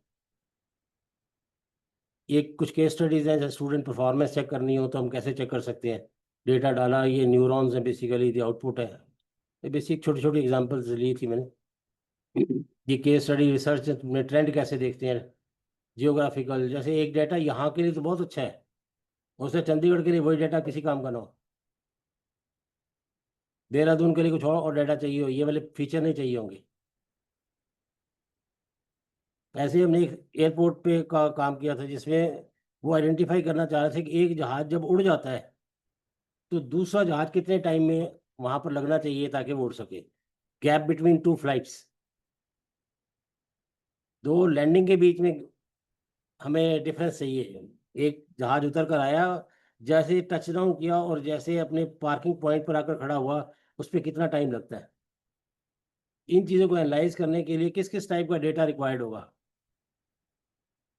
उसमें टेम्परेचर है, डे ऑफ टाइम है, किस समय जहाज उतरा है, दिन में उतरा है रात में उतरा है, टेम्परेचर क्या था उस समय, ह्यूमिडिटी क्या थी, हवा कैसे चल रही थी, व्यू डायरेक्शन क्या थी। ये सारे फीचर इकट्ठे करके ये तब पता चलता है जाके क्या है। तब वो एल्गोरिदम बनती है जिससे हम इस चीज़ को निकाल सकते हैं कि एक जहाज और दूसरे जहाज के बीच में कितना गैप छोड़ना जरूरी है, क्योंकि उसके बेस पे नेक्स्ट फ्लाइट को प्लान करना है। तो इस टाइप की प्रॉब्लम्स पे काम करेंगे तब हम बात करेंगे, अच्छा लगेगा करने में भी। ये एथिक्स भी इम्पोर्टेंट है, डेटा गड़बड़ नहीं होना चाहिए, प्राइवेसी प्रोटेक्शन होनी चाहिए, किसी का डेटा ऐसे उठा उठा के मत यूज़ करते रहो, रिस्पॉन्सिबल डेटा यूज़ है, मिस यूज़ मत करो डाटा का, सिक्योरिटी सेफ गार्ड्स है, डाटा इंटीग्रिटी है, ट्रांसपेरेंसी है, ये सारे फीचर्स आपको ऑलरेडी पता ही हैं, इनमें तो कुछ बताने वाला है नहीं। ये फिर कंक्लूजन वाला पॉइंट आ गया, data is a foundation of modern research. ये डेटा ये सब बेस है, इसका कुछ भी आउटपुट निकालने के लिए सबसे जोर से ज़्यादा जो है वो डेटा पे लगना चाहिए. Integrity of AI with enhanced accuracy, future ethical, automated, and interdisciplinary research. Then we have data-driven research moving towards. तभी हम उसकी तरफ मूव कर सकते हैं जब हम डेटा वाली रिसर्च करना चाहते हैं, जिसके लिए डेटा की सबसे ज़्यादा इंपॉर्टेंस है. We are back to the square one.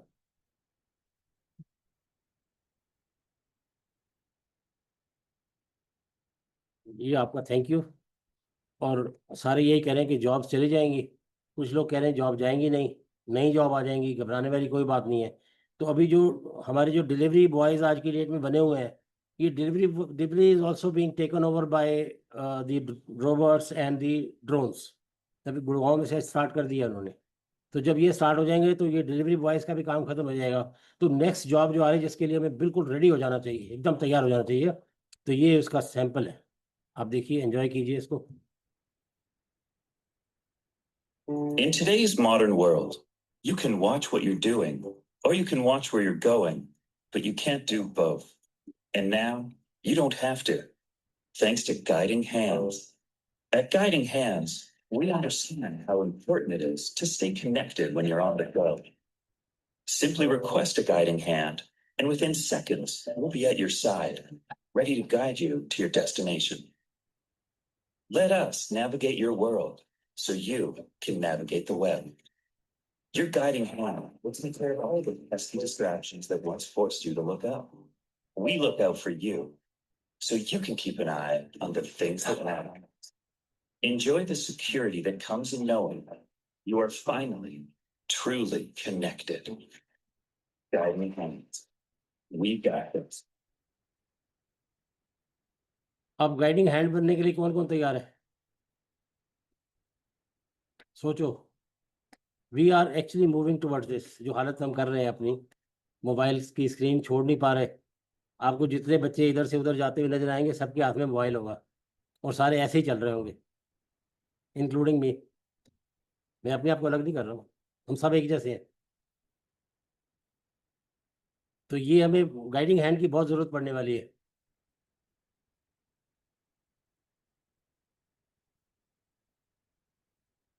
So anyway, I hope I have not bored you. You have enjoyed the presentation. Thank you very much for the opportunity you have given to us. Thank you.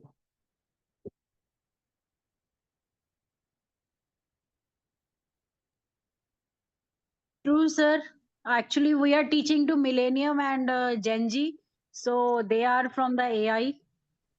Right, right. That's why we need to update ourselves for the AI, right, sir? That's Sir, right. very nice session. You can see the responses. Oh my God. There's so many chat is full of Yes, this. yes. Great, great, great. तो कुछ questions होंगे तो we can maybe try and answer them. I'm not that qualified to answer all questions, but whatever I can answer, I'll definitely do that. Yes, sir. Yes, participants, if you have any query, you can ask or you can write in the chat box. कल मैंने जो presentation दी थी ना, उसमें कम से कम 12 लोगों ने बोला हमारे कॉलेज में कब आके लेक्चर दे सकते हो. मैंने कहा भाई let's see can we do it. Sir, it was such a wonderful session. Like everyone wants to listen more. Okay. Thank you, Dr. RP Singh ji. I was just listening to your words, and obviously, you have an expertise in speaking. I think if my team will agree, our first session with Manna ji and the last session with Dr. RP Singh ji, both were motivating. Both were motivating and both were very much enthusiastically being presented, and I think practical form like a workshop being presented to all of us, and obviously everybody will agree with that. So that was a good session which was kept at the end and the start of the FDP. Sir, this was really a linking of AI and what AI is forming in the coming world. So that was very good to hear upon. And obviously, I know that all the FDP participants have definitely enjoyed and have learned from this what to do. And obviously, you have left with the question because every research what I know is last at the last is a question mark. What Yes. can be the next research out of it? So Yes. I think you are leaving the session with that question mark, and Hmm. we all need to think together exactly where we are leading and how Yes. ethically we need to move upon that. Perfect. Perfect. So Mhm. thanks a lot, sir. Thanks a lot with all your wisdom words. Thank Thank you. Hmm. Yes, sir. So very Thank you, great sir. session, sir. Thank you. Very great session. Very nice session, sir. Thank you. Thank you, sir. On behalf of Guru Nanak Institute of Management and entire FDP team and the sides of all the participants, I extend our heartfelt gratitude for taking time to be with us and today enriching our understanding. It's a very nice session, sir. Thank you. Thank you very much. Thank you. So with this, we are formally conclude session 13 of Faculty Development Program. Thank you, everyone, for your active participation. So on behalf of GNM and the entire FDP team and all the participants, we extend heartfelt thanks to sir. Now I would like to request you to kindly accept this memento as a token of appreciation and gratitude. Sir, this is a virtual memento for you, sir. हम्म। मैं तो वहीं आके ले लूंगा ना। Ah, sure, sir. Sure, you are Most always welcome, welcome. sir. So thank you, sir. Right. Thank So you. it's 3:30. Participants can fill the feedback form on Atal portal. You need to log into the Atal portal and fill the feedback form and check your attendance. This is important assignment announcement. Please fill the feedback form given in the Atal portal and also check your attendance. And test link will be enabled at 8 p.m. We will start the test, right? So after valedictory, you can start your test. So please participant, open the Atal portal and fill the feedback form. Definitely, ma'am. Definitely. Thank you so much, ma'am. Okay, sir. Ma'am, So test we link will will meet at valedictory session. Sure, sure, ma'am. But you can join here also, and along with bottle, you can fill the feedback form. Fine, ma'am. Fine. Huh.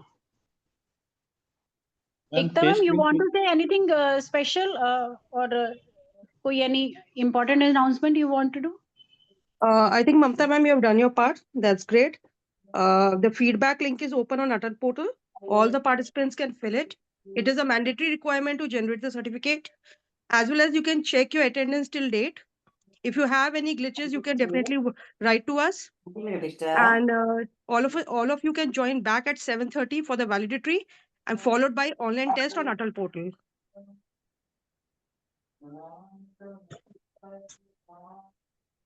ma'am, test is activated. Test link is activated now only, or it will be Sir, activated test after 8 o'clock? link is enabled, but you can take the test from 8 p.m., sir. You can see the link on the portal. You can see the link, sir, but the test will Okay. be enabled only at 8 p.m., sir. Okay, ma'am. Then after 8 to 9 only we have to submit, or afterwards also we can submit? No, after sir, 8 to 9 p.m. 9, sir. That's a strict guidance, sir. 8 o'clock it will be enabled, and the test is enabled for 1 hour. So try to Ma'am, finish it by 8:30 so that you don't have any technical glitch.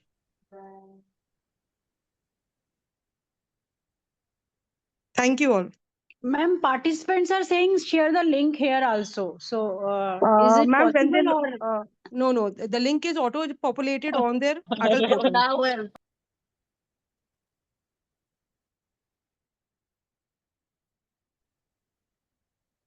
Thank you so much, madam.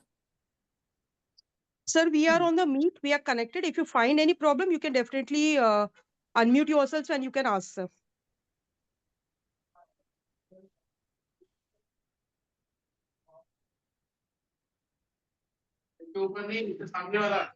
In the meanwhile, you can fill a feedback form before we will start the valedictory session.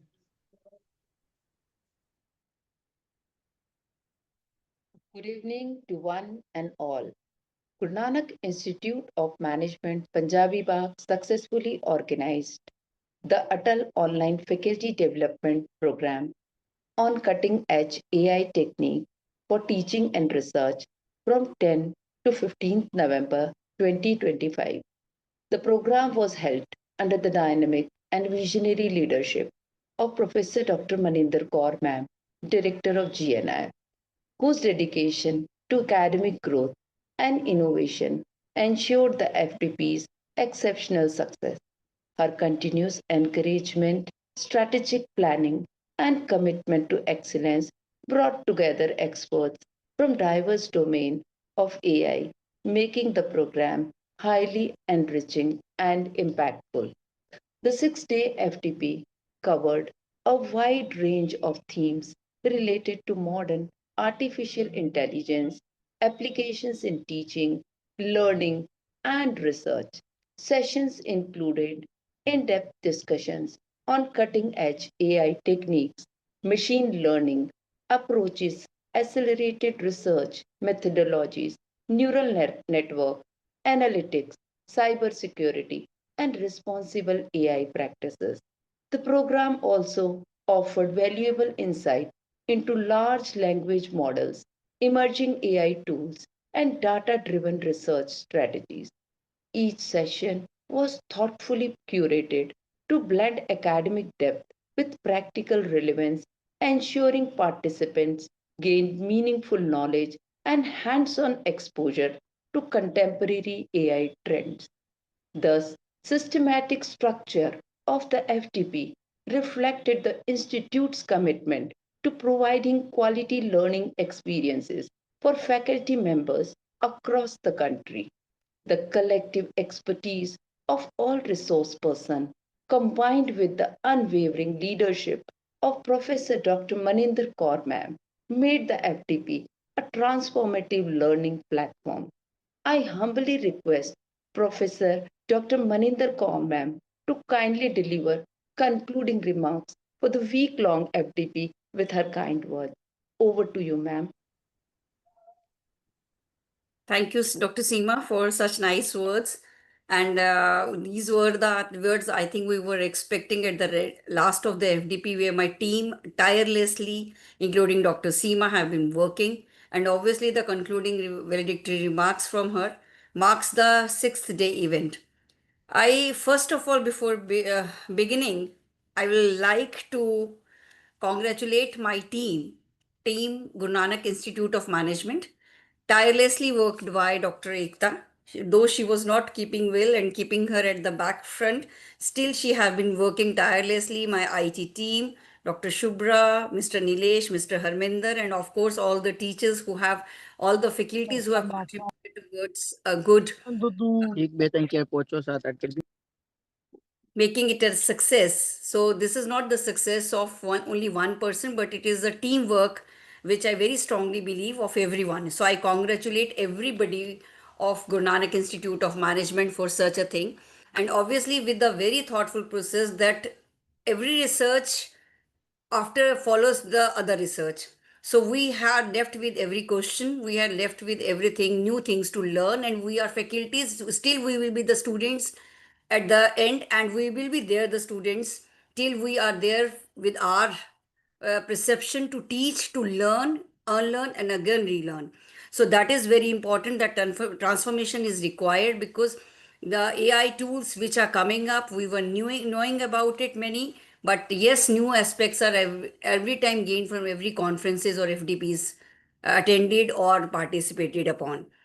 Going through the FTP, basically, I was just going through the topics which were very beautifully being depicted, and I would like to show something to you because this institute, if everybody knows, is in the name of Guru Nanak Institute of Management, the first Guru of Sikhs. So we were just trying to relate that, as Dr. R.P. Singh was saying, that whenever you read something from your holy book, or you try to learn something from the books, basically, because right now the government is also, even the AICT and UGC is making more of the emphasis on ethics, learning ethics. And obviously learning ethics about AI becomes a very top priority for us, because it can be used in both the pros and the cons ways also. So going through the topic, I had just made a little PPT in just a whiz, and I would like that to share, just taking few minutes with you, so that maybe I can relate something which we have been going through, and you can relate with your perception, how it goes for that, how far you can implement in your life. I would like my IT team to share my screen. Can I do that, please? Dr. Shubhra, can I share my screen? Is it okay? Dr. Ekta? Yes, ma'am, Yes, you ma'am. can do it. Yes, ma'am. You can do your. Yes, Okay. ma'am. Okay. Thank you. So I'm here. Is it visible? Yes, ma'am. Is it visible? Okay. Okay, thank you. Okay, fine. So when we talk about AI and considering about what UGC everybody is saying about ethics and multidisciplinary nowadays has to be taught. So just it's just my personal what you call as an initiative, or what you call as a pain which I had taken to understand that what was already there in universe and what how come AI has come, because this is a library which we need to implement in our lives. So though I have written it as AI guided by Sikh values, but it is basically not that. It is basically I am trying to talk about the ethics which are there in every religion, which is existing in the universe. So exploring a future with technology and wisdom, we need to understand that how we can relate our family lives, our professional lives all together. From day one till now, at quarter to 8 in the night approximately, all the speakers from Dr. Manna ji to Dr. R.P. Singh ji, whereby we had many people, Dr. P. Deep Singh, Dr. Ankit, we have Dr. Nikita, Dr. Manpreet, Dr. Sandhya. LLM talked about, analytic call talked about, we talked about deep neural systems, we talked about ethics, we talked about AI research, what not we have turned about to be learning. So when we talk about the major part of it, we say there's a Bani, there's a hymn in our Guru Granth Sahib, which says Pavan Guru Pani Pita Mata Tart Mahat. If you had attended the first of Dr. Manna, first session of Dr. Manna, you would have realized that he had used these words, and whereby he had said that it was not good that we were burning crackers and making the universe polluted. That was one thing. But the main over obviously goes is that this principle guides an eco-conscious approach, obviously, because now we are going for eco-green, and we are talking about green crackers. So AI we can use as a tool to serve and protect creation and not just consume it.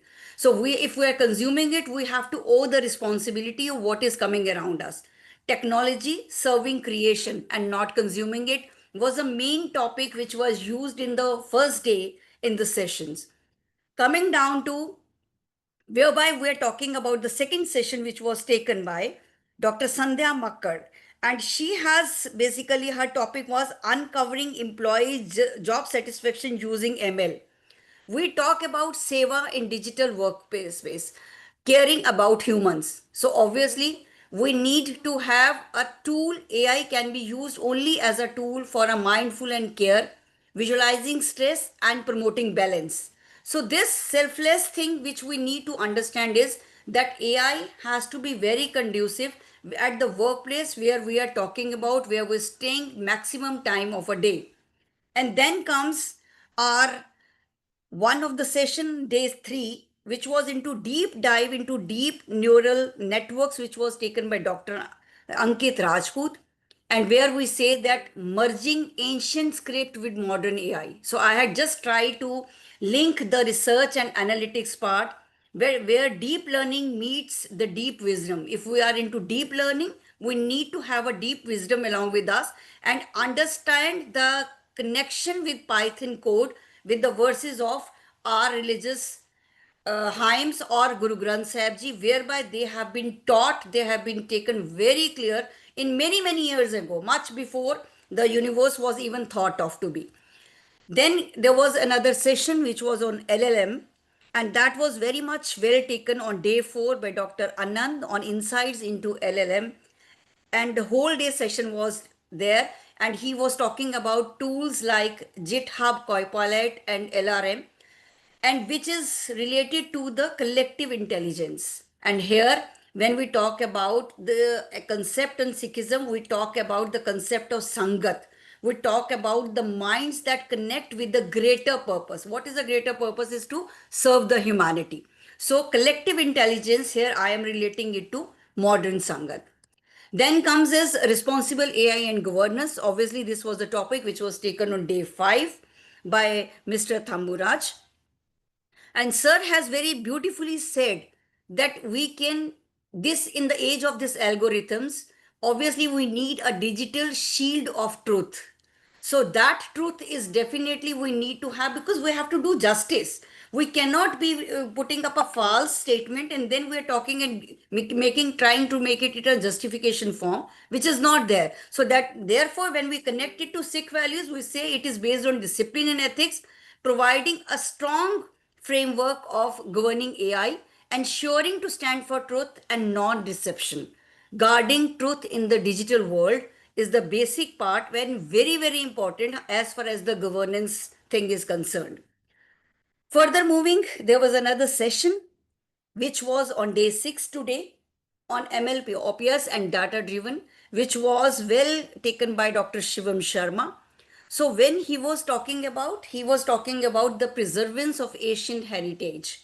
If you take a gist of it, because I have tried to take the gist of all the sessions and try to visualize it in the form of here, how we can just connect them to ethics, how we can connect them to our multidisciplinary part, and how we can just realize its importance. So AI powered data pipelines can digitize, analyze, protect centuries of manuscripts, blending seva with data science. So basically what we are talking about over here is the preserving heritage through AI.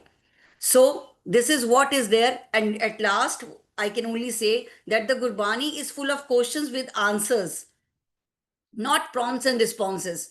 And obviously it is again with AI. So we prompts and responses, we have to be very, very much clarified, as Mr. Harneet Singh was trying to say. But questions needs to be answered in a proper manner. And that is the reason that every question has an answer, but every prompt can't be an answer. Because if you have heard a news, there was a news just 3 days back in a newspaper that somebody, some journalist had printed up a what news of certain incident in a newspaper, and he had taken it from what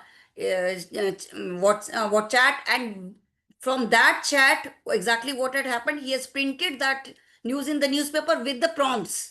What prompts he had used, he has printed that out. So that has been taking as a very much highly derogatory, that how such a thing on a national level can be done.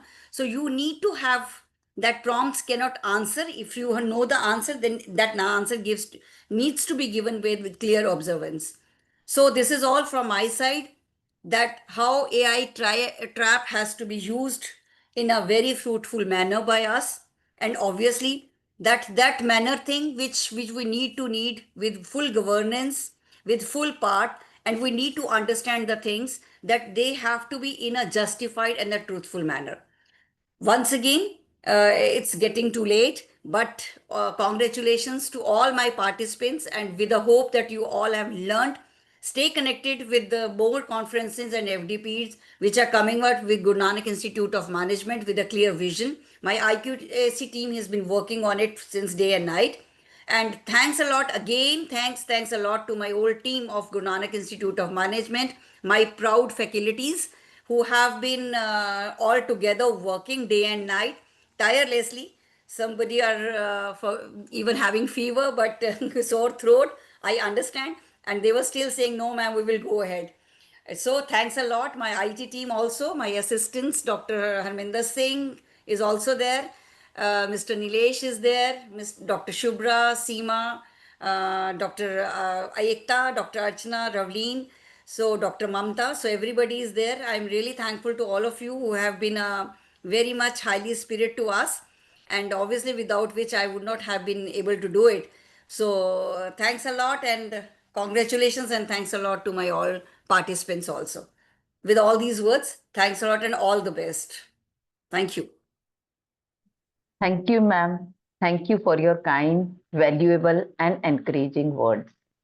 Now, we request participants to kindly switch on their camera and share their valuable feedback on the FTP which they have participated.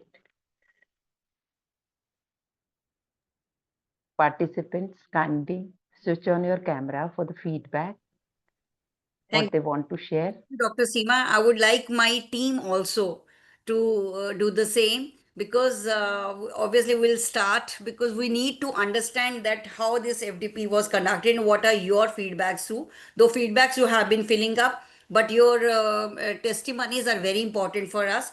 Any suggestions you can just put in the feedback and we will be loving to have known on this platform. I invite all one by one to please share your testimonies and feedbacks, please.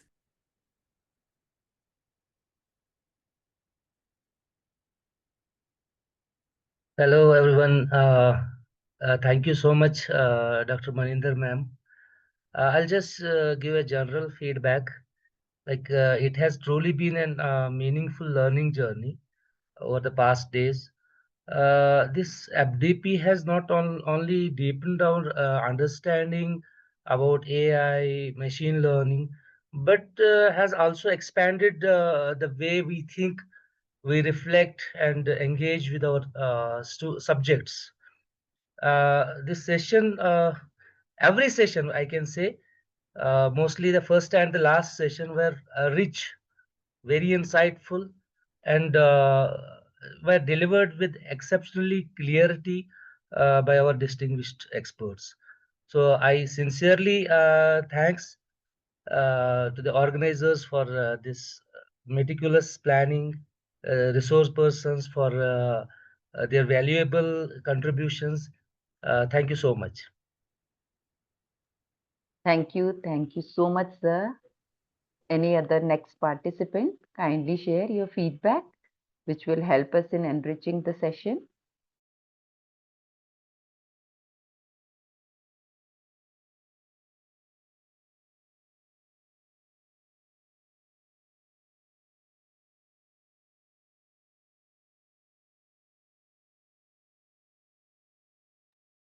Yes, next participant, kindly.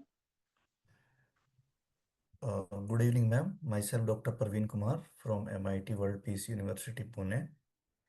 Me and many other faculties from my university, particularly from School of Business, got benefited from this faculty development program. And if I talk myself, I learned many new insights regarding AI, its applications. Actually, it has reoriented myself with respect to delivery of content to my students to help in effective learning and wise use of AI in making my research as well as teaching more effective. So I am very much thankful to the organizers of the event and the Atal portal for providing this opportunity. Thank you very much. Thank you, sir. Thank you so much. Next participant. Next participant, please.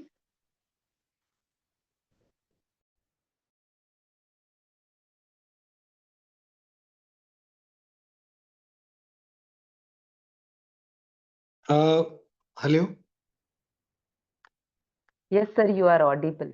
Madam, myself Hemant Upadhyay from Purnima University, Jaipur.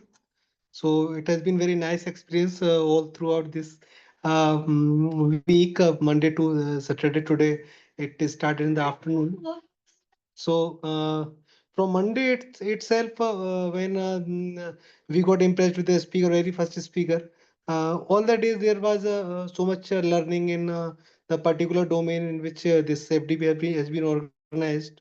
So I would like to be thankful for GNIM for organizing this Atal workshop.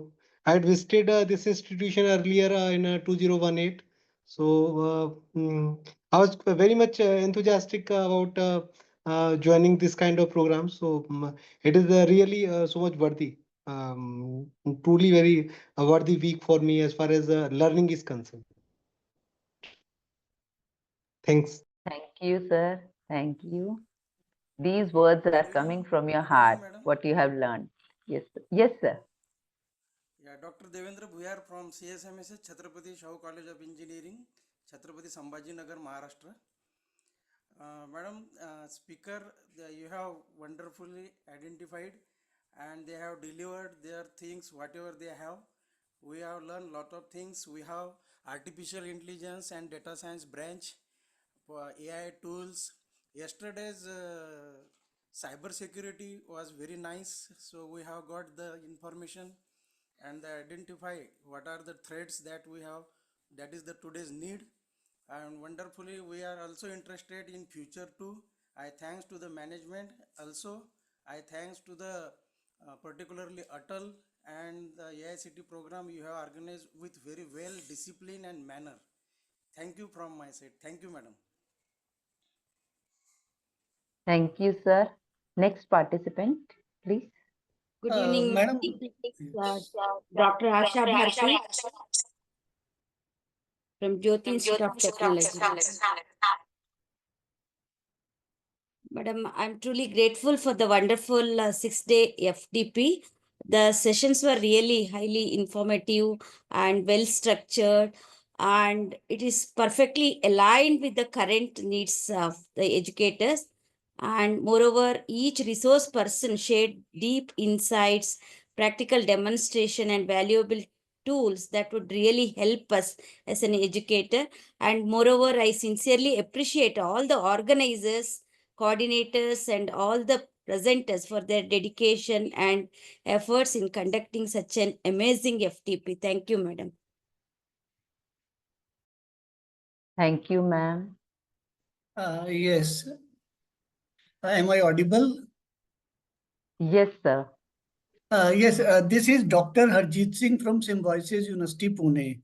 I would like to thanks all the members of organizing committee for this 6 days FDP. My thanks doesn't go to organize this much required FDP, but also for the number one, I would like to say selection of speakers. Basically the authentic knowledge what we got from industry expert, I would like to appreciate. And the second is large number of participants and even their attendance. I could see for the last 6 days 90 plus participants that they had all the time. So great thanks to all the participants as well as the organizing committee for the selection of the speakers as well as the titles, topics you selected, which actually required, we require in these days. And my big thanks goes to the your IT staff, for this without any interruption, you were able to have this 6 days workshop. So last but not the least, I hope this is not the end of the FDP, but this should be just the beginning of, many more such FDP to be organized by Guru Nanak Institute of Management. Congratulations and kudos. Sure, sir. We will continue this association. Next participant.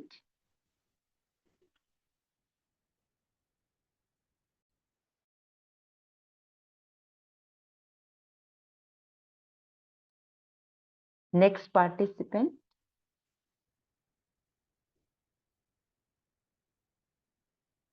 Good evening, everybody. Good evening, everyone.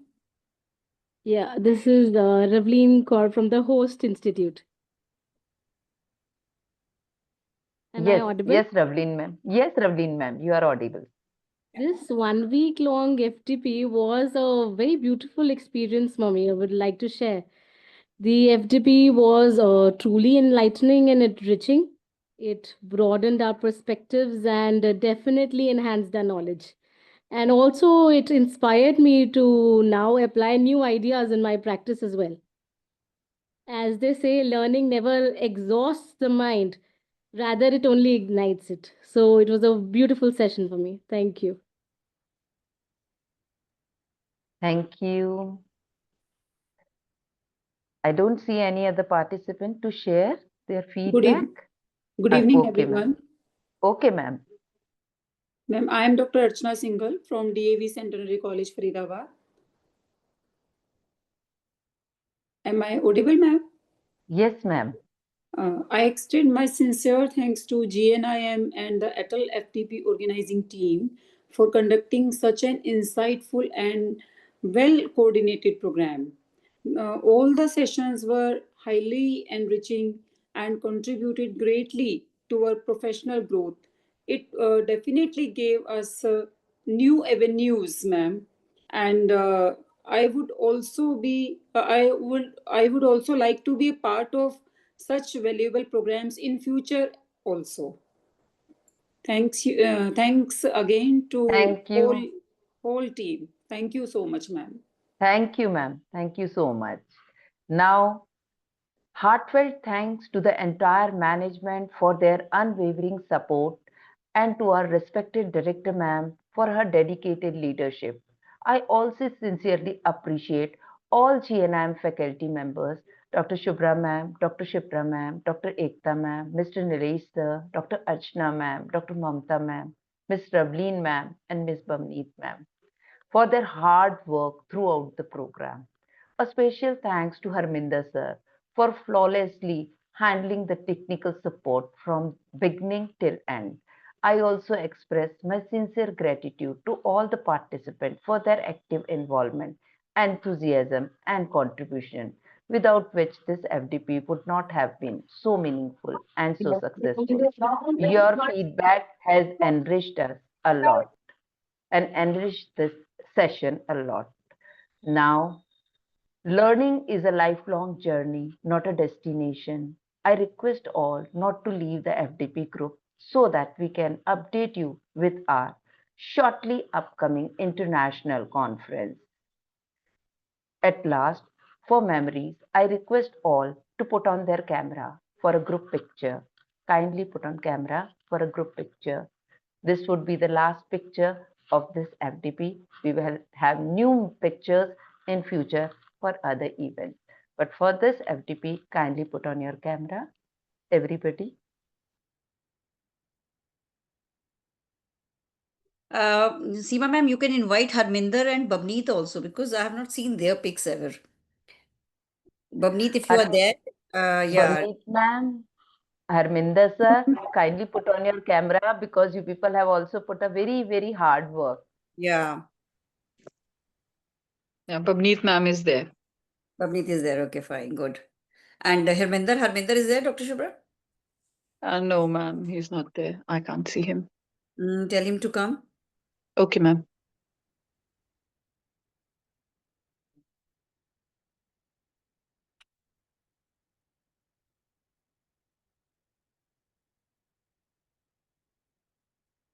I have been hearing to all the participants. It's really thanks a lot. And I, from my core of my heart, wish all the best to you for your research work. And stay connected with Guru Nanak Institute of Management. Anyway, if you have any of the things coming up in the future for collaboration, we are always welcome for that. And we will be remembering you and we will be taking you as a part in any of the upcoming conferences, FDPs or the seminars which we are conducting because that's a continuous activity of Guru Nanak Institute of Management. We have an upcoming conference, as Dr. Seema was also telling you, in the month of by end of December or by January. We will intimate you regarding the same, and you can duly be a part of it. And anything which you are coming from your side, my faculties will definitely be a part of it. I can assure you of it. So please have a continued research collaboration, which is a must nowadays, and without which I think it becomes difficult in the academic area. So, with all these words, I hope the pick has been done. Yeah, Harvinder Singh ji has joined, ma'am. Okay, okay. Please take the pick and we can just continue.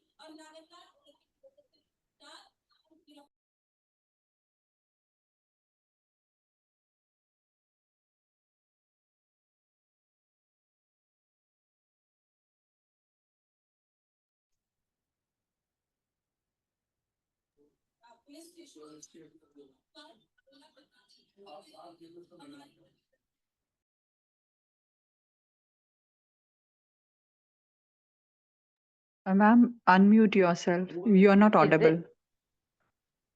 No, I was just saying somebody's writing in the chat box. Can they take the test now? So they can, I think so. Yes, ma'am. From Yeah. 8 p.m. onwards, it is, link is activated and now they can start their test. Yeah, Thank you, please. ma'am. All the best to you. All the best to you. And take care. Bye. All the best, everybody, and stay connected with GNIM always.